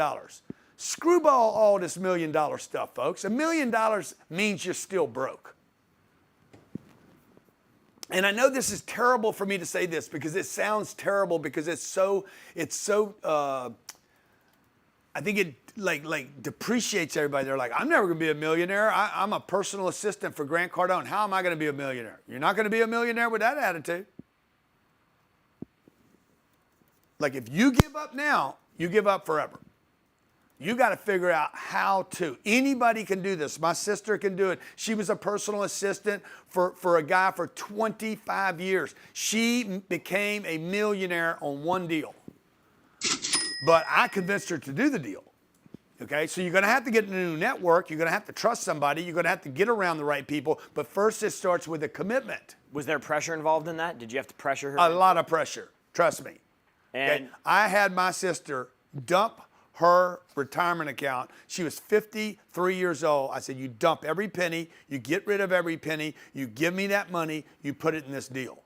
I had pressure on me because I needed to do the deal and I didn't have the money for the deal, and I knew my sister had the money, and I knew it was a good deal. So I had pressure on me, I put pressure on her, put pressure on my brother, and I put pressure on my credit card, and I put pressure on my mom. I put pressure on every person that I had around me. Did the deal. My brother made like $9 million. My sister made $2.5 million. I think you made some money in the deal. I don't even know how much money I made. Crazy amounts of money. You ain't going to become a diamond without pressure, folks. Okay? So now, you brickies out there. You guys that want to brick, you brick hunters. Okay? You're like, I'm going to get a brick. You ain't going to get it by yourself. Not going to happen. Never happen. Never going to happen. Stop it. Okay? Would you invest time, energy, and resources in getting that brick? If you come up short and you're making $125 million a year, that's $1/8 billion a year. You're a player now. How important is that to you? If it's not important to you, none of this matters, and you're not going to do it, and you shouldn't sign up for this. But you guys that are watching right now, you guys that are on cameras, you guys that are on audio, Mandy's doing the Instagram, you guys need, particularly guys in my office that listen to this stuff every day, for you guys to be this close to this information and not do something with it, man. I don't mean leave here and go start a, what did that guy do the other day? What did the kid want? Oh, DJ. He wants to be a DJ. What's wrong with you, bro? I want to be a DJ. That's my life purpose. There is no way in the world that your life purpose, if it is, it's selfish. I just don't believe it. It's selfish. I want to do what I want to do. No, I don't get to do what I want to do. I get to do what I need to do in order to help enough people that I love. And so that I can be an example for other people. And that involves money, folks. Now, this is what you need to scale. To scale, you need, number one, first of all, you need a commitment. You need a commitment, okay? Number one, strategy. You need a commitment. You need a strategy. 2, you need marketing. You need sales. You need operations. You need finance. This is the exact order. You need people, leadership, and you need data. And you need technology. And you need an investment thesis, Okay, but before all this, you need a commitment and a why. So on this page, on page 63, I need a commitment and I need a why. Otherwise, you'll be satisfied. And you guys that are satisfied, you will be disappointed.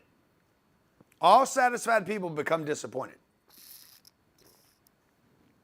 It is only the unsatisfied that actually get satisfied. My friend Kevin Turner told me this. He worked at Microsoft. He worked at Walmart. He worked with Warren Buffett. He said, man, all these guys, all these players. I said, what do they have in common, Kevin? Kevin said, divine discontentment. Never satisfied. So you need a commitment. On this page, you want to write down commitment and a why. And that why is going to explode over time. I used to be concerned about me. Then I became concerned about me and my mom. Then I became concerned about me, my name, my reputation. Then I became concerned about, hey man, could I expand my dad's name? My dad died 56 years ago. Could I expand his name so more people would know his name? Okay, and then it's like, oh, I want to help other people that don't have my name. Oh, now I want to help other people that don't even look like me. Now I want to help other people, I don't even know where they live. Because what happens is you start getting enthusiasm that you can do more. So what do you need first? You need a commitment and you need a why. And you're going to need a coach.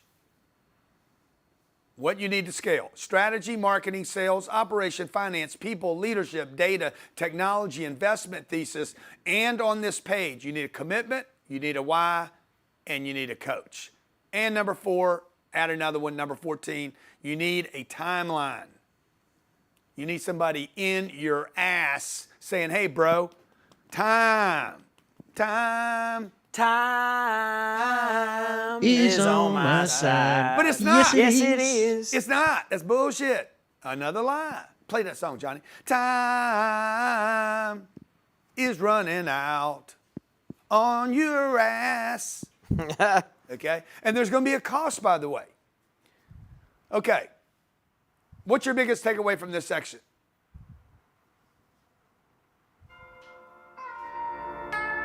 What's your biggest takeaway? Page 64. Just play the music while people feel. What's your biggest takeaway? Ain't on your side. No, it ain't. Because this is going to close out today.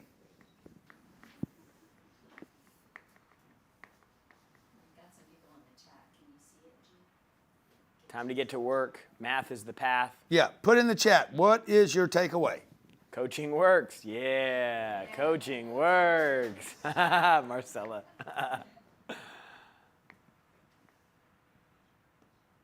Yeah, it's hard for me to see him. But. Figure out how to skip to the good part. Gary, coaching works. Ernie or Emery, respect what management is and do the work. Don't go at it alone. Get going. I need to do way more. Coaching works. Can't do it alone. No time to waste. I can skip to the good part by buying the express pass. Sequence of activity is sanity. Million isn't enough. Tomorrow's too late. Listen to the coach. Do the math to the path. Start today. Scale. Think bigger. Do the work. Be accountable. Bitch. Divine discontentment. Got to put in the work. You. Most important is investing in ourselves. Don't go at it alone. The why is the start. Running with the big dog makes you money. Yeah. You know, there's a thing about these. They put these fleas in a container, and they put a lid on the container. When they had the container off, the fleas supposedly are able to jump like 12 inches or something. Then they put a container on this box, and it was only like 6 inches, and they left it there for about 3 hours, and the fleas could only jump like 6 inches or whatever to the top. They took the top off, and the fleas couldn't jump out of the box anymore. I don't know if that's true or not, but It's a good story. it's the story of my goddamn life. I stayed in Lake Charles, Louisiana, man, around a bunch of drug addicts and refinery people. Fuck, I never even thought about any of this stuff. Didn't know it, didn't see it, didn't hear about it. I don't even know how I made it. I don't know whether Mike Tyson said, hey, Grant, you were destined to be this guy. I don't know. I know this. There's a whole lot of people that left Lake Charles, Louisiana, obviously weren't destined then. I don't believe that either, though.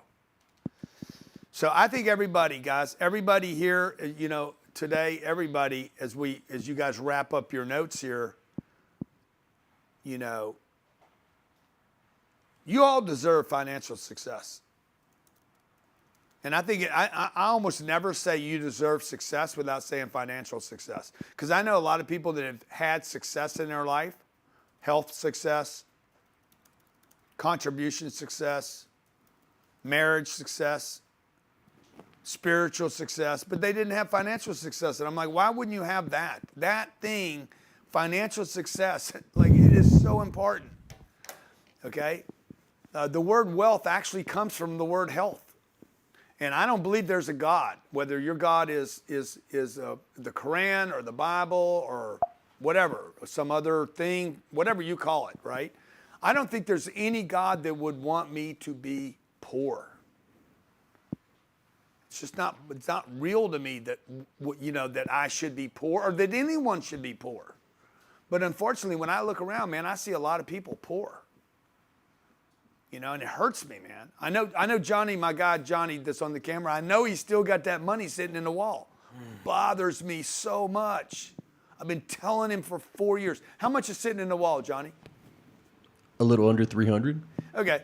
Well, if he started with 300 4 years ago, which he probably didn't, okay, that 300 is worth 225,000. But he still sees 300 in the wall because he keeps adding to it. But he doesn't understand when he pulls it out of the wall, when he goes to buy stuff, he can only buy. He lost 25 or 30% because he didn't have the money invested. Invisible tax. It's the invisible tax. It's called inflation. Dude, these people are so tricky. It is so tricky. It is so rigged. The system is so fucked up. Okay? Why would they tax you when they can just raise prices on everything around you? Okay? Do you know how rigged this system is?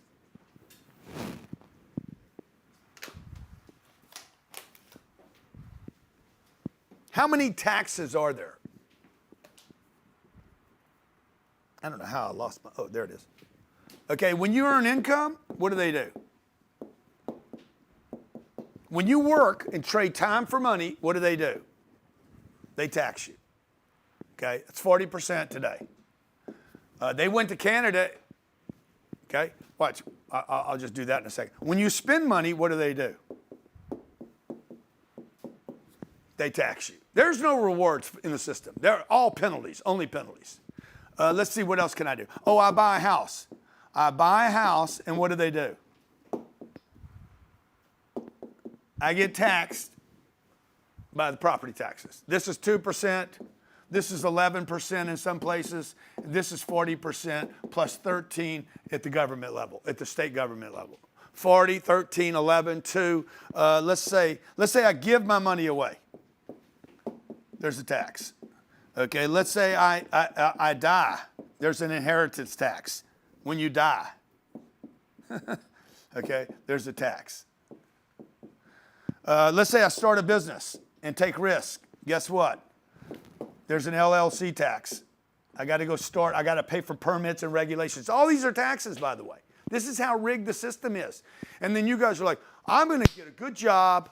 I'm going to go work. I'm going to be an honest person. I'm going to save my money. I'm going to be a good person. I'm going to church every Sunday, and everything is going to be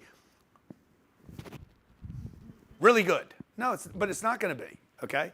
You put your money in an IRA or 401k, and they tell you they're going to give you a tax benefit today for doing that, and they're not going to charge you taxes. No, but what they're going to do is they're going to lock up your money for 30 years, and later they're going to tax you at a much higher rate.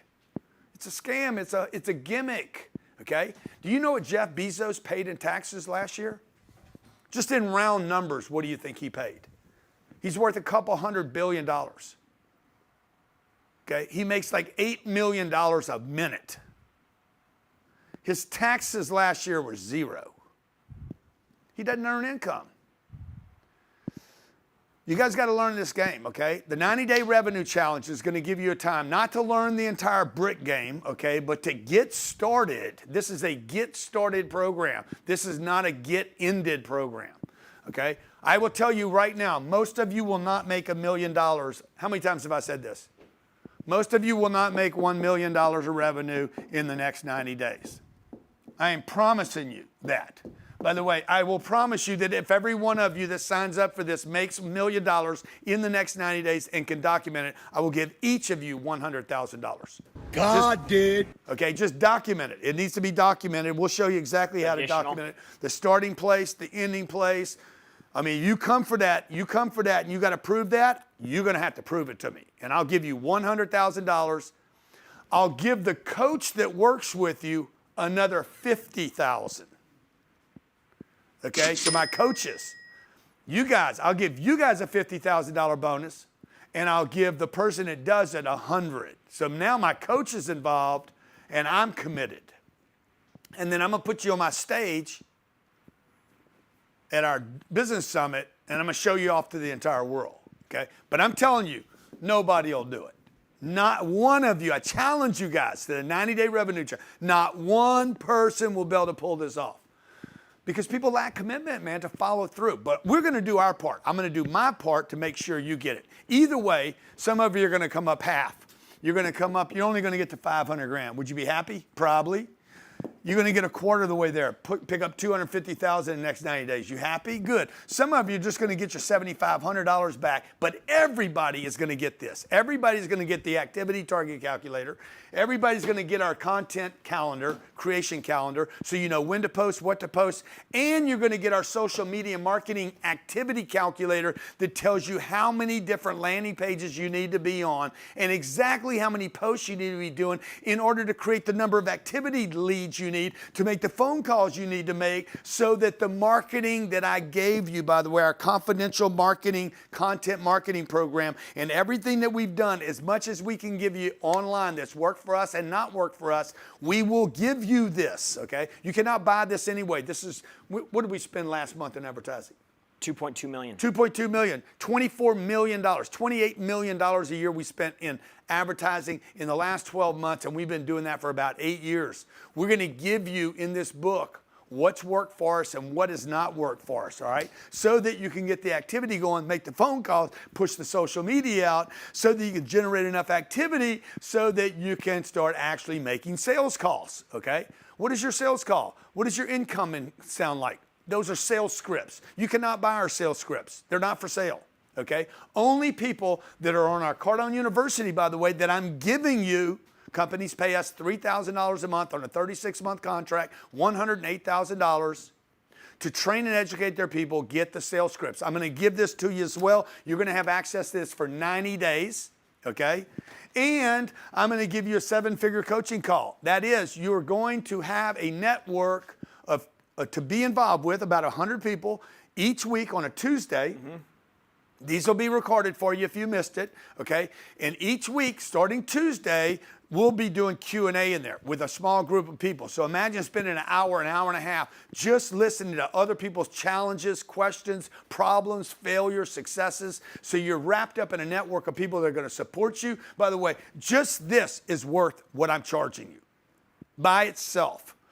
Okay, to have access to other people that are reaching.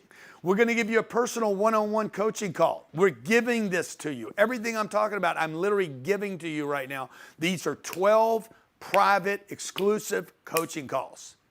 And your coach, remember, is going to be rewarded with 50 grand if you hit your $1 million. So remind him of that. We're going to give you the 90-day onboarding, the networking group, the 7-figure sales scripts. We're also going to give you our KPIs and all our tools, as well as the money and finance course. You keep the money and finance course for life. There's millions of dollars of information in the money and finance course. Like, how do I do money, okay? Look, if I make $1 million, I know that I'm investing 40% of it. 40% of that is going to go into residual passive income. 40% of every $1 million I make, 400 grand. Sherry's watching my finances every day, and every day I'm gonna put 400 grand. Every time I get 400 grand extra, I put it to generate $24,000 a year of new income. I do that 10 times. I have $240,000 of new income. 240,000, 20 grand a month coming in. I've been doing that for, 30 years. I now have almost $2 million of passive income coming in every single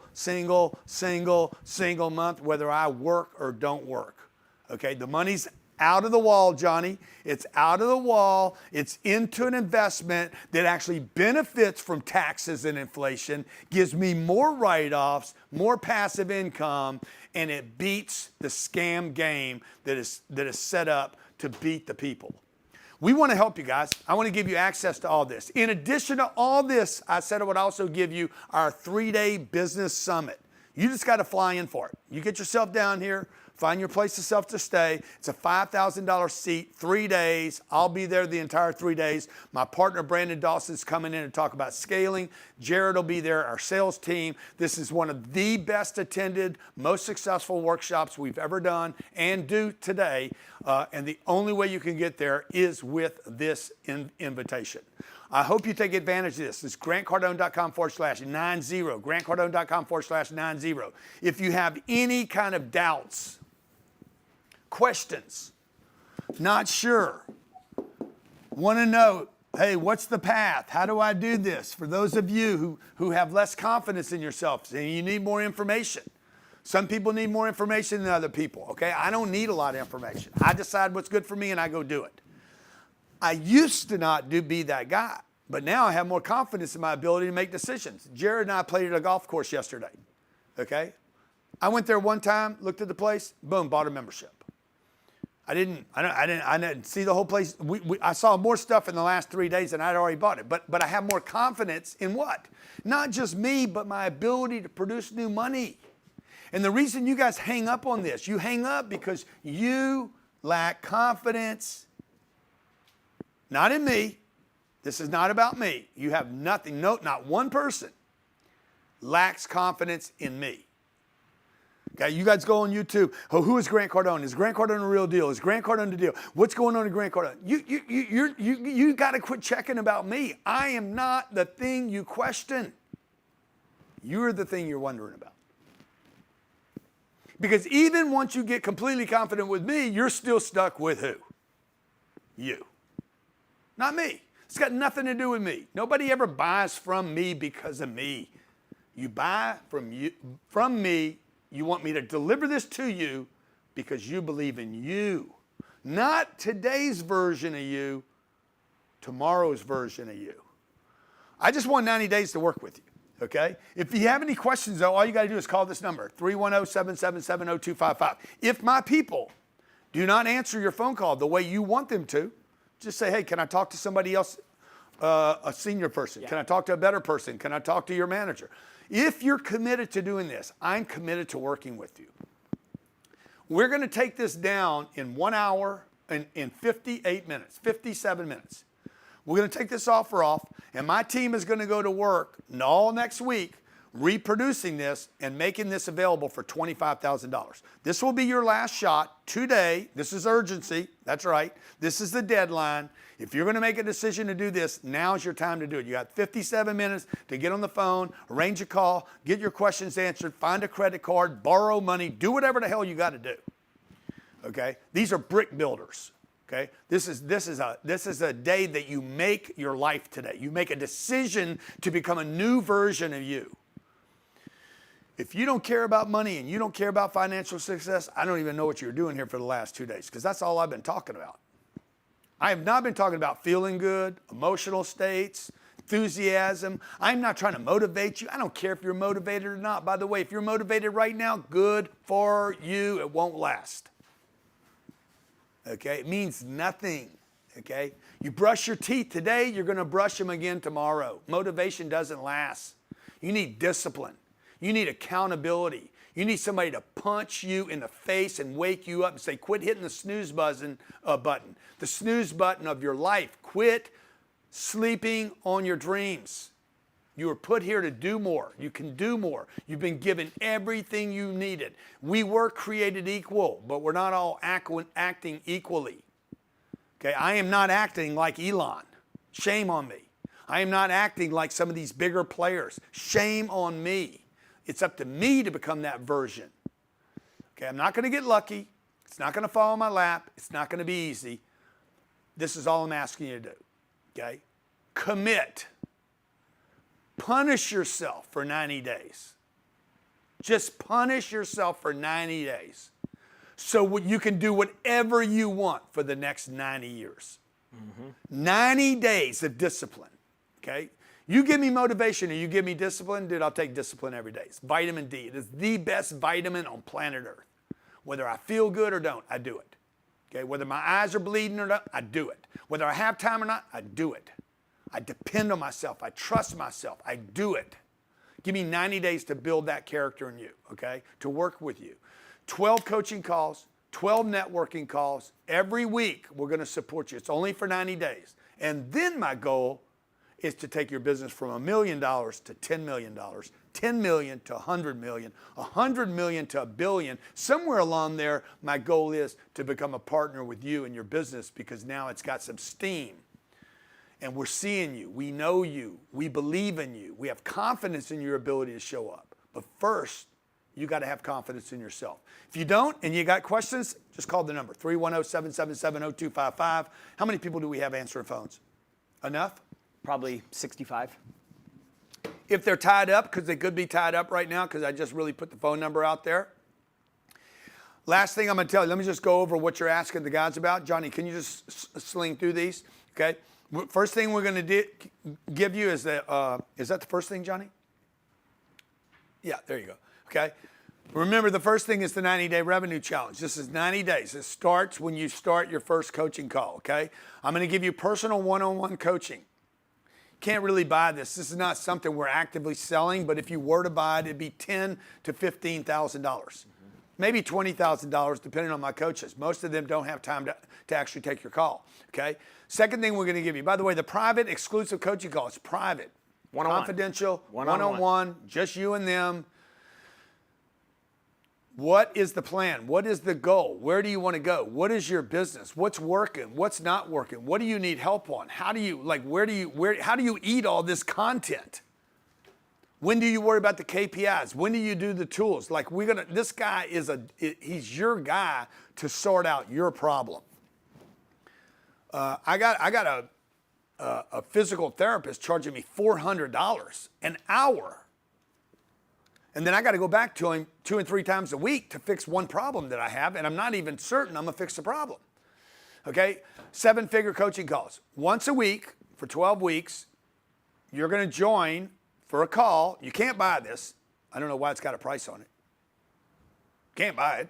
Can't purchase it. Okay? So it's you getting involved in this network of about 100 people. Is it limited to the 100?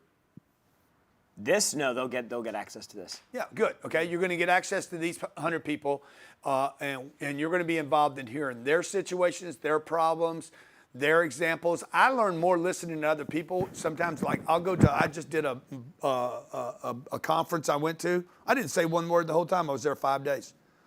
I'd say hi to people. How you doing? What's going on? I want a coffee. Give me a donut.